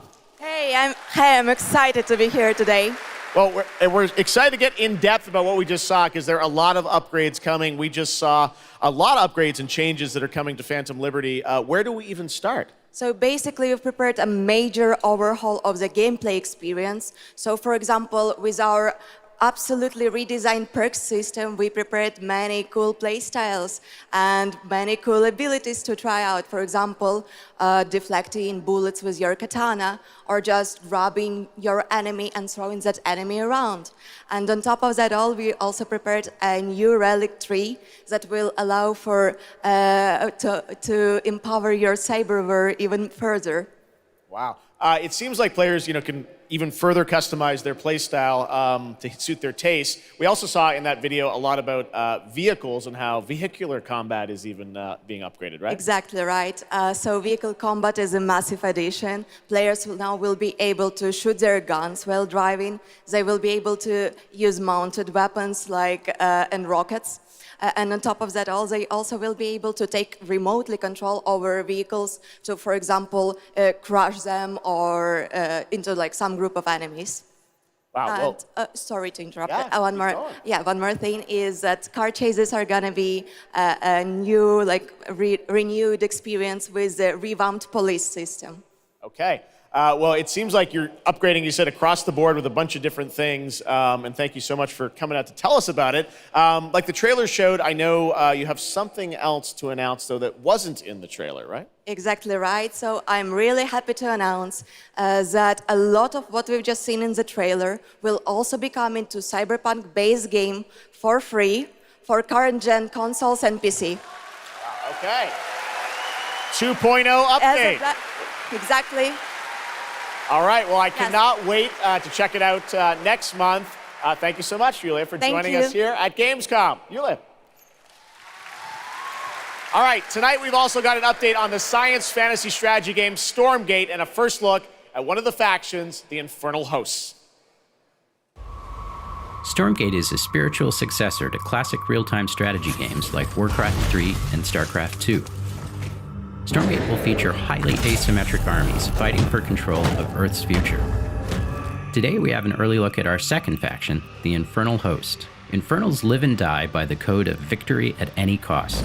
They have a powerful advantage, Shroud, fields of dark magic that strengthen their armies.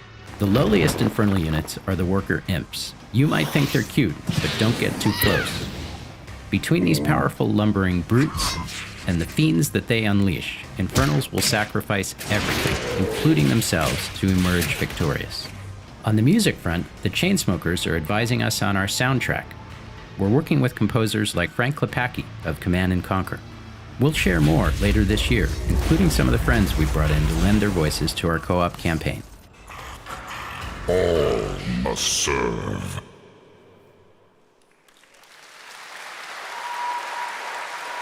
Gamescom always strives to help our environment, and all of you can help make a change with a donation to the Gamescom Forest.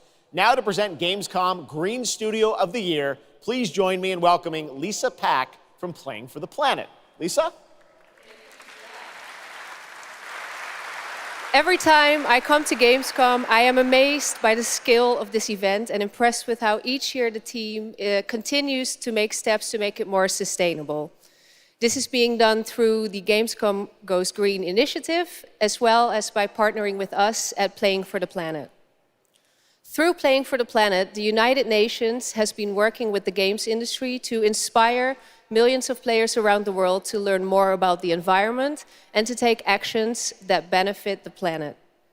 Whether you are a gamer, a head of a AAA studio, or an indie developer, all of us can and should play a part. What matters most is that you start somewhere and collaborate, because time is of the essence. And if we don't start now, then when? For those of you who play games, many of you are already raising the bar by asking game makers to step up and act on values that are important to you. Keep on asking, whether it's for more green content or greater energy efficiency, because your voice counts.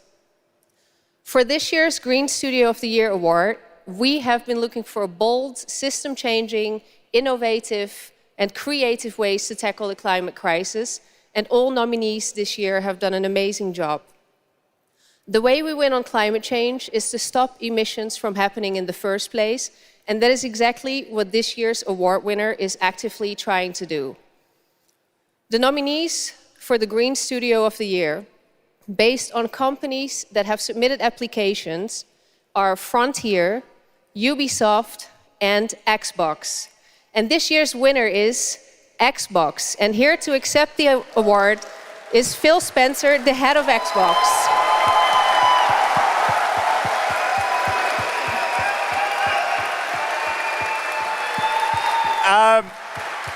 I'm accepting this award on behalf of an incredibly talented team at Xbox that has worked very hard to put tools in the hands of developers to allow them to see the impact of their code on the energy draw of the consoles.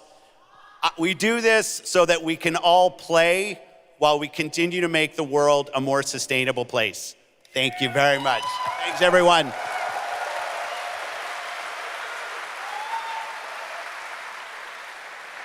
Congratulations to Phil and Xbox. Great to have that award in the show. I'm now here with Judd Cobbler, the founder and CEO of 11th Hour Games. Judd, this is a big moment for you guys. ARPGs have had an incredible year, but you're an independent studio that has been building this game for a number of years, and we're excited to tell your story. So tell us a bit about The Last Epoch. Absolutely. So Geoff, thanks so much for having me. First off, before Last Epoch, I was not in the games industry. I was just a die-hard action RPG player that dreamt of creating a community-made action RPG. And with the help of our community and Kickstarter, we've been able to make that happen.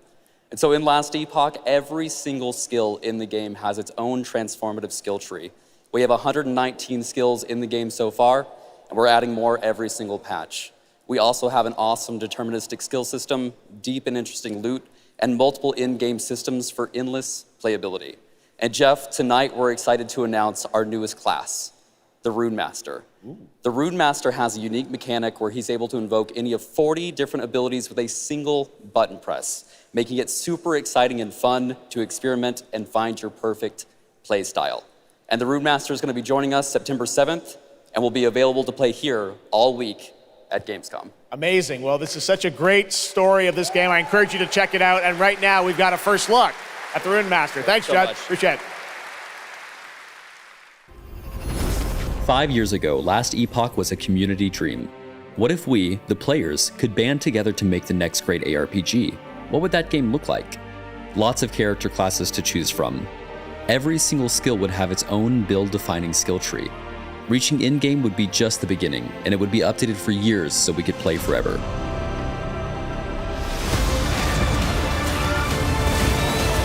Last Epoch makes crafting and finding items super rewarding. Again, it's genius. I think this is the most innovation we've seen in a trade system in an ARPG in at least a decade.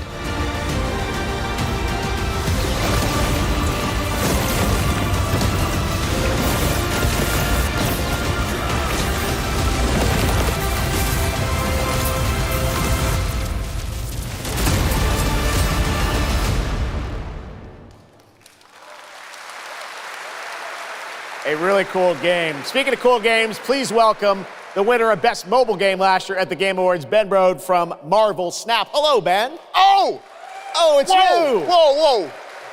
I know we won Mobile Game of the Year. You did, yeah. But we just finished rebuilding the entire game to run natively on PC.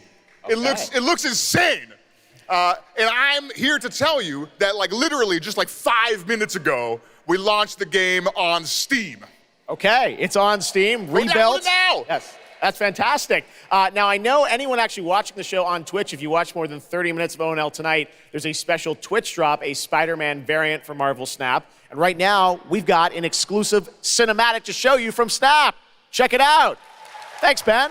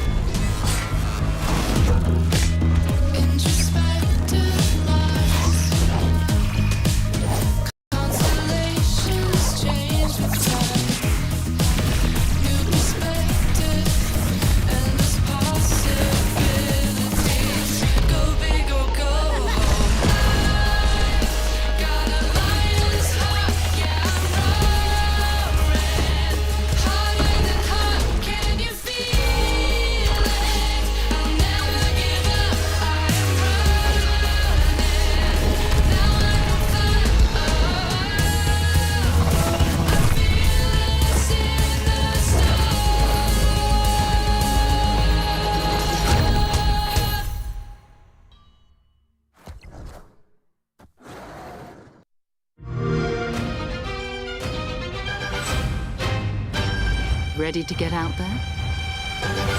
Next big thing and I'm on the move. Best watch your step when I'm coming through. We have a lot to talk about. Already it's a classic. If I drop any day, it's a classic. Any wave that I'm on, it's a classic. Hey, you heard that? Classic.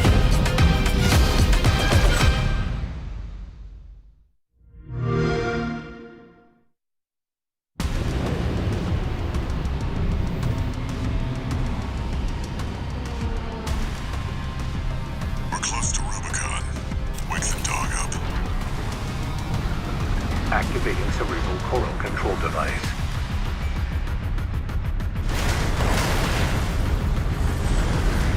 Augmented human C4621 has awakened.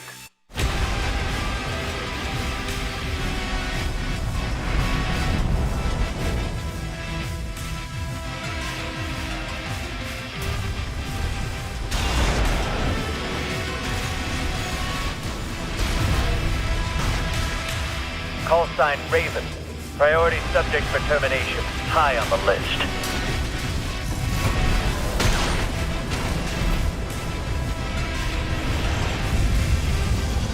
You ready to climb the wall?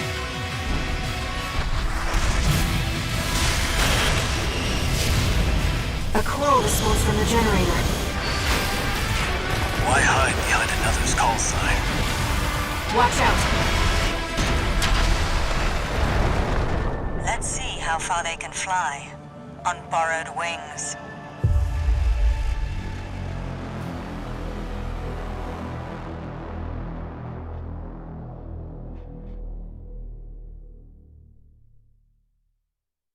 Memories form like scars. Cut deep enough. And they'll never fade. Or be forgiven. I ran, I begged, I stole, but I survived.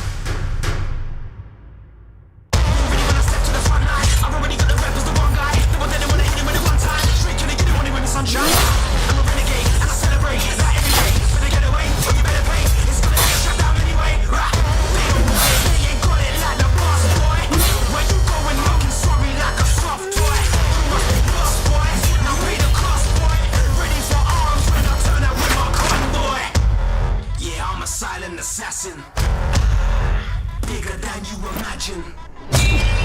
Better call in your faction. Ready for the curtain call, last camera action.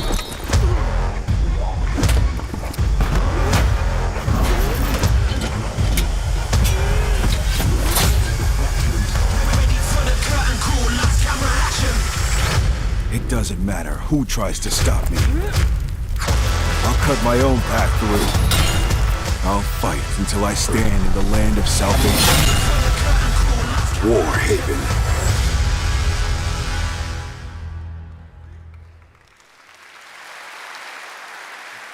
That was War Haven, and the Melee multiplayer PvP game will hit Steam Early Access on September 21st. Next, I am so excited to welcome to Gamescom the creator of Mortal Kombat, who's come all the way to Gamescom to unleash even more news on MK1, which ships in just a month. Please join me in welcoming to O&L, Ed Boon.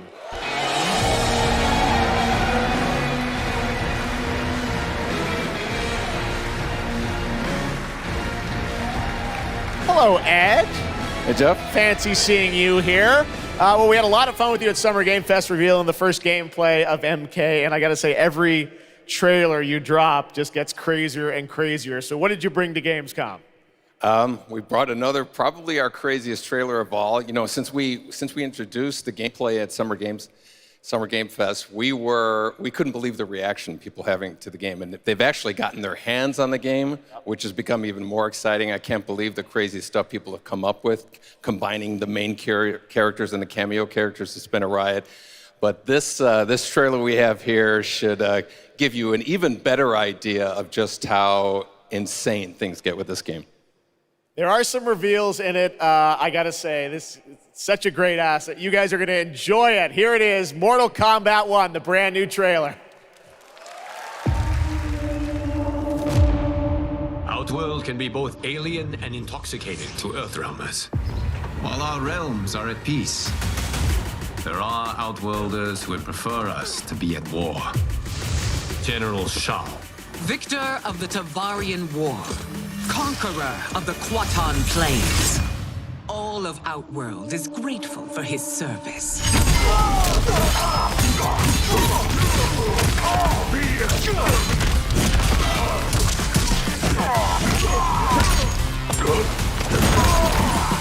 You would consign us to endless war. Better that than be Liu Kang's lapdog. Did not your illustrious father teach you that war is the last resort? Do not forget that, General.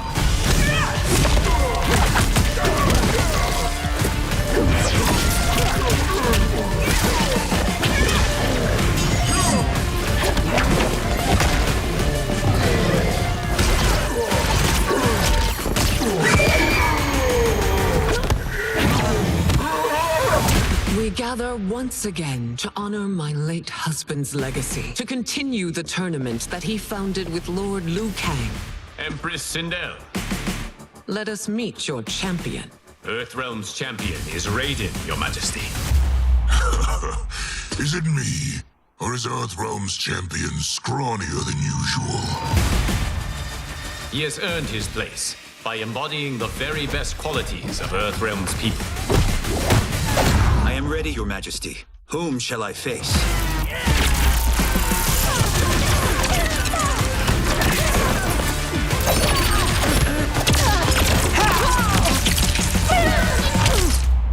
We will destroy your champion, Liu Kang. He will taste no victory.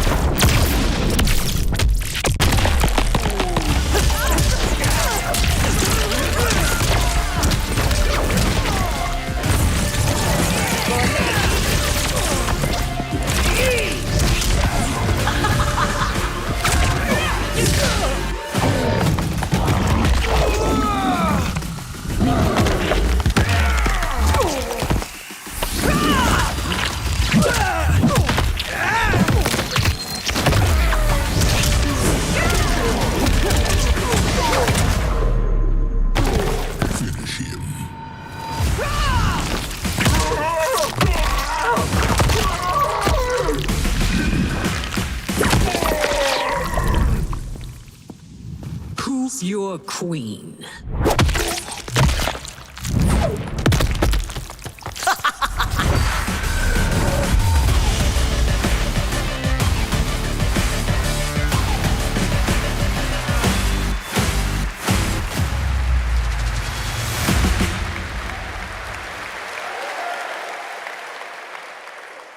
Looks insane. All right, time for a tonal shift. Era History Untold is making its first event appearance this week at Gamescom. This turn-based grand strategy game is about building and leading a nation throughout alternative history. Here is a first look at the gameplay.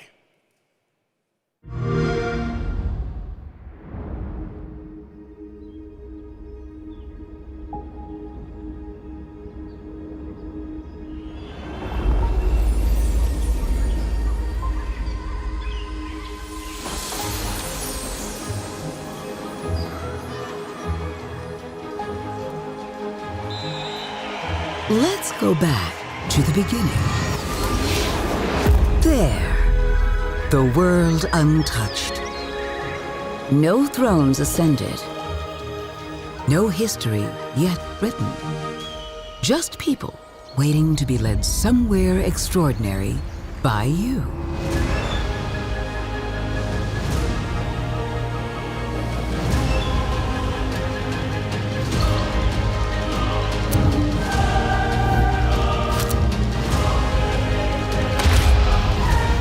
Will you be wise? Will you inspire?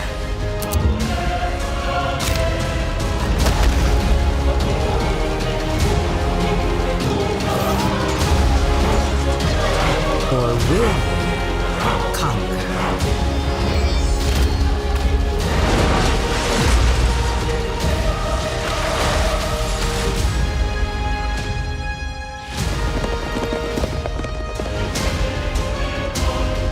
However you choose to change the world, one thing is certain: history will never be the same.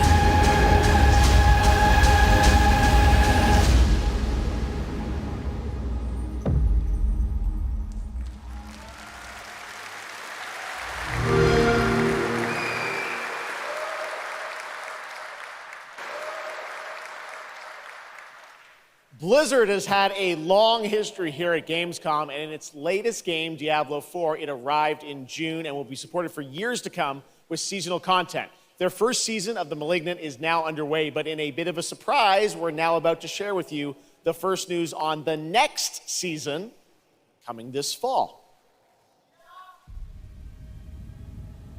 It started small. Nameless people that no one would miss. Dead, discarded, their throats torn open. The church ignored the killings, even as fear mounted like the bodies. The desperate and the brave fought to end the corruption,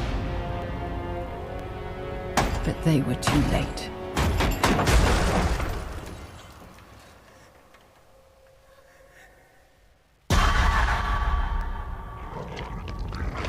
It changed them, killed them, brought them back, hungry.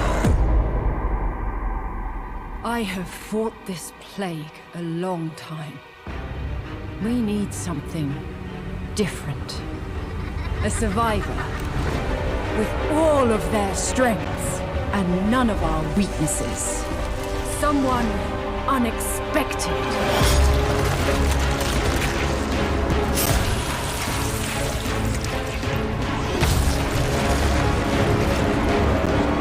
And they'll never see you coming.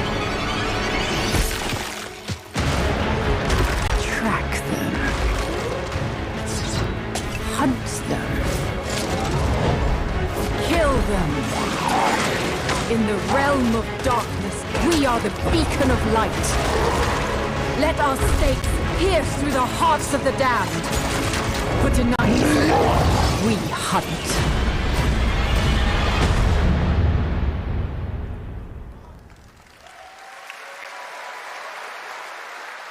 Gamescom, please welcome actress and producer Gemma Chan, who is voicing the role of vampire hunter Eris in the Season of the Blood, and the general manager of the Diablo franchise at Blizzard, Rod Ferguson.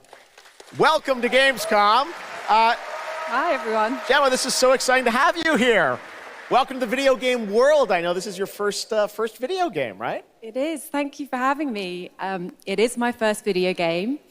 I have always appreciated the power of storytelling in all its different forms. And in some ways, video games are very much like interactive cinema now. So I was so excited to play this character. And yeah, thank you for inviting me into the world of Sanctuary. You did an excellent job. I can't wait for people to hear you. Yeah, this is exciting. You know, season 2, which will be coming, as you said, in October. What can you tell us about the character that you're playing, Eris? So Eris is a seasoned vampire hunter. She is going to be your badass warrior companion as you fight your way through the perils of Sanctuary. She's complex. She's seen quite a bit of horror in her lifetime. So initially she comes across as a little bit cold and jaded. But in a fight, she will definitely have your back. Good to know. Rod, tell us a bit about what we can expect from this new Diablo season in October. Well, Jeff, you know, Diablo is about creating that ultimate power fantasy.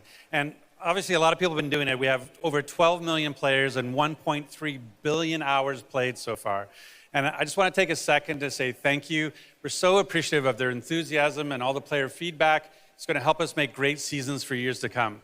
Now, for our free second season, Season of Blood, you get to join Eris as a vampire hunter, but not just any normal vampire hunter. You're going to get cool vampiric powers and become kind of a daywalker, a vampire that hunts vampires and ultimately tracks down and faces off with the big bad vampire lord.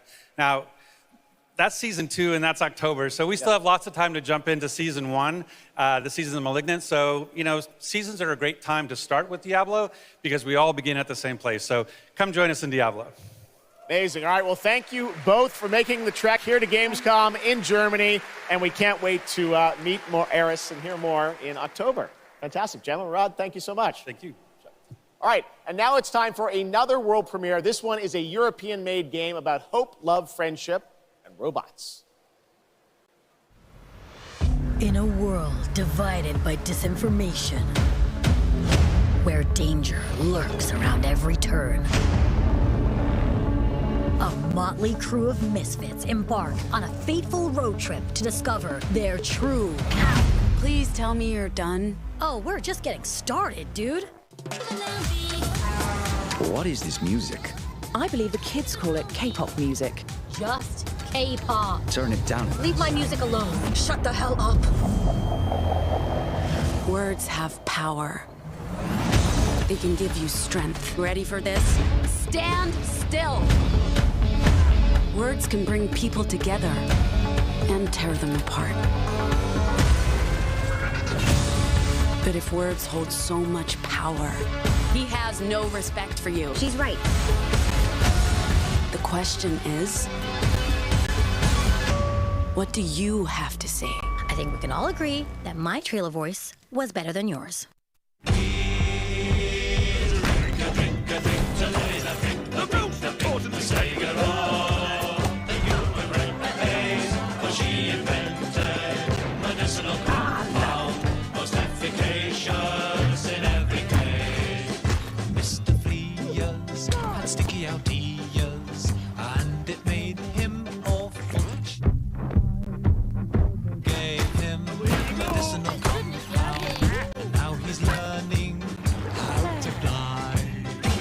Meeting the Lord Mayor today. They need what we're selling. Get going!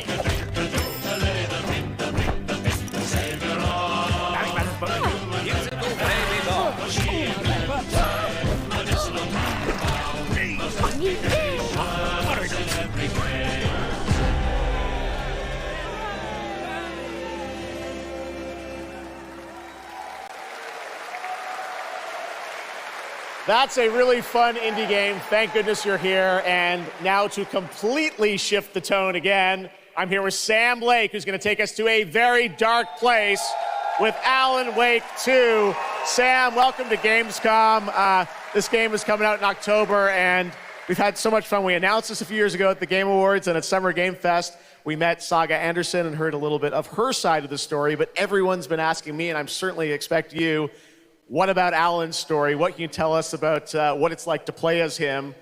Tonight, I think it's finally time to answer that question. Thank you for having us here, Geoff.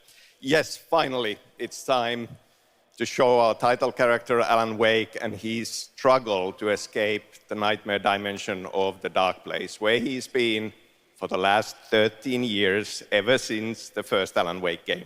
It's a long time. We've been waiting a long time to play another one.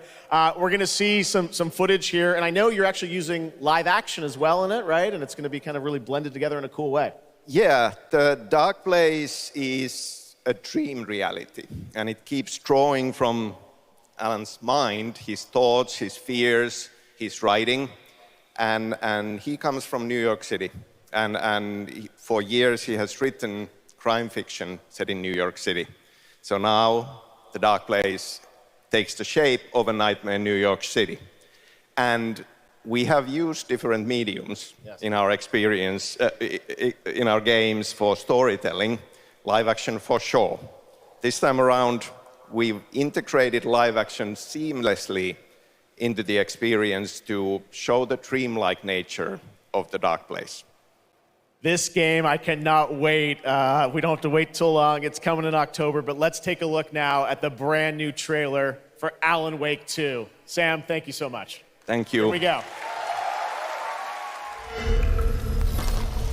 In a horror story, there are only victims and monsters. And the trick is not to end up as either. But trapped by the genre, we're all ripped to pieces along the way. No! Welcome! We have a great show for you here tonight. Alan Wake, one of my all-time favorite writers, and this on the show. He's here to talk about his latest book. Initiation tells the story of a fictional writer named Alan Wake, who is trapped in a nightmare, desperately trying to find the manuscript of a novel he has forgotten he's written. Did you write these pages, Mr. Wake? I'm trying to remember it. You're the killer, the cult leader. No! You've got the wrong man!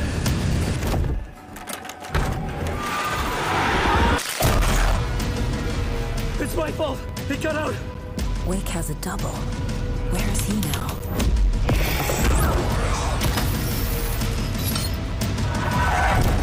I don't want to be in the story, just write me out of the story.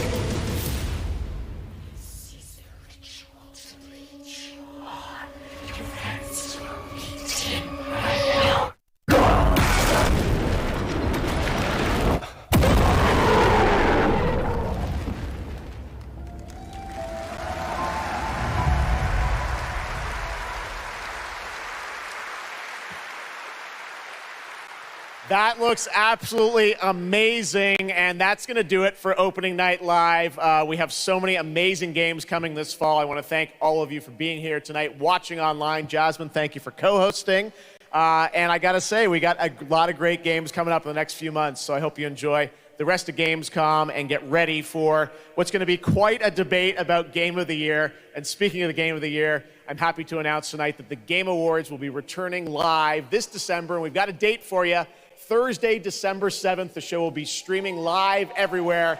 It is our 10th show, which I can't believe. We've been doing it for 10 years. We'll be live at the Peacock Theater in LA on Thursday, December 7th, and I hope to see you then. It's going to be a very, very special show. Thanks again for watching Gamescom Opening Night Live. We'll see you again next year. Good night, everybody.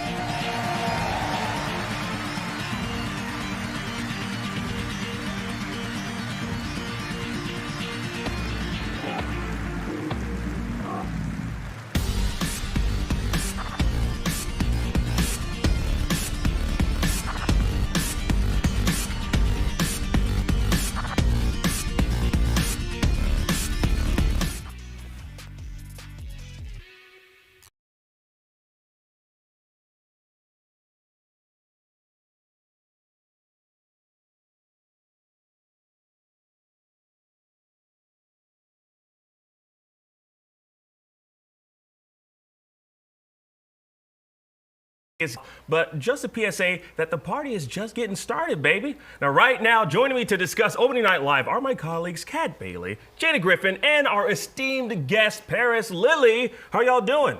Doing great. Amazing. Yes. Okay, now let's just get right into the biggest reveal, starting with the new gameplay trailer for Black Myth Wukong. Like, first revealed back in 2020 by Chinese developer Game Science. What are our thoughts on this, Kat? Let me start with you.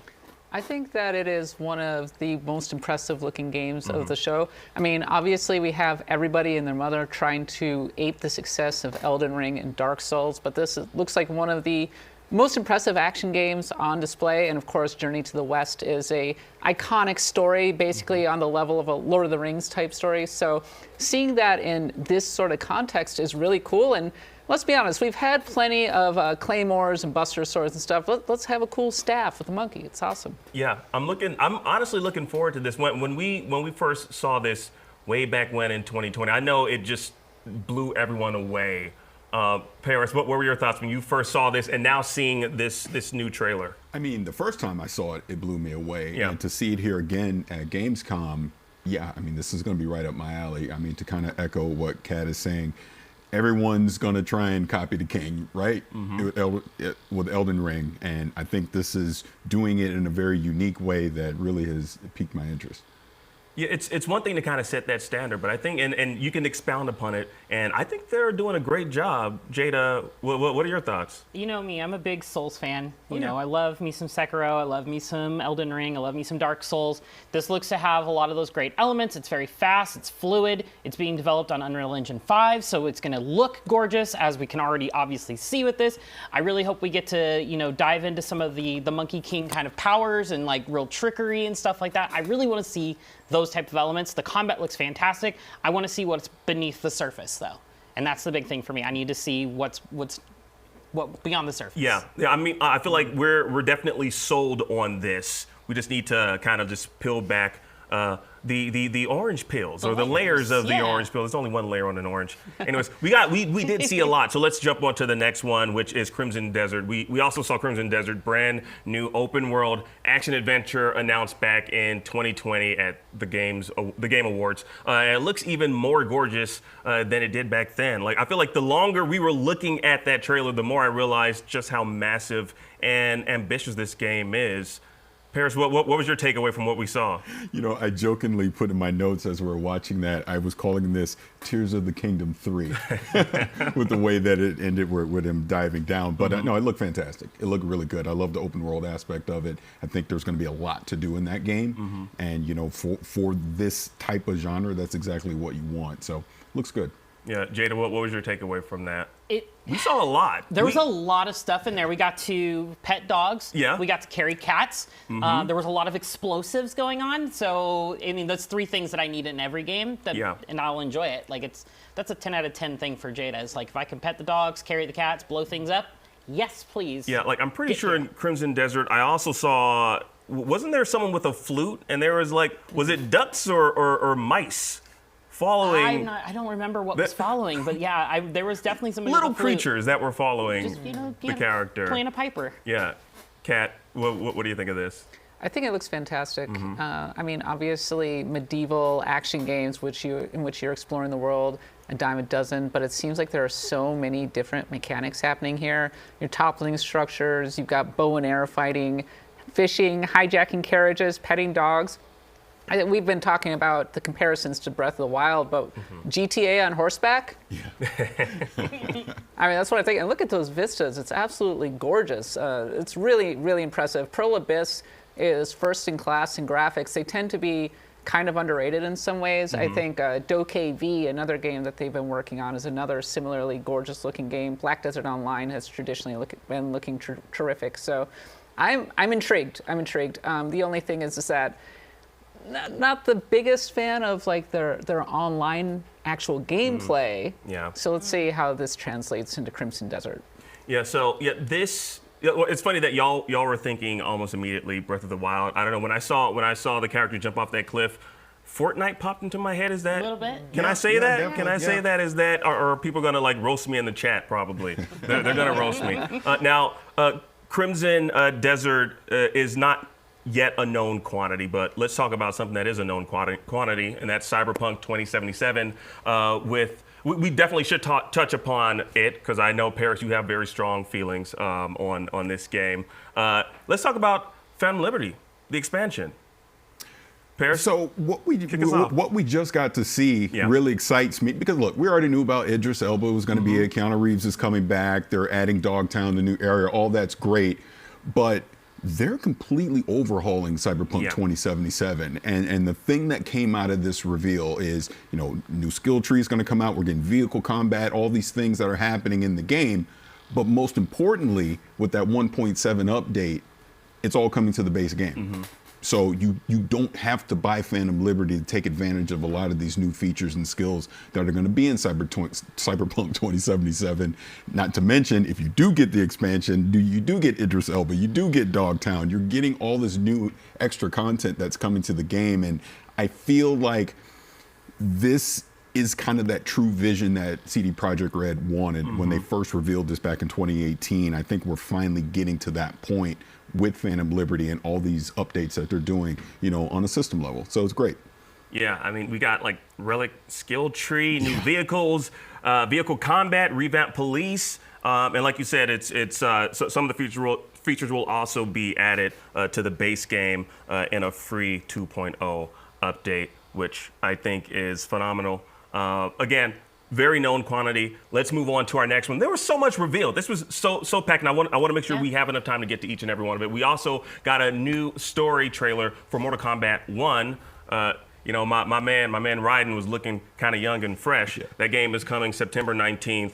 Kat, I'm going to start with you. I know you love gore. It's my favorite thing. Yes, I know you love gore. Those You want more gore. Yeah. Amazing. What did you think of the story trailer that we saw? The thing that I find interesting about Mortal Kombat is that you can sort of say the single-player storytelling is back in fighting games after more or less being gone for a long time, and Street Fighter and Tekken have their own takes, but Mortal Kombat's the king. They're the OG of amazing lore and storytelling.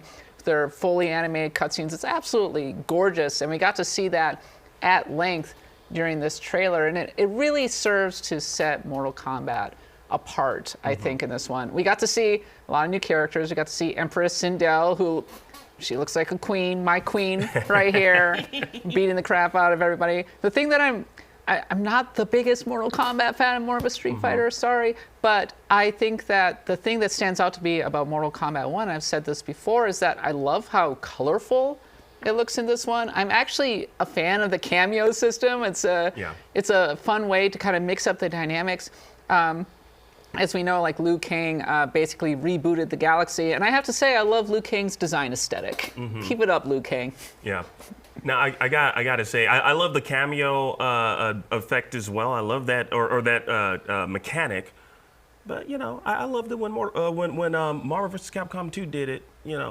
First. But, Marvel vs. Capcom, it's always been more of like assist and tag-ins. This is kind of like, it's the same thing but different. Mortal Kombat is doing their own spin on it. I love the fact that this new cameo system is allowing us to bring Motaro back in there. Love me some Centaur people. It's great to, you just don't see enough Centaurs.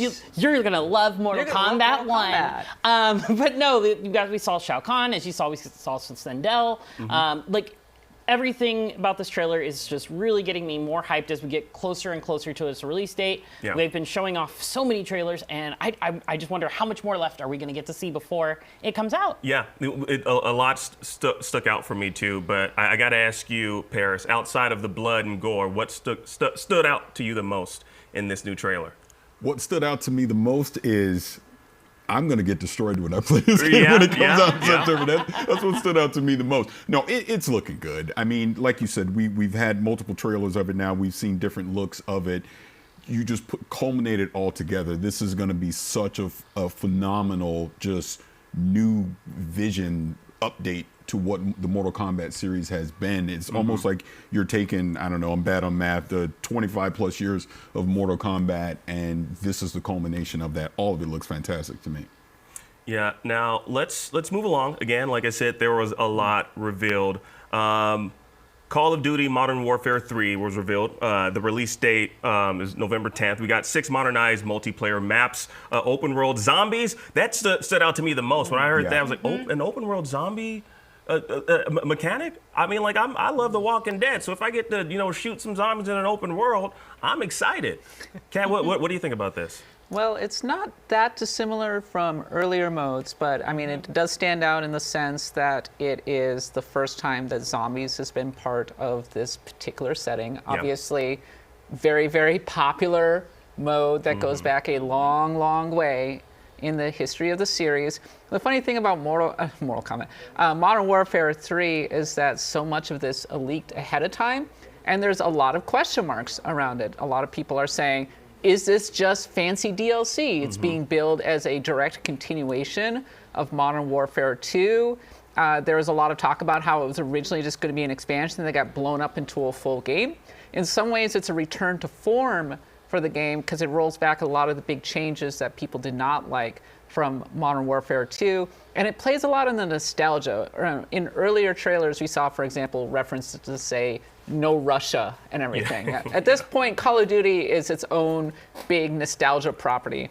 I'm curious to see how they do the more open-ended single-player mission design because, as we know, Call of Duty campaigns are Call of Duty campaigns. We got a taste of that in this trailer. It looks like Call of Duty, what can I say? But I'm actually more optimistic about Modern Warfare 3 than a lot of the fans who have been kind of in the tank with it for a long time and are like, I don't know, more Call of Duty. So we'll see. Pierce, what's your takeaway? Very similar to Kat, this trailer made me more optimistic about the campaign, and to take it a step further with the openness of the campaign. We didn't get to see a lot of it here, but it makes me wonder, are they starting to kind of just make the campaign more of a sandbox to where we do have that creative freedom to do whatever we want, from the weapons that we're picking, the vehicles that we're using, the different approaches that we can take to, get to whatever the objective may be.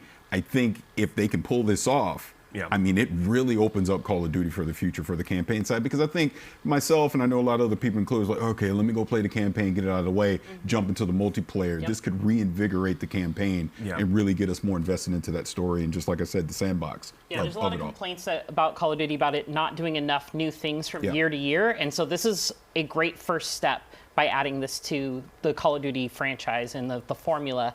And plus, being able to carry stuff over from Modern Warfare 2 into Modern Warfare 3 is a nice little, like, hey, give us a chance. Right. So I think it's smart. I think the developers are doing a good job with this one so far. All right, now to kind of transition to something a little bit lighter, I got to talk about Sonic Superstars. I have to mention Sonic Superstars coming October 17th.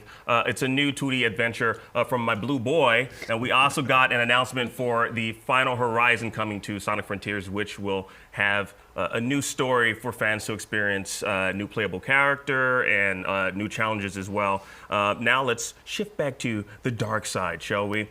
Alan Wake 2, coming out October 27th. Now we got a new trailer that focuses on Alan. And there were elements, there were like there were the real world elements, like kind of like interspersed with like the gameplay. What did we think of this? It's, Alan Wake has always been this series of very much of blending the normal with the non-normal, the strange, the weird. Remedy really, got to dig in real deeper with Control when it came out, and we got the Alan Wake DLC that covered that, kind of like gave a little bit of both. And so like I'm really interested to see what lessons they took from Control and are putting in Alan Wake 2. I'm really glad we finally got to see Alan Wake himself, and it's great. I'm very excited to play as the new character as well. Her name escapes me right now, but I'm very excited to see where this is going. This looks to be the most cinematic experience we've ever gotten from the Alan Wake franchise. So I'm all in on this one. I don't know if it's going to be like a day one buy because this year is stacked, but it's definitely up on my list. Yeah, Paris, how about you? What was your... It's funny, like you mentioned the lessons learned from Control. My thought with the live action was there's some lessons learned from Quantum Break as well. Too. So it's funny when I think about Remedy over the past decade or so, they've kind of been building this Alan Wake universe with Quantum Break, with Control, and obviously the American Nightmare. Now here we get Alan Wake 2. I keep saying it looks great, but it looks great because it does. Remedy has really built a reputation over the past few years, especially since Control with their game. So I'm definitely in day one. Now I'm excited for this one. We're running short on time. I have to mention this. Zack Snyder was there, of course. Promoting Rebel Moon. We also got I think it's a pretty decent size announcement. There's going to be a video game based on the movie Rebel Moon. We have Super Evil Megacorp working on that, which they've worked on a few games, a few roguelike games. One based on the Teenage Mutant Ninja Turtles called, was it Splinter Destinies? Destiny? Something like that. Yeah. So I'm kind of curious what that'll look like, honestly. And one thing that we got, which I wasn't gonna give any clout, but I'm gonna mention it. Someone ran up on the stage. That wasn't really a reveal, but it was something that took place. We're not gonna dwell on that. But yeah, we're gonna be here, for a few more hours talking about this. There's so much more going on at Gamescom. It can be hard to keep track, but Gamescom now has you covered. Now you can explore and discover what the world's gaming industry has to offer and cast your vote for this year's Gamescom Award. Now, it's also where you can take part in Gamescom Epics, the text adventure game of the show. Now, join the fun and you can win some cool prizes. Now, head to now.gamescom.global for more, and make sure you don't miss the Gamescom Award show this Friday or the annual cosplay contest and awards on Sunday. Now, also, don't forget, IGN will be here covering the show each and every day live on YouTube and Twitch. All right. Now, we need to take a quick break, but we've got tons more games to talk about in our countdown to day one. That's right, just day one of Gamescom Studio. Now, later on in the show, we have an extended trailer for Lords of the Fallen and an exclusive never-before-seen Hellboy trailer. Now, up next, we're talking to the developers of Tekken 8. Now, we have a great show coming up, but right now, we're going to take a quick break. The Cinefix Top 100. A list so secretive even we don't know what movies are on it or where they rank. What do you mean you don't know? Each episode will reveal one of the movies. Did I rush it? Felt like I rushed it. That was good. I liked it. Talk about why it belongs and finally find out where it ranks. Are you not entertained? Are any of the movies we've shown here even on the list? I have no idea, and it drives me crazy. Join us as we find out on the Cinefix Top 100, Mondays starting July 3rd. Why so serious? Hey, you! Yes, you! Do you have FOMC? Fear of missing Gamescom? Relax. Gamescom is everywhere you want.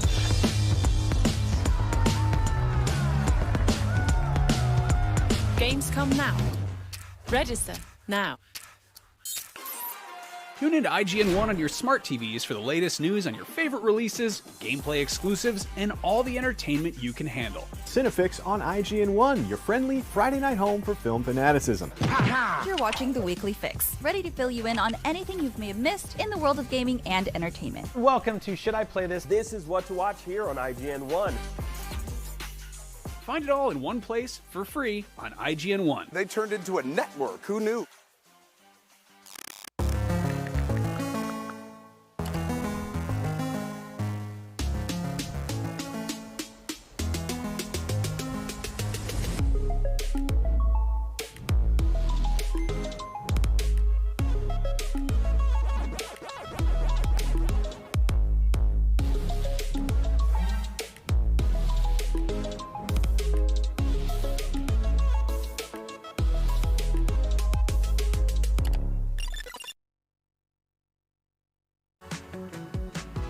Hello and welcome back to Gamescom Studio Opening Night Live on IGN. Now, we just watched Geoff Keighley's Gamescom kickoff showcase of big and exciting video games, and since we might want a little more, we're going to check in on one of the biggest games of 2024, Tekken 8. Now, we sat down with the people behind Tekken 8 and got them to tell us about some of the biggest new changes to the game. Take a look.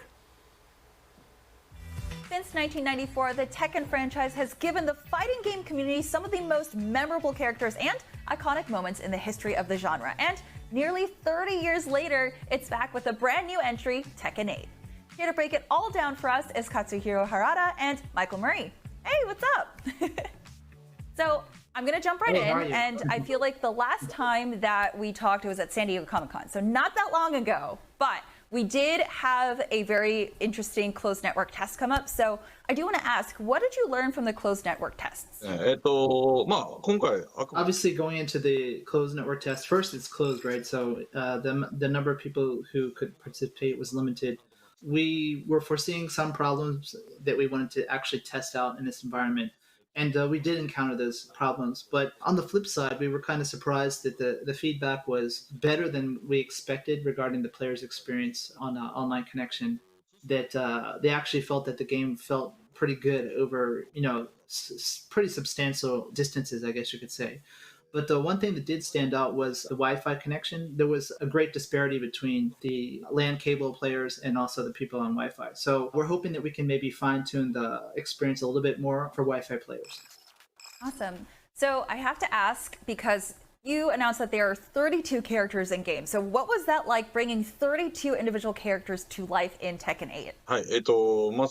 It was a huge task in itself, bringing 32 characters to the game. If you look at other fighting games on the market, the number tends to be around 15 to 20 some. So 32 is quite a large number. And also, it's not just about being a fighting game and being able to play your character against opponents. Tekken also kind of has that element of being a character game, where not just about the core fighting mechanics, but people want to see their character and see how they're portrayed in the story and how that plays out in the newest installment.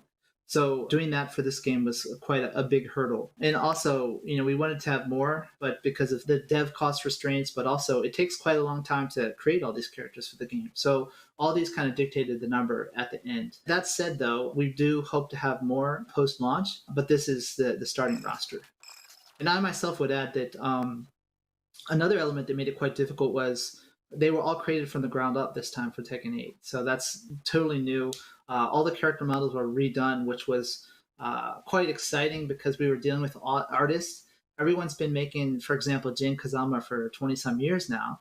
But when you make the model from zero base, it's like little things are off, and you have to kind of fine-tune to make sure they look exactly like the character that everyone remembers. So there was quite a bit that went into the characters themselves. I never even thought about that, but that's actually really great insight. So, okay, so you talk about this being more than just a fighting game. So I know that there is more character personalization in Tekken 8. So are you telling me that I could put bunny ears on like all of the characters? Yeah, so if you can imagine, Tekken 7 itself had a lot of customization options. So we've even increased it from there, the categories, etc., that you can equip. So in general, yes, you could most likely equip bunny ears to most of the characters, though there are some limitations in certain cases. For example, maybe a character has horns or something that might conflict with it. So we wouldn't say 100% on everyone, but in general, yes, that's the case. In addition to not just the look of your character, but the look of various elements of your game, the life gauges and the player panels, etc. There's a lot that you can do there. But not just that, the music itself can be customized. So we have a jukebox feature, which the fans really loved for the PS version of Tekken 7, but it's back again for Tekken 8, so you can select different pieces of music for various areas of the game. I love that Tekken 8 seems to be really just showing so much love for the players. So in addition to that, we see that Arcade Quest is a new mode that's coming in. So can you share us some more details on what exactly this new mode is? So yes, the Arcade Quest is a brand new feature for Tekken 8. We just want to be totally clear that this doesn't replace the story mode that people are used to, which portrays the actual in-game characters and the story arcs and the machinemas, etc. This is totally separate from that. This is more about the player's story, and it's made to kind of recreate the arcade feel that Harada and myself experienced when we were, students, and many other people our age. I had a great time there. And we feel that kind of was the roots of what grew into what we see now as esports, right? It started off as that kind of competitive culture in arcade. So people from our generation will instantly recognize that and feel nostalgic. But for younger people, maybe they didn't have the chance because arcades weren't as common as they are back then. So maybe it's the first time they're seeing a kind of a virtual arcade, and they can kind of see, oh, this is where my parents were hanging out and enjoying themselves. And also to understand a little bit more about that competitive culture.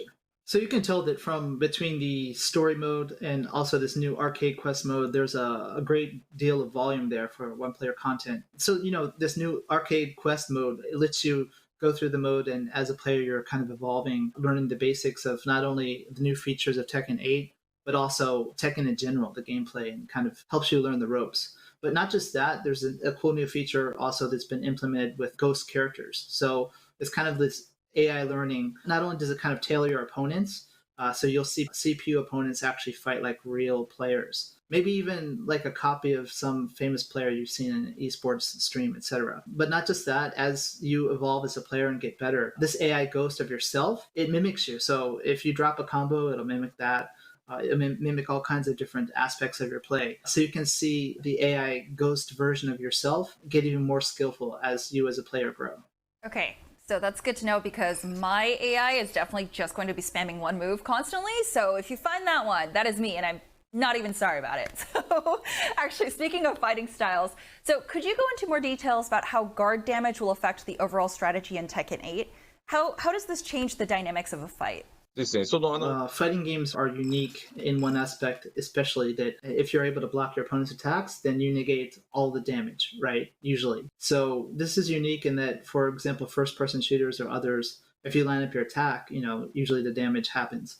So this time the key concept for Tekken 8 is aggressiveness, right? So in order to kind of enhance this experience, one of the new mechanics is certain attacks will deal kind of recoverable damage to your opponent. So this kind of alleviates the instance where you see two people going back and forth and they're unable to kind of break out of that match, right? So this is supposed to kind of foster players to make them want to go on the offense and to rush down their opponent. So this is what we call the chip damage when you deal the damage while they're blocking, right? And also this can be recovered by doing various different actions. So there is a way to alleviate that, but it is designed to make the game more aggressive.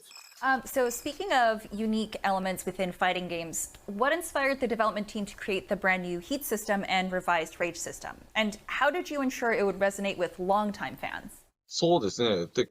With fighting games, it's quite interesting that to us, each installment of Tekken is quite different with the different changes we've made to the battle systems. And we feel that players feel the same way who are actually following the games closely. But for people who aren't into fighting games, a lot of times just because the perspective of the screen from a sideways view looks the same, they'll be like, oh, fighting games haven't changed in how many years. That's not the case, we think. Especially this time with the Heat system, it's designed for aggressive gameplay like we were saying, and it does many things. One of the main things is the inspiration was if you're watching some kind of a martial arts match and you see maybe there's back and forth and there's no big moments, but then all of a sudden a certain punch will land and then the outcome of the match changes drastically, right?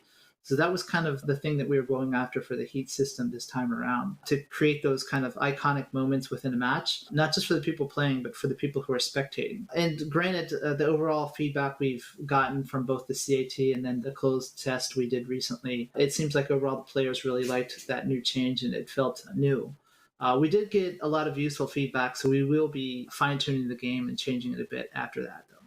And just personally, I'd like to add one thing that, like Corrado's mentioning as the main core concept of it, but another cool thing I think about the Heat system is that each character is kind of unique in their moves and their playstyles and strategies, but then when the Heat system kicks in for each character, it goes even more. They get access to new techniques during the Heat state, or certain parameters like King, when he throws his opponents, they'll actually recover the Heat gauge. So there's a lot of things that make the characters even more unique when they're in the Heat state. So I think that's a really cool addition this time.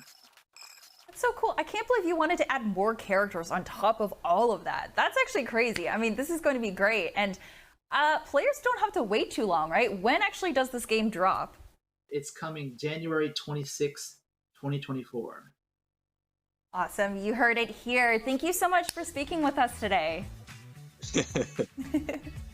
The Tekken 8 hits PC, PS5, and Xbox next year, and we'll be covering every hard-hitting moment right here on IGN as we count down for the days for it.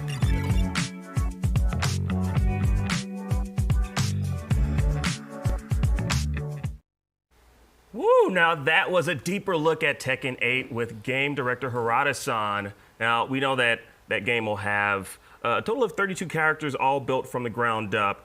We really got to talk about some of the new features. Like, one of the new features is the arcade quest, which I'm kind of curious, how do we feel about this new mode?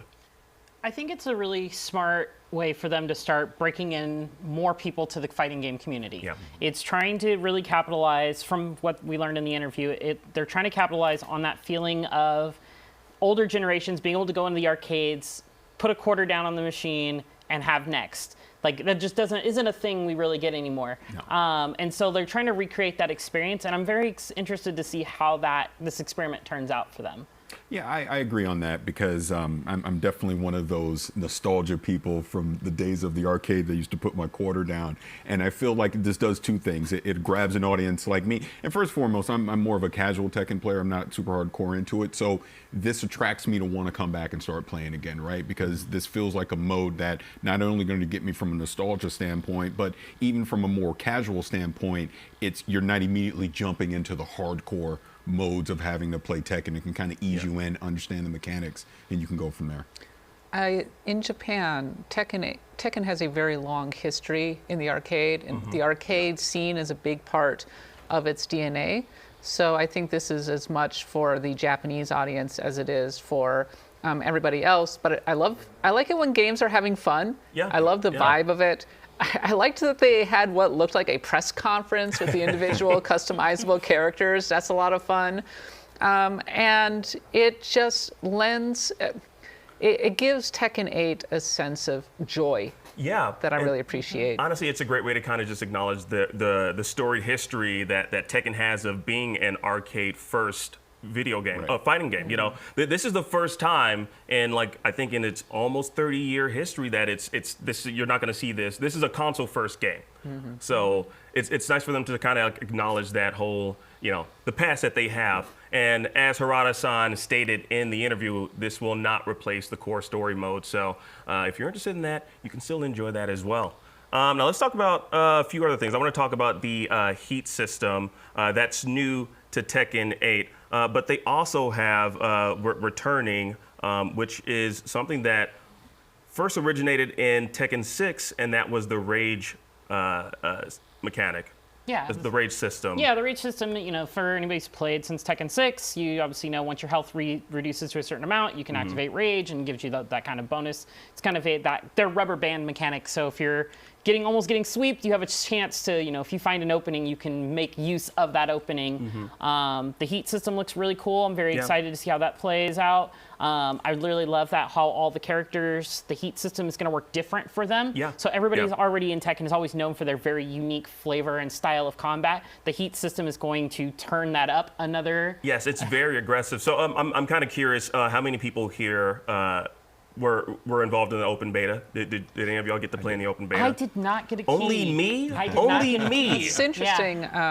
We just posted this from that interview. They were talking about how they were testing out the online, and so we all know online is kind of a bugbear for a lot of fighting games. They've introduced rollback netcode and whatnot, and a lot of these games, and Harada has said that actually it's exceeded expectations. For the closed beta network test, which is great. They want to improve the Wi-Fi play. Yeah. Jada, you've played a fair amount of Tekken. I'm curious, how have you found the online over the years? You know what? I try to avoid Wi-Fi warriors as much as I can. But sometimes, you're traveling and that's all you've got. Playing on your Steam Deck? Playing on my Steam Deck. I don't think I've actually tried Tekken on my Steam Deck yet. But I don't know. I'm a hardwired person first. I really hope that the Wi-Fi settings are getting better. Like I said, I didn't get to test the beta, so I still need to see it firsthand. But I did hear good things from my friends that were in the beta. So it was great. I'm one of your friends, and I can attest to it being. I don't know if I can sign off on you being a friend. Oh. Just kidding. Akeem's my friend. We're friends, of course, we're friends. The thing that I find interesting is to compare Tekken with Mortal Kombat, obviously, which is coming out. And it just really, Anyway, Mortal Kombat looks more accessible, I think. All right, well, we're going to be throwing to a break. Coming up in a little bit, we're taking an extended look at Lords of the Fallen, and we have an exclusive trailer for Hellboy Web of Wyrd. And we'll be back with more right after this.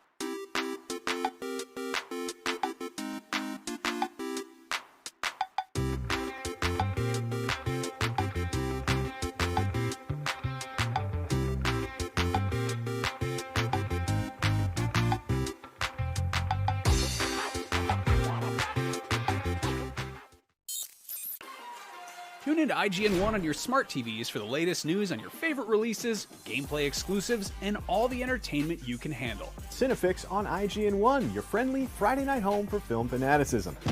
You're watching The Weekly Fix, ready to fill you in on anything you may have missed in the world of gaming and entertainment. Welcome to Should I Play This? This is what to watch here on IGN1. Find it all in one place for free on IGN1. They turned into a network. Who knew? Be there. Be strong. Be fierce. Be better. Be different. Be winning. Be epic.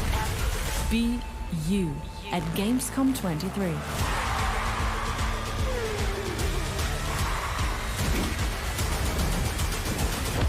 Come and be everything at Gamescom 2023. Hello, everybody. Now, we've got something special for you, an exclusive extended trailer for Hexworks' upcoming Souls-like action RPG, Lords of the Fallen. So get ready to spend some more time in the realms of Axiom and Umbral.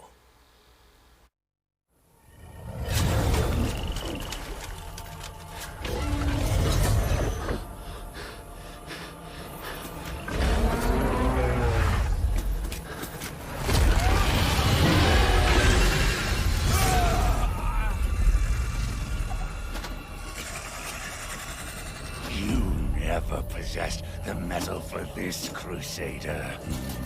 You fail.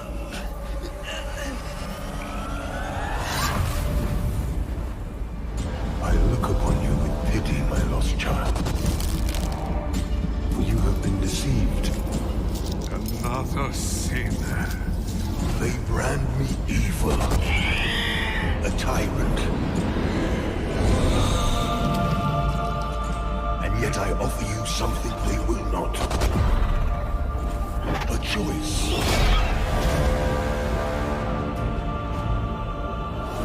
Hello again, deathless one. After all the time mankind have had to shape their own destiny, see what they have made of it. War, greed, hatred, suffering. Chaos.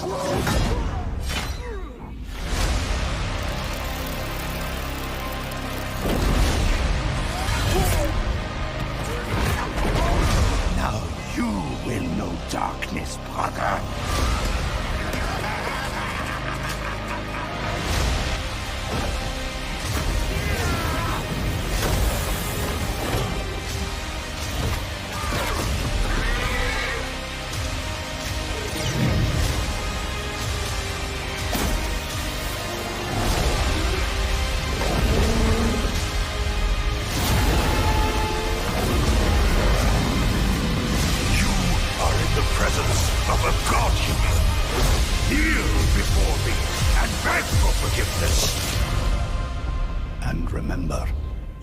Into the shadows might be the shadows look back.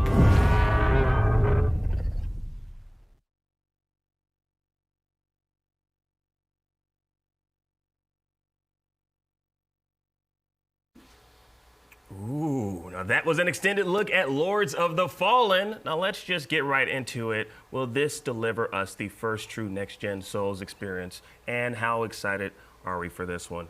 Jada, I already know how you feel about it, but that was pointed towards you. That was pointed towards you, yes. How do I feel about it, Akeem? You think it's great. You think it's phenomenal. You think it's You're fantastic. Right, you're a type But of I want you to go into detail. You want me to go into detail? Yes. So I haven't got a chance to get hands-on with this yet, but from everything I've been seeing, it's an IGN first, so we've got tons of videos and coverage we've been covering. I just can't get enough of this game. The Axiom and Umbral worlds, that whole mechanic of having a lantern that you can hold up and look into the darkness. There's enemies that can attack you from that realm if they see you while you're doing that and pull you into this realm is a mechanic that I've not really experienced in a game before, so that's really cool.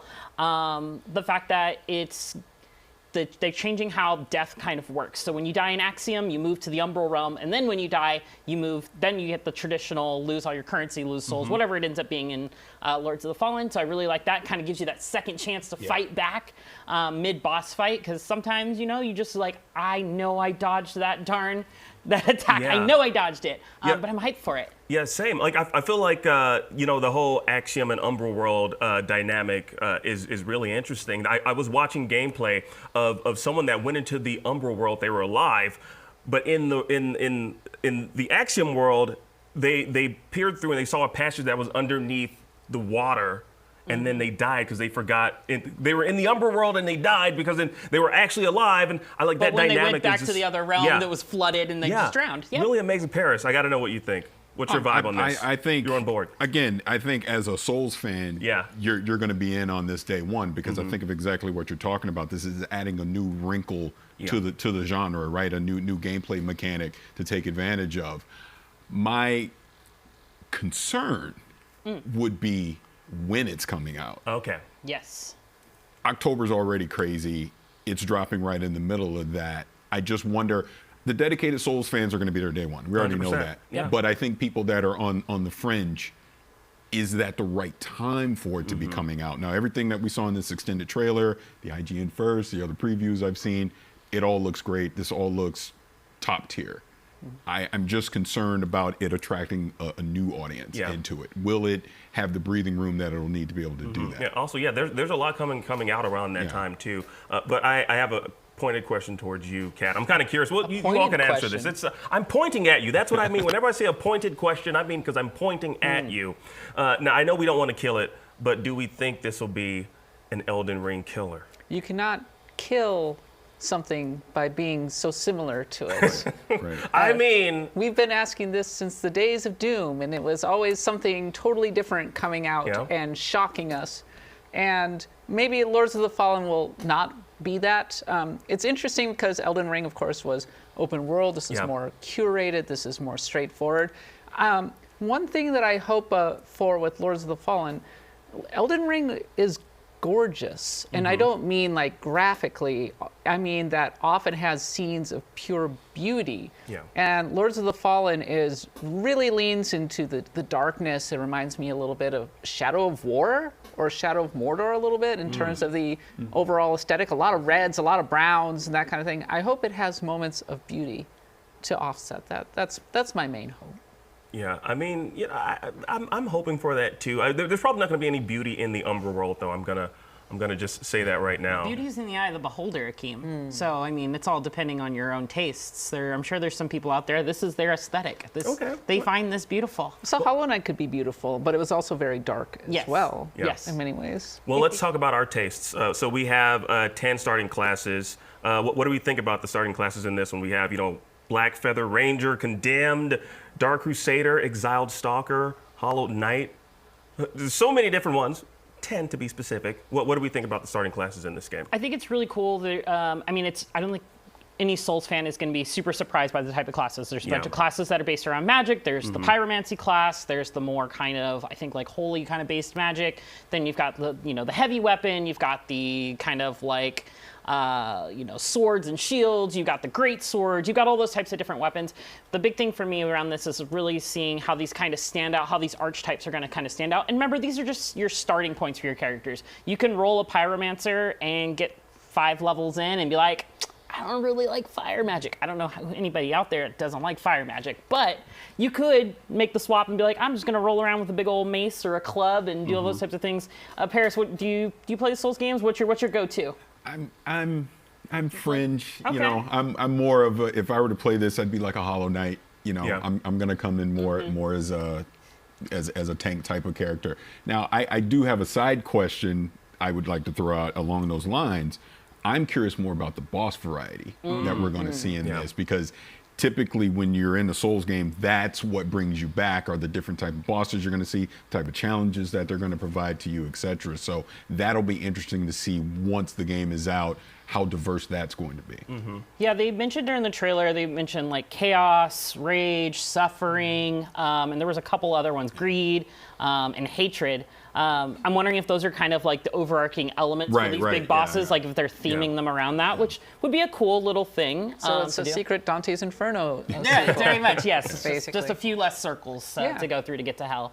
And I think one of the big things for me is, we didn't talk about it a whole lot, but co-op in this game is much easier than any other Souls game out there. Yeah, explain that to us. Like, how so? Yeah, to summarize it real quickly, basically, there's like, I believe they're called vestiges. They're basically the bonfires of this game.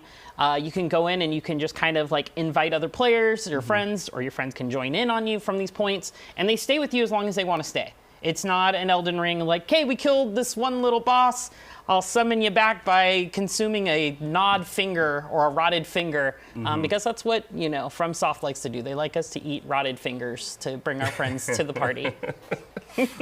Oh man, well, so many good points here, especially Paris. I sense what you're saying. I know the Souls fans are going to be there for this, but for people that aren't super big on Souls games, with everything else that's coming out, it might have a hard time, buying into this, but it still looks beautiful. Yeah, it does. And it's a beautiful, beautiful picture. Speaking of pictures, if a picture is worth 1,000 words, then a trailer has got to be several billion at least, right? So instead of me telling you how sick the new Hellboy game looks, let's take a look for yourself. Go.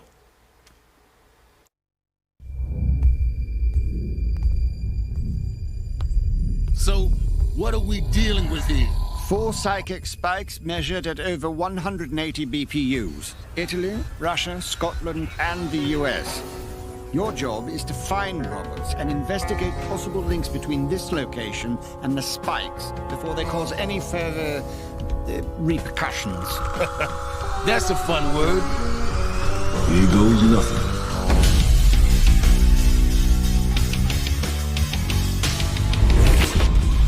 I'm gonna be sore. Definitely not Kansas.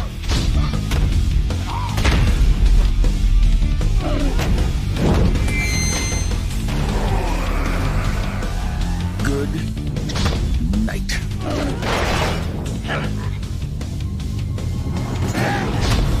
The further you travel the world, the closer you will come to that which corrupts us all.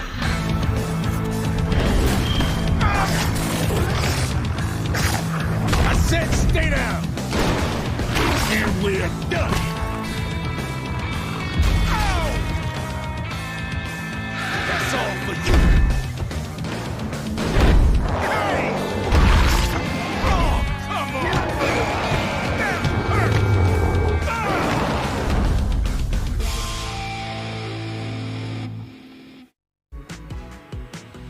That was Hellboy Web of Wyrd. Now, this is an original story in partnership with Dark Horse Comics. Mike Mignola, the creator, is also attached to it, which is awesome. Now, what do we think about that? Like, first off, the graphics, I gotta say, I love the cell shading. It really is reminiscent to the graphic novel. What did y'all think of this? Paris, let me start with you. I think from a visual standpoint, it looked phenomenal. To your point, the cell shading on this. I've been a somewhat big fan of Hellboy over the years, so to see this come into the game this way, if they can just nail that Hellblade-esque type of story, depending on what they're going to do here, I think this will be a great addition. Supposedly the stories surrounding the Butterfly House said to tie around multiple independent stories into one. So we'll see how well those kind of multiple stories merge into one. I hope they're not getting too ambitious with it, because I also like Hellboy. I'm not a huge fan, but I do like seeing Hellboy in the landscape of our content. Yeah, no, this is being developed by Upstream Arcade. Which I think honestly they were perfect for this job, because one of their previous games, West of Dead, The Path of the Crow, is very reminiscent to that, of this particular style that we're looking at, this cell shaded style that we're looking at here. I'm honestly glad they went this direction and not the direction of the movies, just because again, like I'm pretty sure they're catering to the old school graphic novel fans for this. What do you think about the combat system, Kat? What's your take on this? It's funny because when I was watching them play, my first thought was Mad World. Does anybody remember Mad World? Yeah, love me some Mad World. Back on the Wii. Back in one of the OG Platinum games on the Nintendo Wii. That one was a lot more violent, and it was also black and white with splashes of red. But for whatever reason, maybe it's just the perspective, the movement of the actual combat and everything. That was my first thought. I think that sort of the pacing of it makes it look a lot more, shall we say, tactical. And I think that's kind of fun, actually, because so many games are very much super fast-paced, hit them and everything. So I like to think a lot more. I hope you're right, because it definitely, the combat didn't look smooth to me. It looked a little clunky, but I imagine that is just based on whatever combat system they're using. I need to see more, and I need to get hands-on with this before I can make a better judgment on it. I think that's all valid and fair. Just got to get more hands-on. Honestly, I wonder if that clunkiness is kind of like a creative direction that they took, maybe. You know, kind of like, we've seen Into the Spider-Verse where it's kind of jittery in movement. Again, this is a video game, so it could be interpreted as like it's just clunky, and maybe it just needs to be polished a little bit more. But Hellboy, Web of Wyrd, good stuff. Now, coming up, we've got some brand spanking new gameplay and details on The First Descendant, plus an exclusive extended look at Warhaven and Killing Floor 3 right here on Gamescom Studio opening night live. But right now, we need to take a very quick break, so stick around.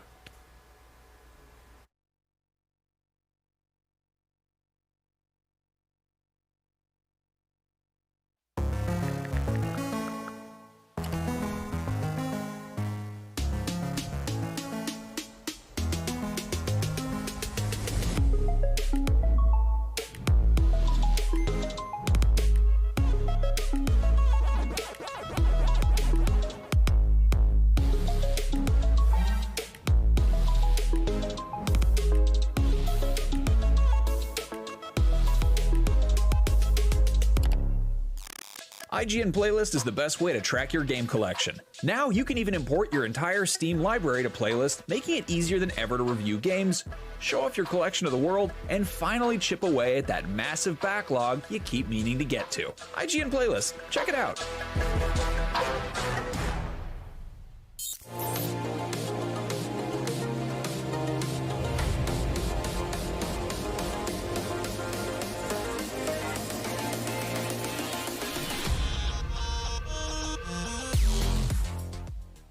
Welcome to Super Debatable. When you got big takes on superheroes as hot as ours, well, you need a place to vent them. And that's exactly what we'll be doing week after week on Super Debatable, arguing over the most divisive topics facing fans. The MCU, that multiversal mess peaked years ago. It's all downhill from here.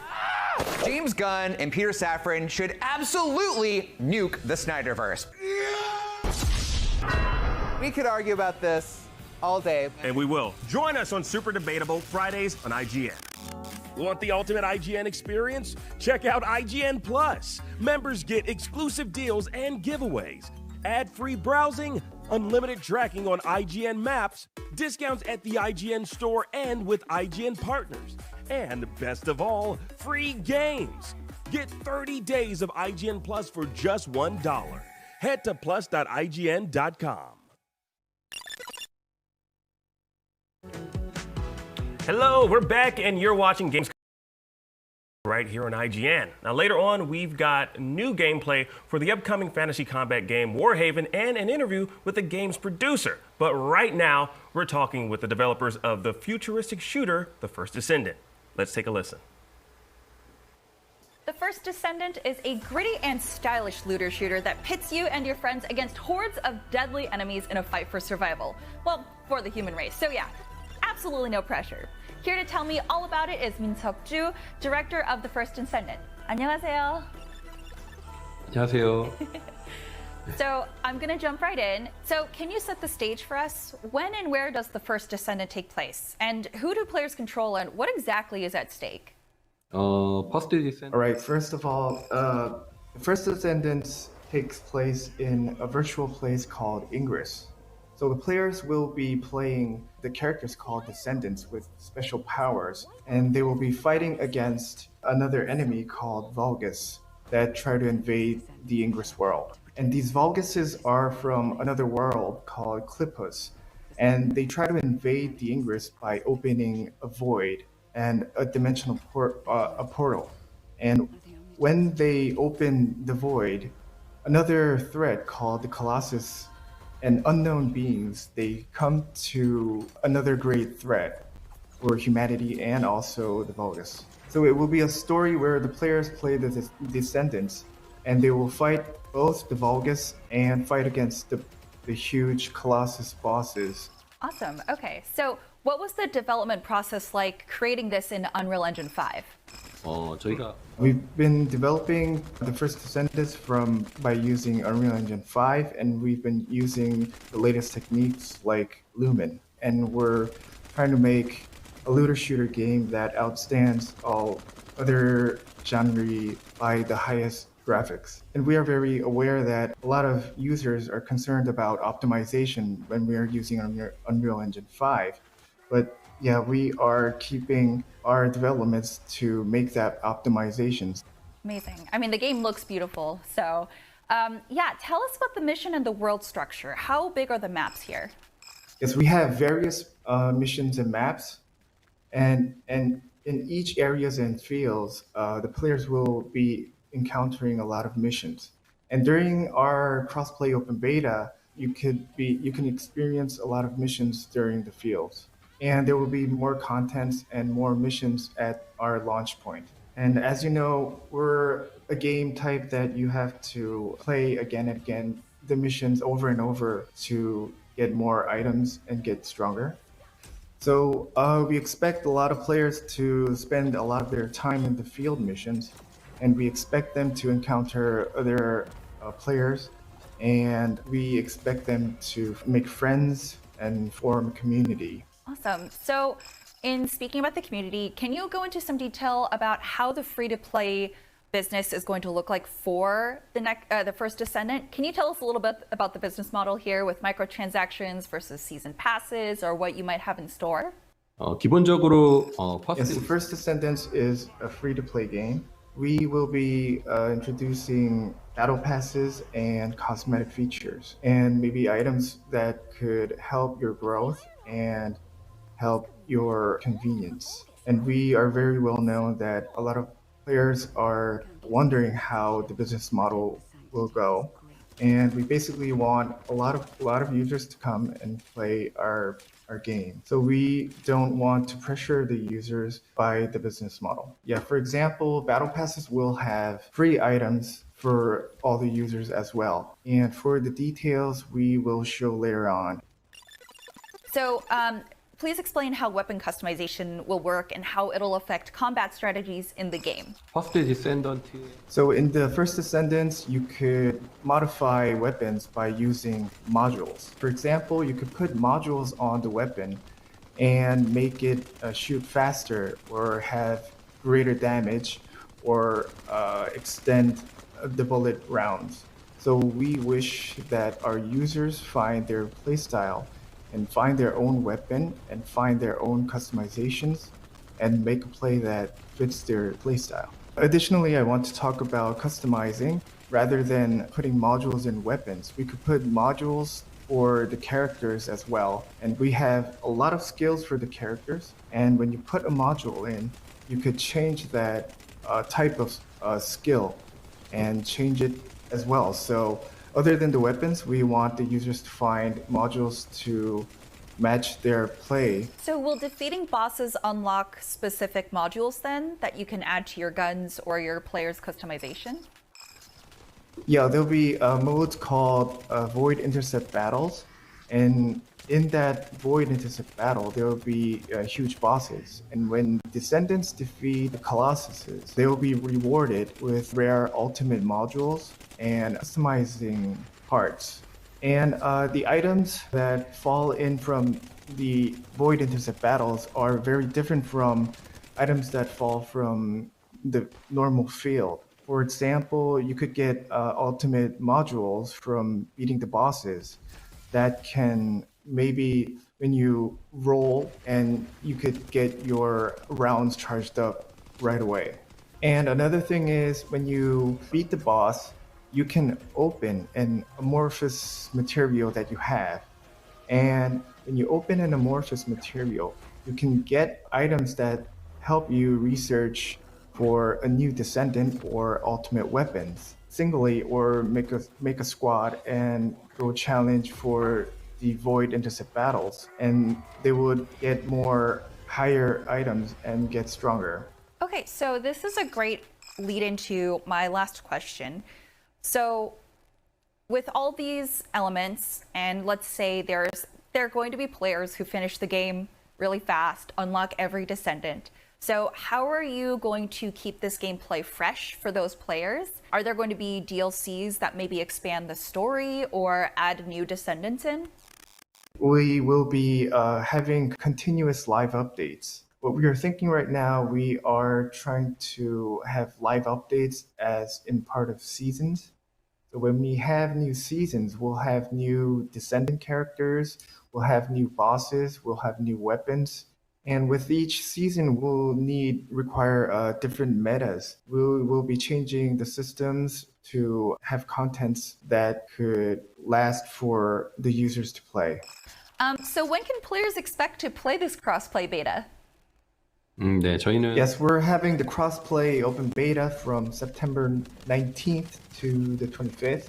So we're supporting the game from PlayStation, Xbox, and also PC. And we've made so many changes from the last Steam beta, so we want a lot of users to be interested, and we want tons of users joining our crossplay beta. I have to ask, is the bunny armor in this beta? 그 토끼 armor 있어요? 이 베타에? Of course. I'm playing it for sure. Thank you. All right, thank you so much. That was The First Descendant coming to PC and console soon. For all things The First Descendant, be sure to stick right here with IGN. All right, now that was a look at what's new in The First Descendant right here on Gamescom Studio Opening Night Live. And in just a second, we're going to talk about some of the highlights from Opening Night Live. But first, the biggest video game event on the planet also cares about the planet. Now, this year's Gamescom Goes Green initiative has made some huge leaps forward. Not only is this year's core event 100% climate neutral, it's also running on 100% renewable energy.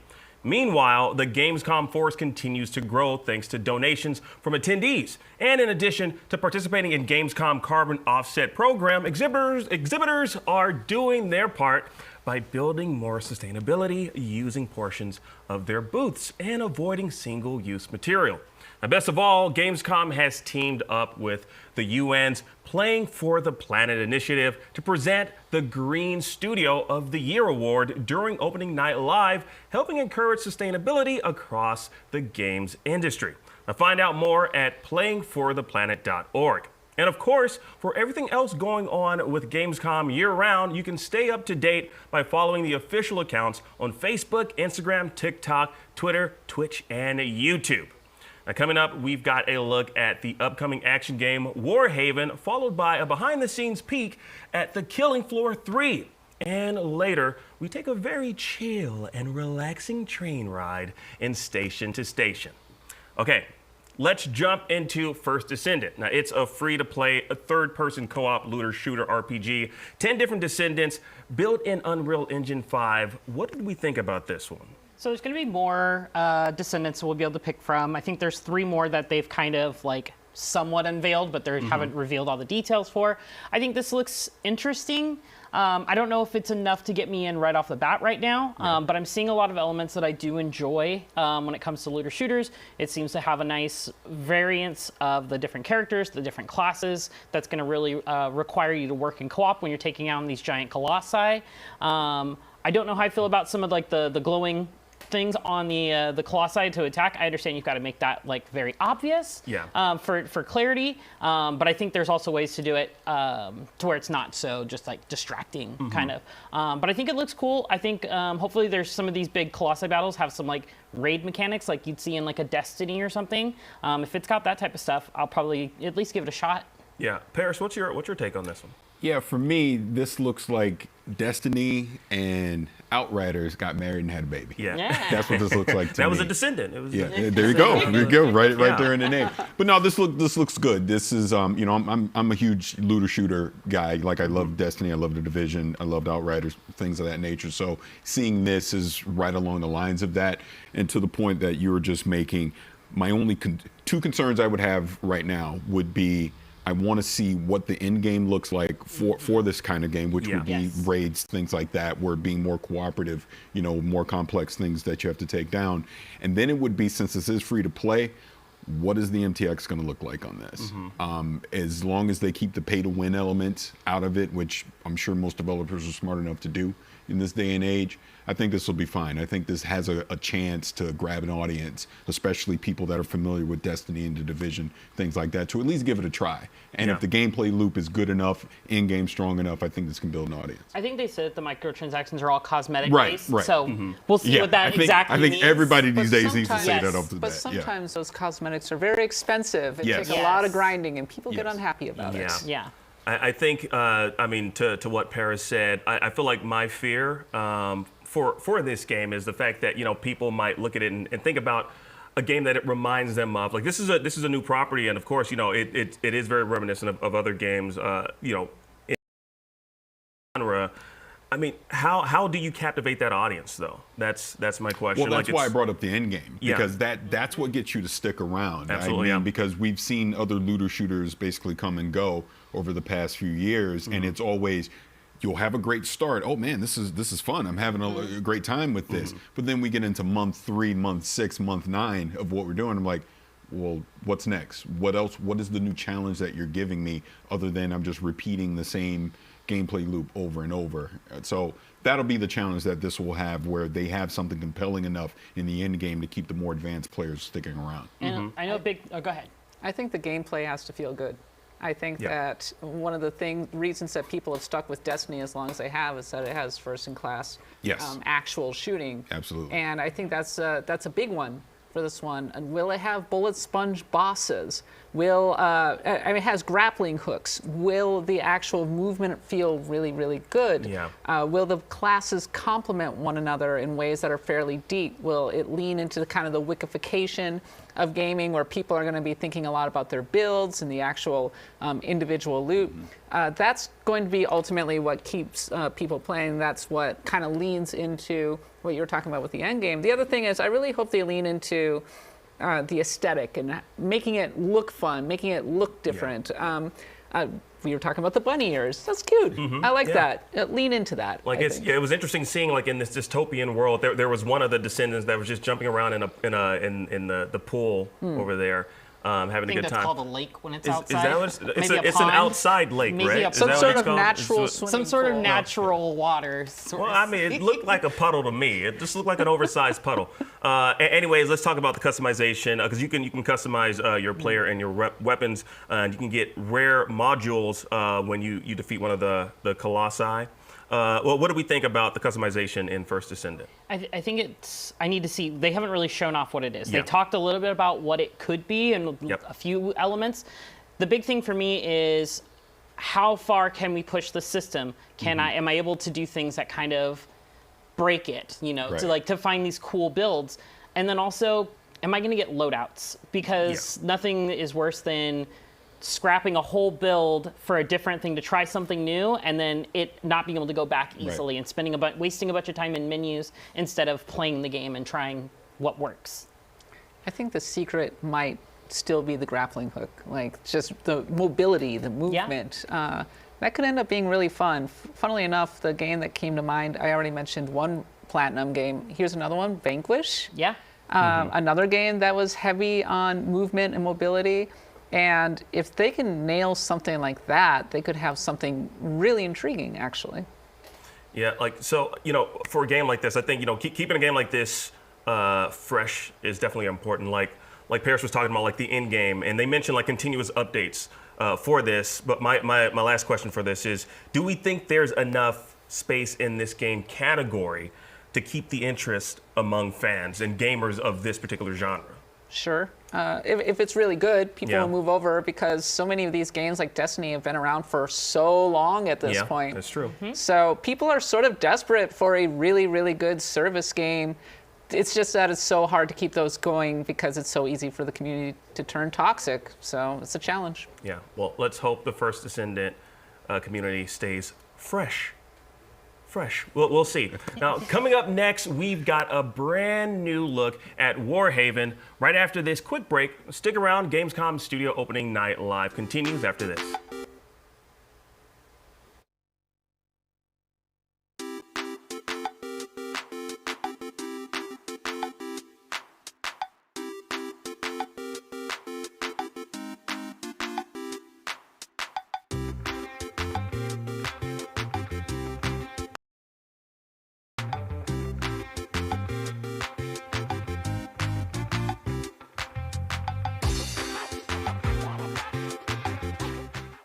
Behind every game, movie, and TV show you love is a wild, crazy, and sometimes unbelievable story. No one is just black and white. From revealing the secrets behind your favorite franchises to solving a legendary video game mystery, I'm coming for you. IGN Inside Stories gives you a peek behind the curtain. If people come to the game now and see what's going on there, I think they'll be surprised. Join us as we dive into hyper-dedicated fan bases, worldwide phenomenons, and the most incredible untold tales in games and entertainment. I said, wait a minute, that doesn't sound so good. It was definitely not what I expected in the best way. Inside Stories, available now only on IGN. And I was like, holy shit, we're gonna do this.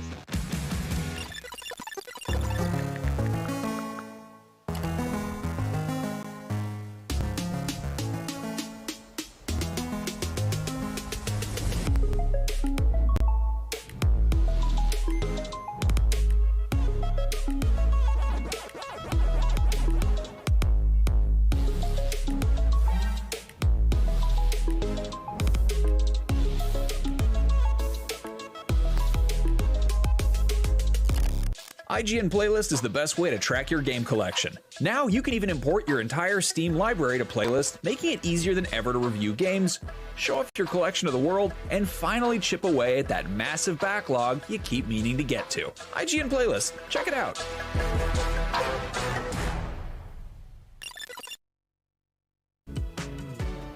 Hey, welcome back to Gamescom Studio Opening Night Live right here on IGN. Now coming up next is an extended look at Warhaven, the upcoming medieval fantasy combat game. And right after that, we'll talk with the developers to check it out.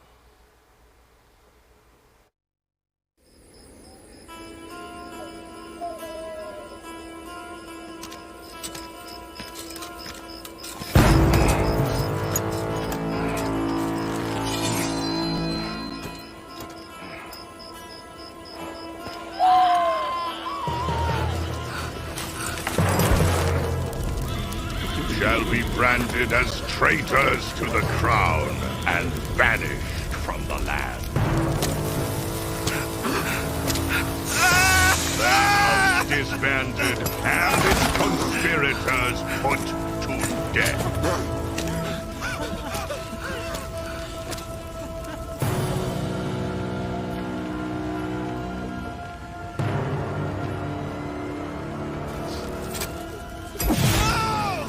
Took my parents' heads. He imagined his throne saved.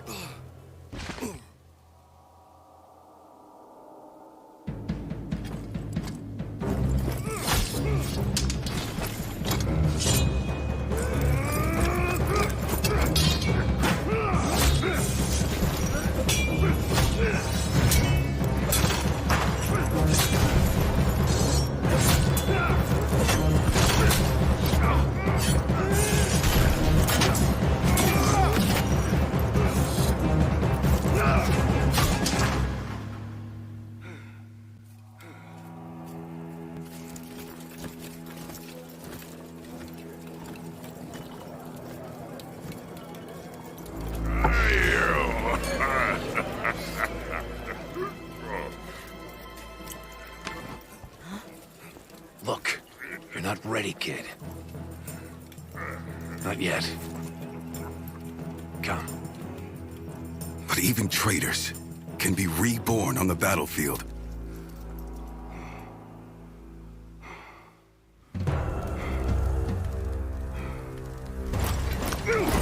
You're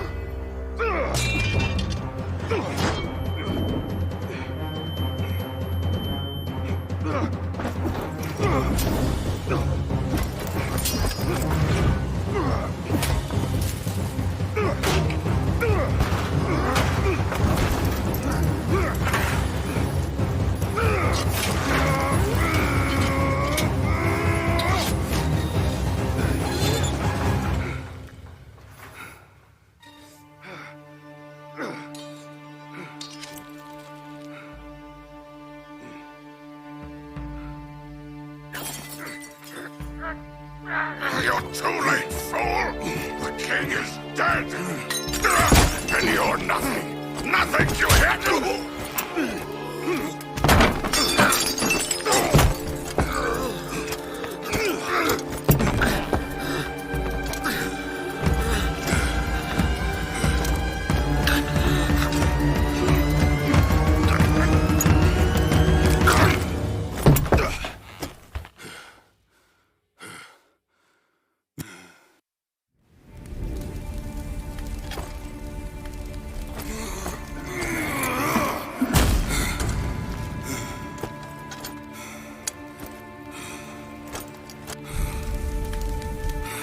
The king shall never find peace.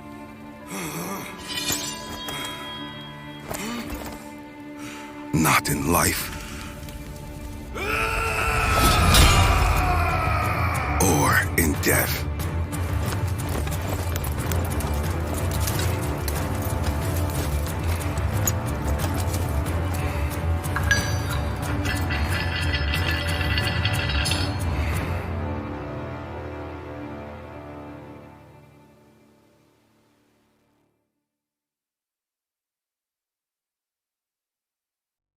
If you've ever read up on medieval historical battles and thought, hey, I would have done a way better job than those guys, we have some great news. Warhaven is the brand new medieval multiplayer game that lets you travel back in time to prove it. Here to tell me all about it is Eun-Seok, director of Warhaven. 안녕하세요. 반갑습니다. 안녕하세요. 반갑습니다. 이은석입니다. So I have my first and fun question. Would you say Warhaven is like Battlefield, but with swords? Yes, it's a straightforward question. It's a bit direct, but I can say yes. Warhaven is Battlefield with swords. So how does the transformation into an immortal work in-game? And what strategies can players employ to leverage this feature? 네, 저희 게임에서 So we wanted to deploy immortals into our game because we wanted to provide some kind of alt experience that other games might have. But before, we had a system where you had to fight and accumulate battlefield points to actually transform into immortals. But this time around, during early access, you'll be able to play as an immortal anytime, so you can transform on the battlefield whenever you want.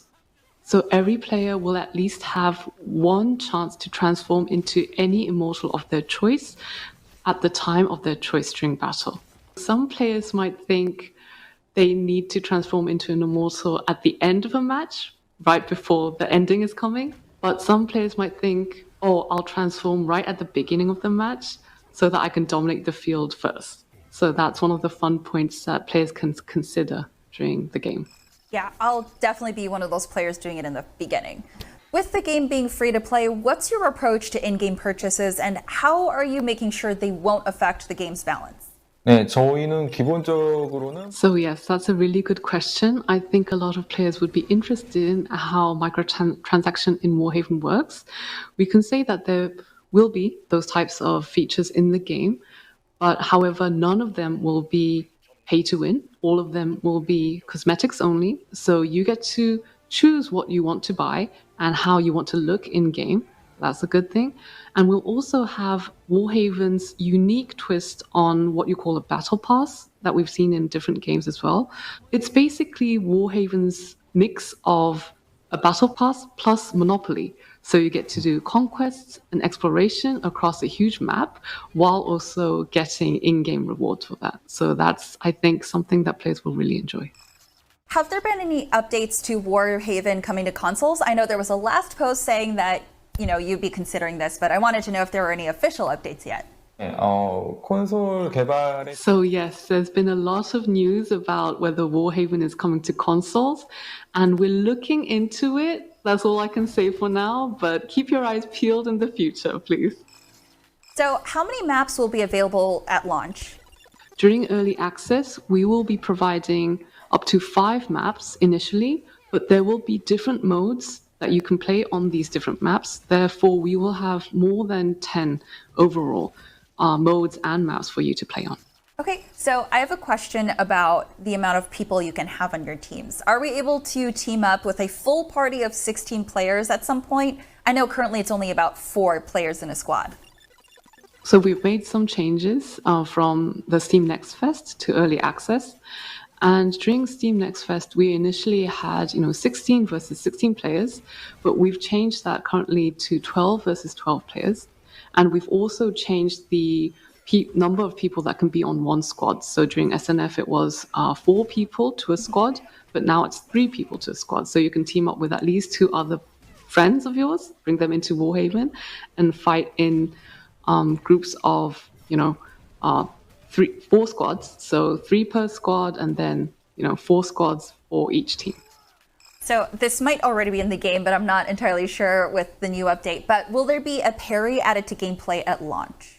그러니까 다른 게임들과 비슷한 그 So when you say parry, I don't know what sword fighting gamers might expect from that word. They've played a lot of different games, such as Sekiro or For Honor, other games. But in our game, we do have a parry mechanism that is a bit different, maybe, than the other games, and it will give you an advantage in fighting. If another soldier comes at you with their sword and you have to block it, that will, affect whether you die or live. So yeah, there's going to be a mechanic in the game. Okay, yeah. So in the most recent beta, we saw some game modes get taken away from the playlist. Will those be returning in the full release? During early access, we will have a few modes that some players might already be familiar with. We'll have Onslaught, which is basically your team has to advance into the enemy's territory and you have to push forward, and you have to stop them from pushing back, basically. We'll also have Dominion, which will be conquering basically different control zones. You'll either have the option of choosing between 1 control zone or 3 control zones. And we'll also have one of our internal favorites, which is Arms Race. It's protecting a war machine from one goal to another goal while fighting enemies. Some of the players initially who have known Warhaven until now, they might think the mode's rules were a bit difficult, but we've simplified them down so that everyone can enjoy them more easily. Our default playstyle is 12 on 12, but we've also added a new mode, which is 6v6, and that will be for Team Deathmatch and Capture the Flag modes, which everyone loves. Okay.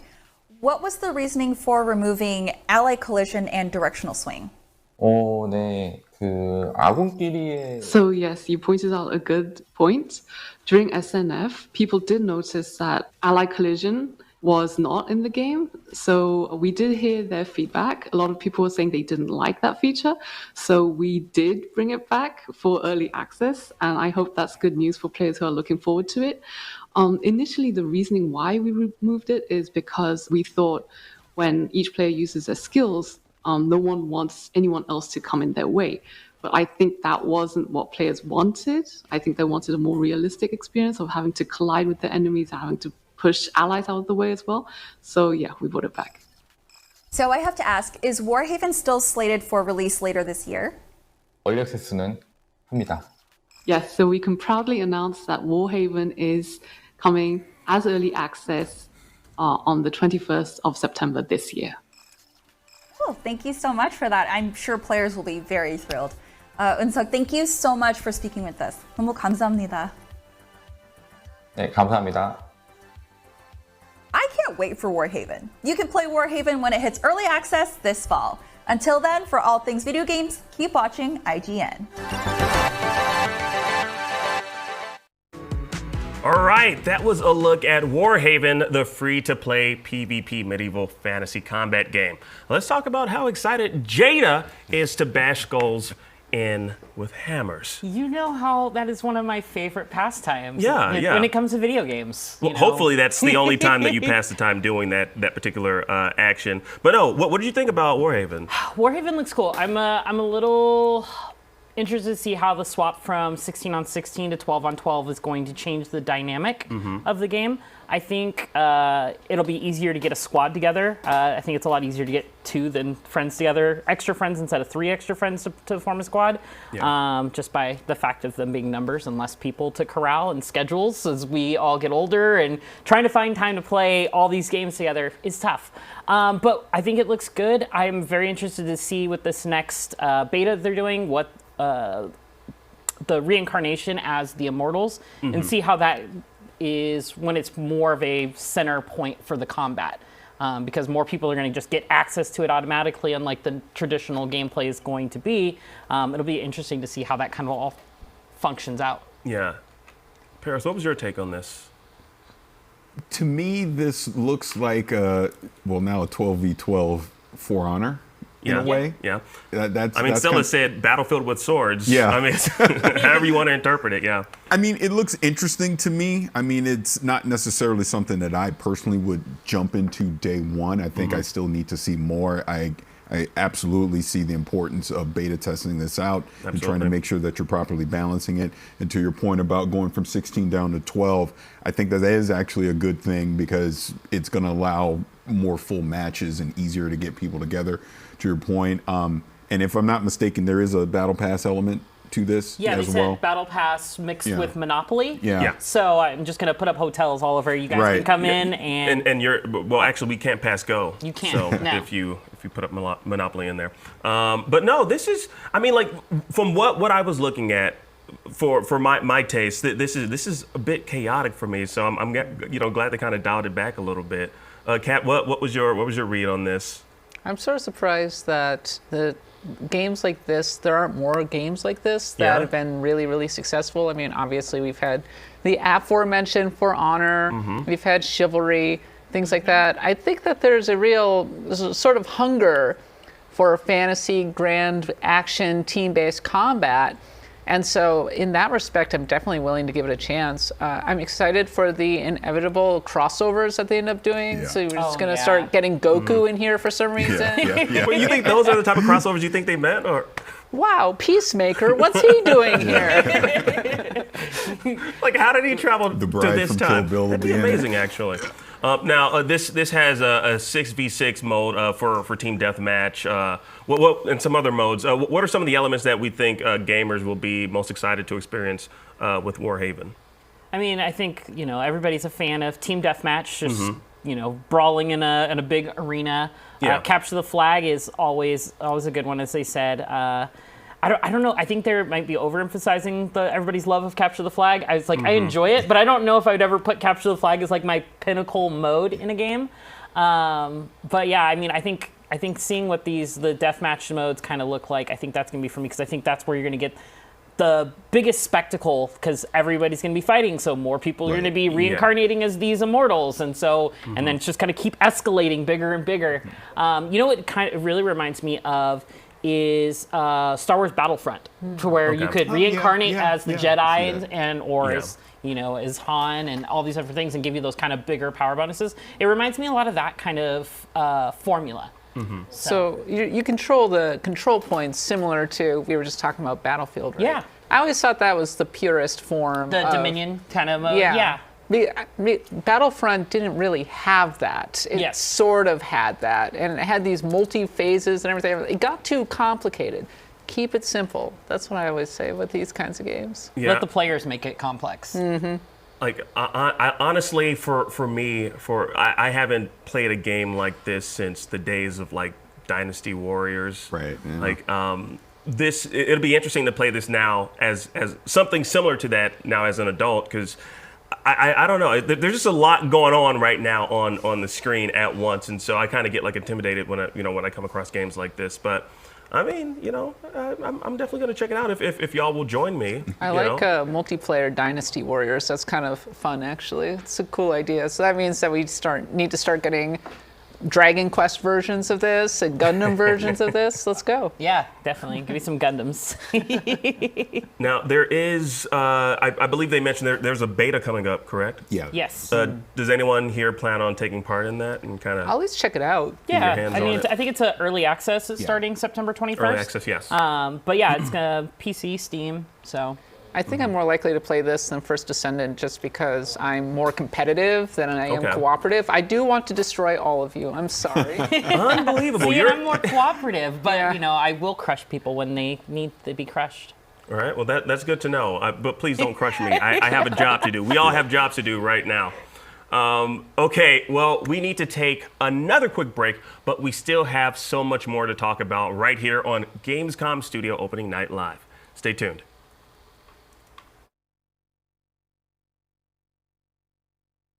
Yes, you. Do you have FOMC? Fear of missing Gamescom? Relax. Gamescom is everywhere you want.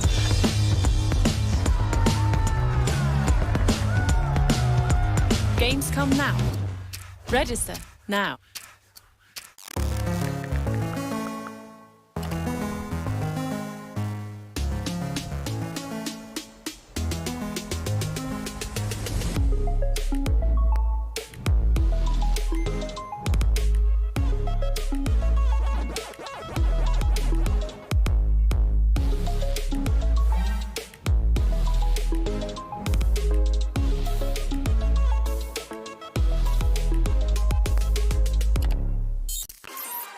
Tune into IGN1 on your smart TVs for the latest news on your favorite releases, gameplay exclusives, and all the entertainment you can handle. Cinefix on IGN1, your friendly Friday night home for film fanaticism.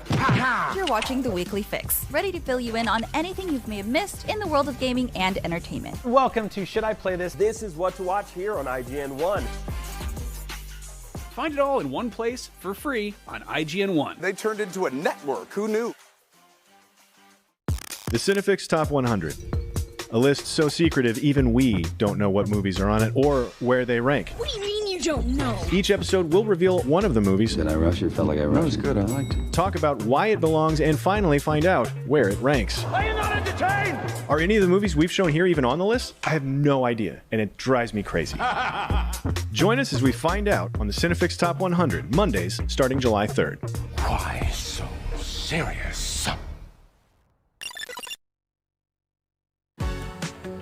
Well, hello and welcome back. Now, so much left to get hyped about here on Gamescom Studio Opening Night Live. Now, up next, we've got something special, an exclusive behind-the-scenes look at what goes into making the bodies hit the floor while developing the newly announced Killing Floor 3. Take a look.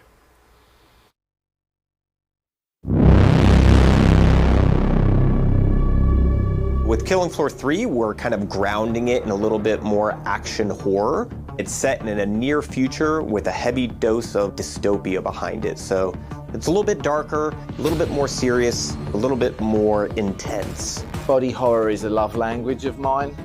Seeing the brief, I got very, very excited.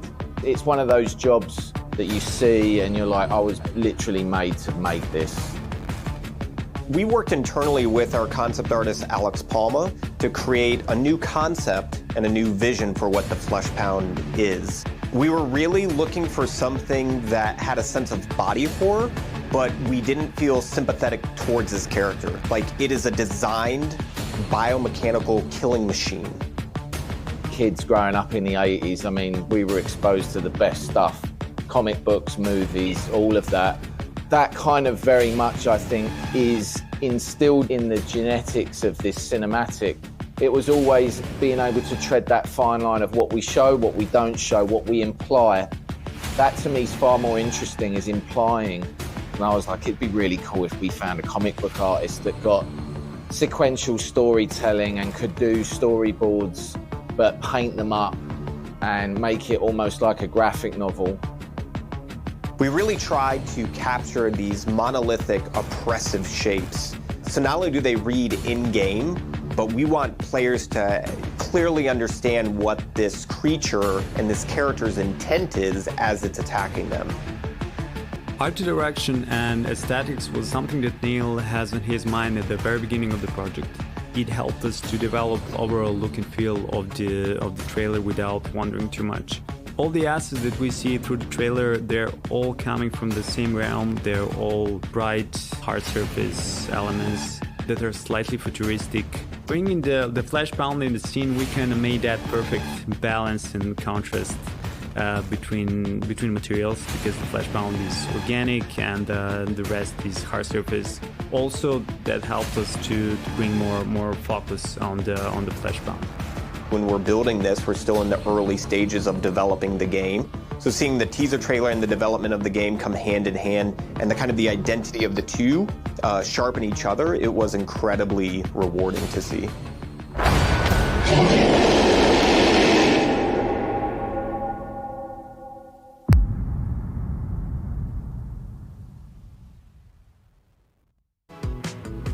Now, that was an exclusive extended look at Killing Floor 3 right here on Gamescom Studio Opening Night Live. Now, up next, here's an exclusive look at Pharaoh the Sundered Tribes. Check it out.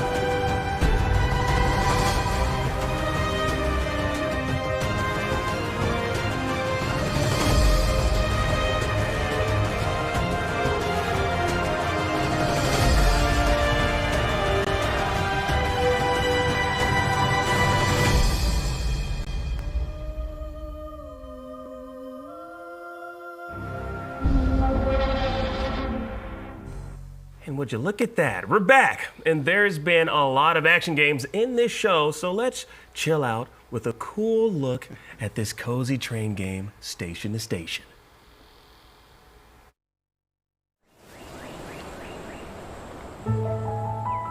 Imagine a quiet world, ready to be connected. All aboard!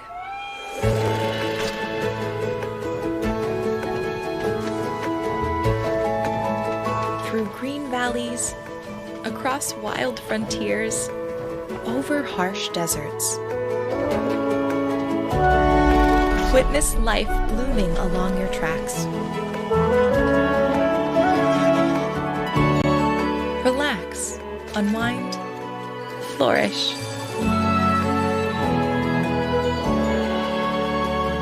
Bring the world to life in Station to Station. Arriving October 3rd. All right, now just before the break, we took a look at a slew of trailers, including Station to Station, Pharaoh the Sundered Tribes, and an exclusive extended behind-the-scenes trailer for Killing Floor 3, because, you know, those games are very related to one another. I'm just kidding. The only thing those games have in common is that they're video games. So let's talk about them all, okay? How about we start with the third-person action RPG, Pharaoh the Sundered Tribes.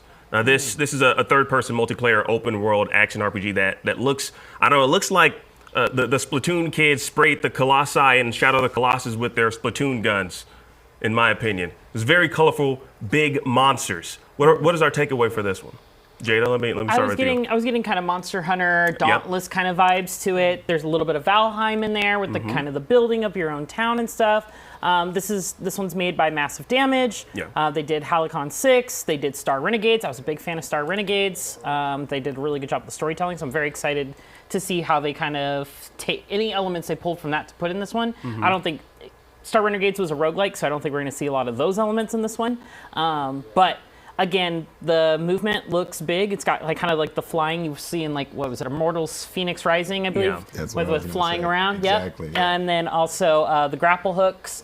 Kind of reminds me of the clutch claw we got from Monster Hunter. So like, it's got a lot of stuff mixed into it. So it's got me intrigued. I'm intrigued by this one. Yeah, like I don't know. I'm also curious about like the whole building aspect of the thing, which kind of adds to just the aesthetic, and it's just beautiful. Like I love the vibrant colors. Paris, what's your thoughts on this? Yeah, I mean, right, what you're saying. I love the art style that they have for this game. Your Immortals Phoenix Rising was spot on. There was an indie game that recently came out as well called Ravenlock. This has, from a visual standpoint, this has some similarities to that as well. But yeah, I mean, it goes on the radar for me. I mean, it definitely looks interesting enough that I want to see more. I do need to see the building aspect play out more. And that would probably be the biggest thing for me. Yeah, I'm right there with you. Kat, I feel like, I don't know why, I feel like this game might be up your alley.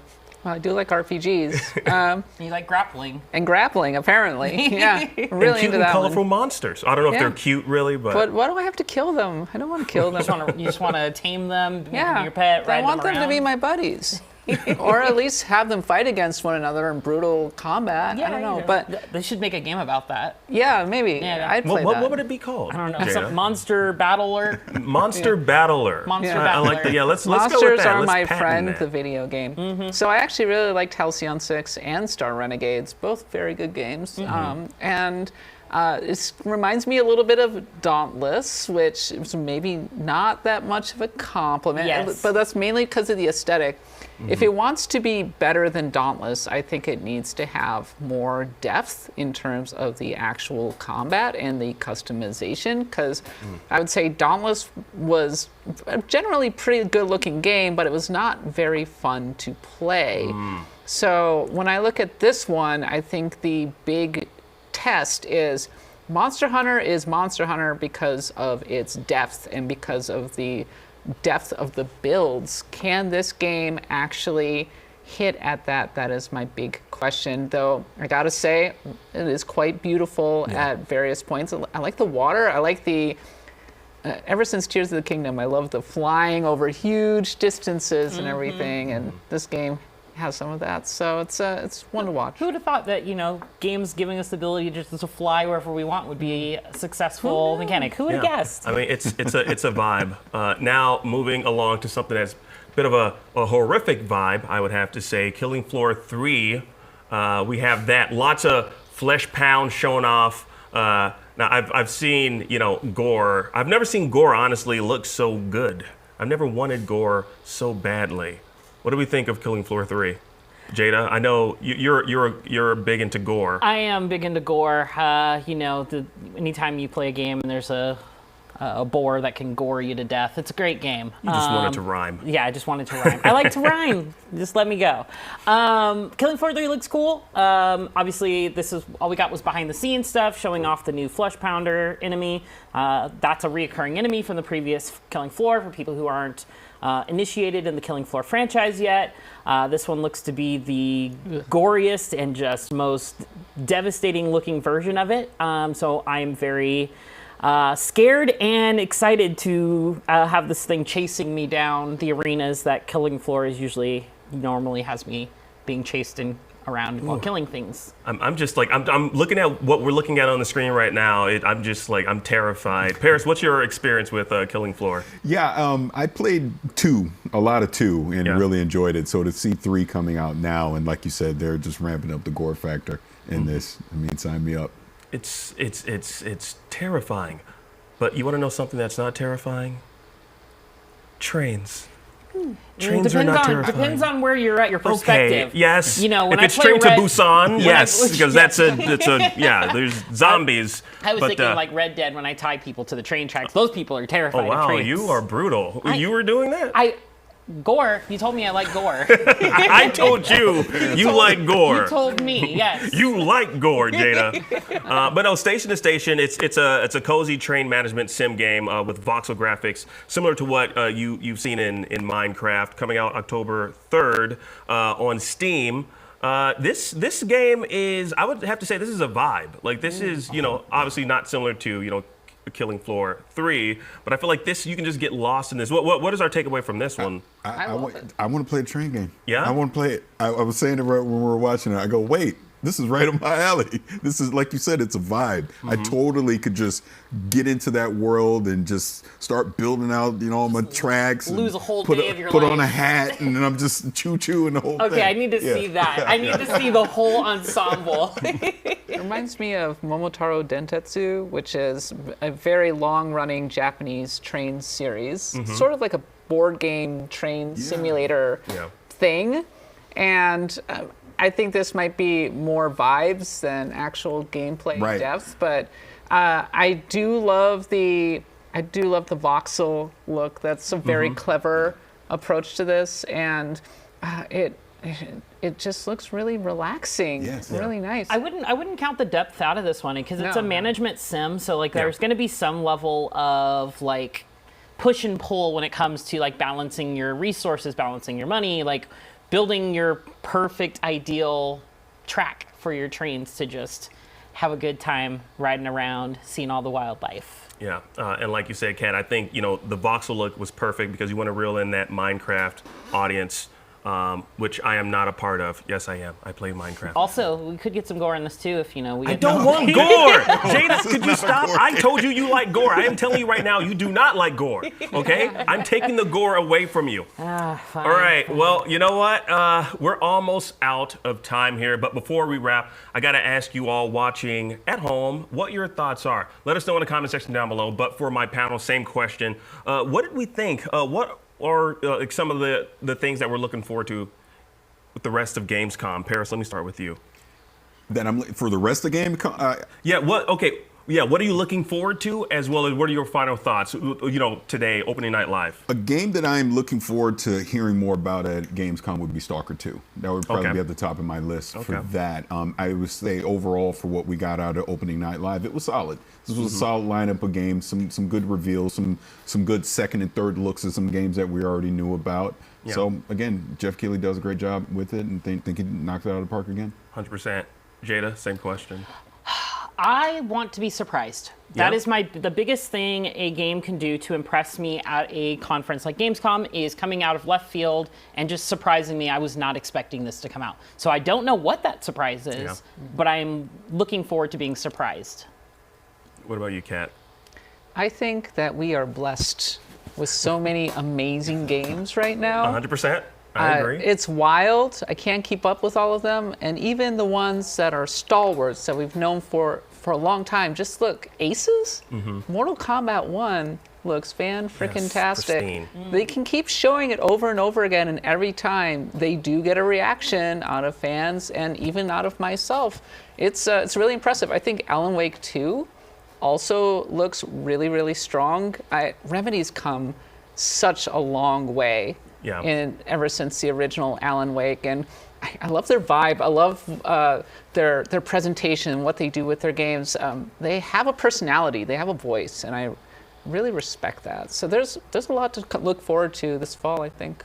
Yeah, and for me, I really enjoyed. I'm right there with you, Jada. Honestly, I want to be surprised. I want to see something that I really wasn't expecting to come out of Gamescom this year. But for opening night live today. Well, now I want to change my answer. What? You can't take the same answer as me. I took your. I put the gore in you. I'm taking that out, and I'm taking your answer too. You just all take, Akeem. That's the take. I give too. I'm giving my thoughts, my final thoughts on the program. Zack Snyder coming out on that stage, WWE style, was just phenomenal. And announcing that there's going to be a Rebel Moon video game, which I'm hoping rivals Starfield. I think it could rival Starfield. Paris, would you agree? You mentioned the game whose name shall not be said, but I thought that had a good showing. at Opening Night Live as well. Yeah. I think Todd Howard coming out on stage and talking about it more, the musical score that they had as well. 100%. It was a great way to kind of set the tone, too. Yeah, absolutely. Cool live action commercial. I do love when they do live action commercials around their individual games. Yeah. One of the things I'm very excited about Starfield. One of the things I'm most excited about Starfield is this is a great moment for Bethesda to build their own world from scratch. Elder Scrolls borrowed so much from D&D, and Fallout obviously was an established franchise. All right, Todd Howard, blank canvas. What are you going to give us? And we got a clear kind of look at it in this commercial for this trailer for Starfield. Yeah, honestly, I'm not gonna lie. Maybe it's the reason why I wear glasses. I thought that was just like Unreal Engine 6 or something. I didn't know what. I was like, why does this look so realistic? You know. But there's a lot. You know, we still have some time. There was a lot that we didn't get to discuss off top. So I kind of want to go down the line. Were there any games that we saw shown today that we didn't get to mention at the top of the show? Like we saw something. You know, Marvel Snap. Marvel Snap had a showing here as well. There's Little Nightmares 3 that we saw at the beginning of the Absolutely. show, which looks really cool. I'm really glad we're getting co-op finally. Yes, yeah. I'm a big fan of the Little Nightmares series, so it's nice that I'll be able to play that with my partner at home. We didn't really talk about Sonic Superstars. Oh yeah, let's break it down. I'm always down to talk about Sonic. Gotta go right, fast. Kat? What do you have to say about Sonic Superstars? So I love OG 2D Sonic. This is a 2.5D Sonic. And it looks good. It doesn't look like Sonic Mania, which I loved. And I think a lot of it will be like, well, how does this feel? Like I did actually get to play some of it at Summer Game Fest. And I did enjoy it. It did feel quite rough around the edges, I want to say. But I like that the friends are there. I'm intrigued by the battle mode. Let's see what's going on with that. So, Sonic Superstars, it's not going to be the game of the year 2022 like Sonic Frontiers, duh. But Sonic has a groove right now. Very much. He's on the move. He's just having a great time. He's constantly on the move. He's got to. Also, he's never rough around the edges. He's just a blur. Yeah. A Gaussian blur around the edges usually. I do have a couple from chat that are like games that they're excited for. So we got TB Toothbrush is looking forward to Starfield. That's their their big one. Explosive Cat is Homeworld 3. Yes. Maybe Hugo. They might be Hugo. They might not be. Alan Wake 2 and Starfield. Default _AP is Alan Wake and Little Nightmares 3. Isaac Tekken 8. And then let's see. Lude Sama Starfield Armored Core Tekken 8. So a lot of love for Starfield and Alan Wake in there. I have an underrated announcement that we haven't talked about. We did. You know what? We've been getting messages. Let's hear it. Go ahead. Yeah. Go ahead. What's going on? Age of Empires 4 coming to Xbox. I actually think that's a big deal that it's now finally coming to a console. I think it's going to introduce, because Age of Empires 2 actually had a pretty good run at the beginning of the year coming to console. So now bringing 4, which is the newer game, to console, you're just adding to it because they did a good job mapping over to the controller from mouse and keyboard. So opening up an RTS, bringing it to console, I think is a big deal. And also, last but not least, I should definitely mention, for all those Law & Order fans out there, Ice-T did appear talking about Payday 3. He's going to get his own heist mission, so it's going to be amazing. That was not my Mike Tyson impression. That was my Ice-T impression. So 6 in the morning, police gonna be at your door. But it was great to see Ice-T. Very unexpected to just see him show up in black and white too. I don't know why they put that filter over him, but it's great. That's just him in real life. That's just the way I look in real life. The filter just follows him. Okay, well I know people are roasting me right now in the comments. Jada will let me know. Actually not. Oh, good. great. Yeah, they like you. Well, you know what? I got some good news for everyone here and some bad news. Now, I'm going to start with the bad news. Gamescom Studio Opening Night Live is coming to a close. Now, the good news, this was only the opening night, and Gamescom is just getting started. And we've got 5 whole days of coverage planned right here on Gamescom Studio. Now make sure you don't miss the Gamescom Award Show this Friday, where we'll celebrate the best of this year's event, or the Gamescom Cosplay Contest on Sunday, where we'll be showcasing some incredible, and I mean incredible, fan-made costumes. Plus, tons of coverage in between, giving you a look at the biggest upcoming games. Now you can catch all of this right here on Gamescom Studio Live on IGN, and make sure you're following Gamescom's official accounts on your platform of choice: Facebook, Instagram, TikTok, Twitter, Twitch, and YouTube. Plus, keep an eye on now.gamescom.global. And with that, from all of us here at IGN, thanks for watching, and we'll see you tomorrow.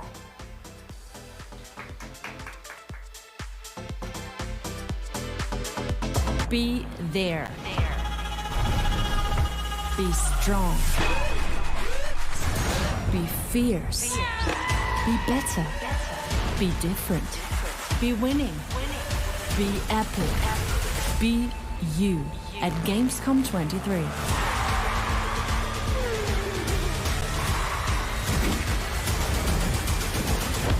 Come and be everything at Gamescom 2023. The Cinefix Top 100. A list so secretive even we don't know what movies are on it or where they rank. What do you mean you don't know? Each episode will reveal one of the movies. Did I rush it? Felt like I rushed. That was good. I liked it. Talk about why it belongs and finally find out where it ranks. Are you not entertained? Are any of the movies we've shown here even on the list? I have no idea, and it drives me crazy. Join us as we find out on the Cinefix Top 100, Mondays starting July 3rd. Why so serious?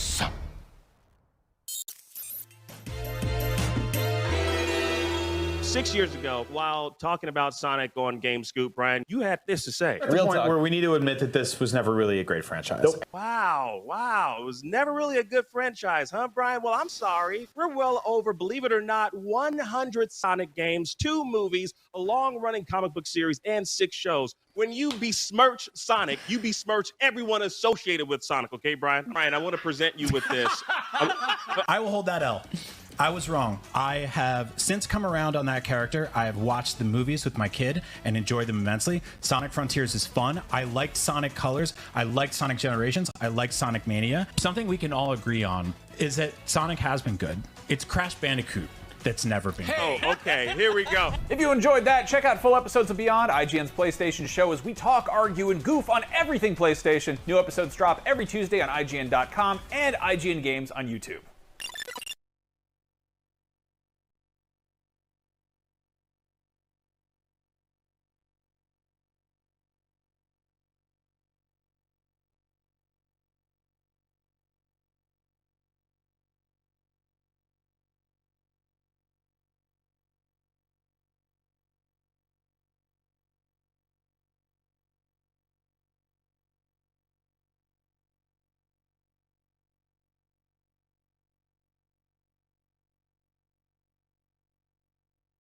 Thank you.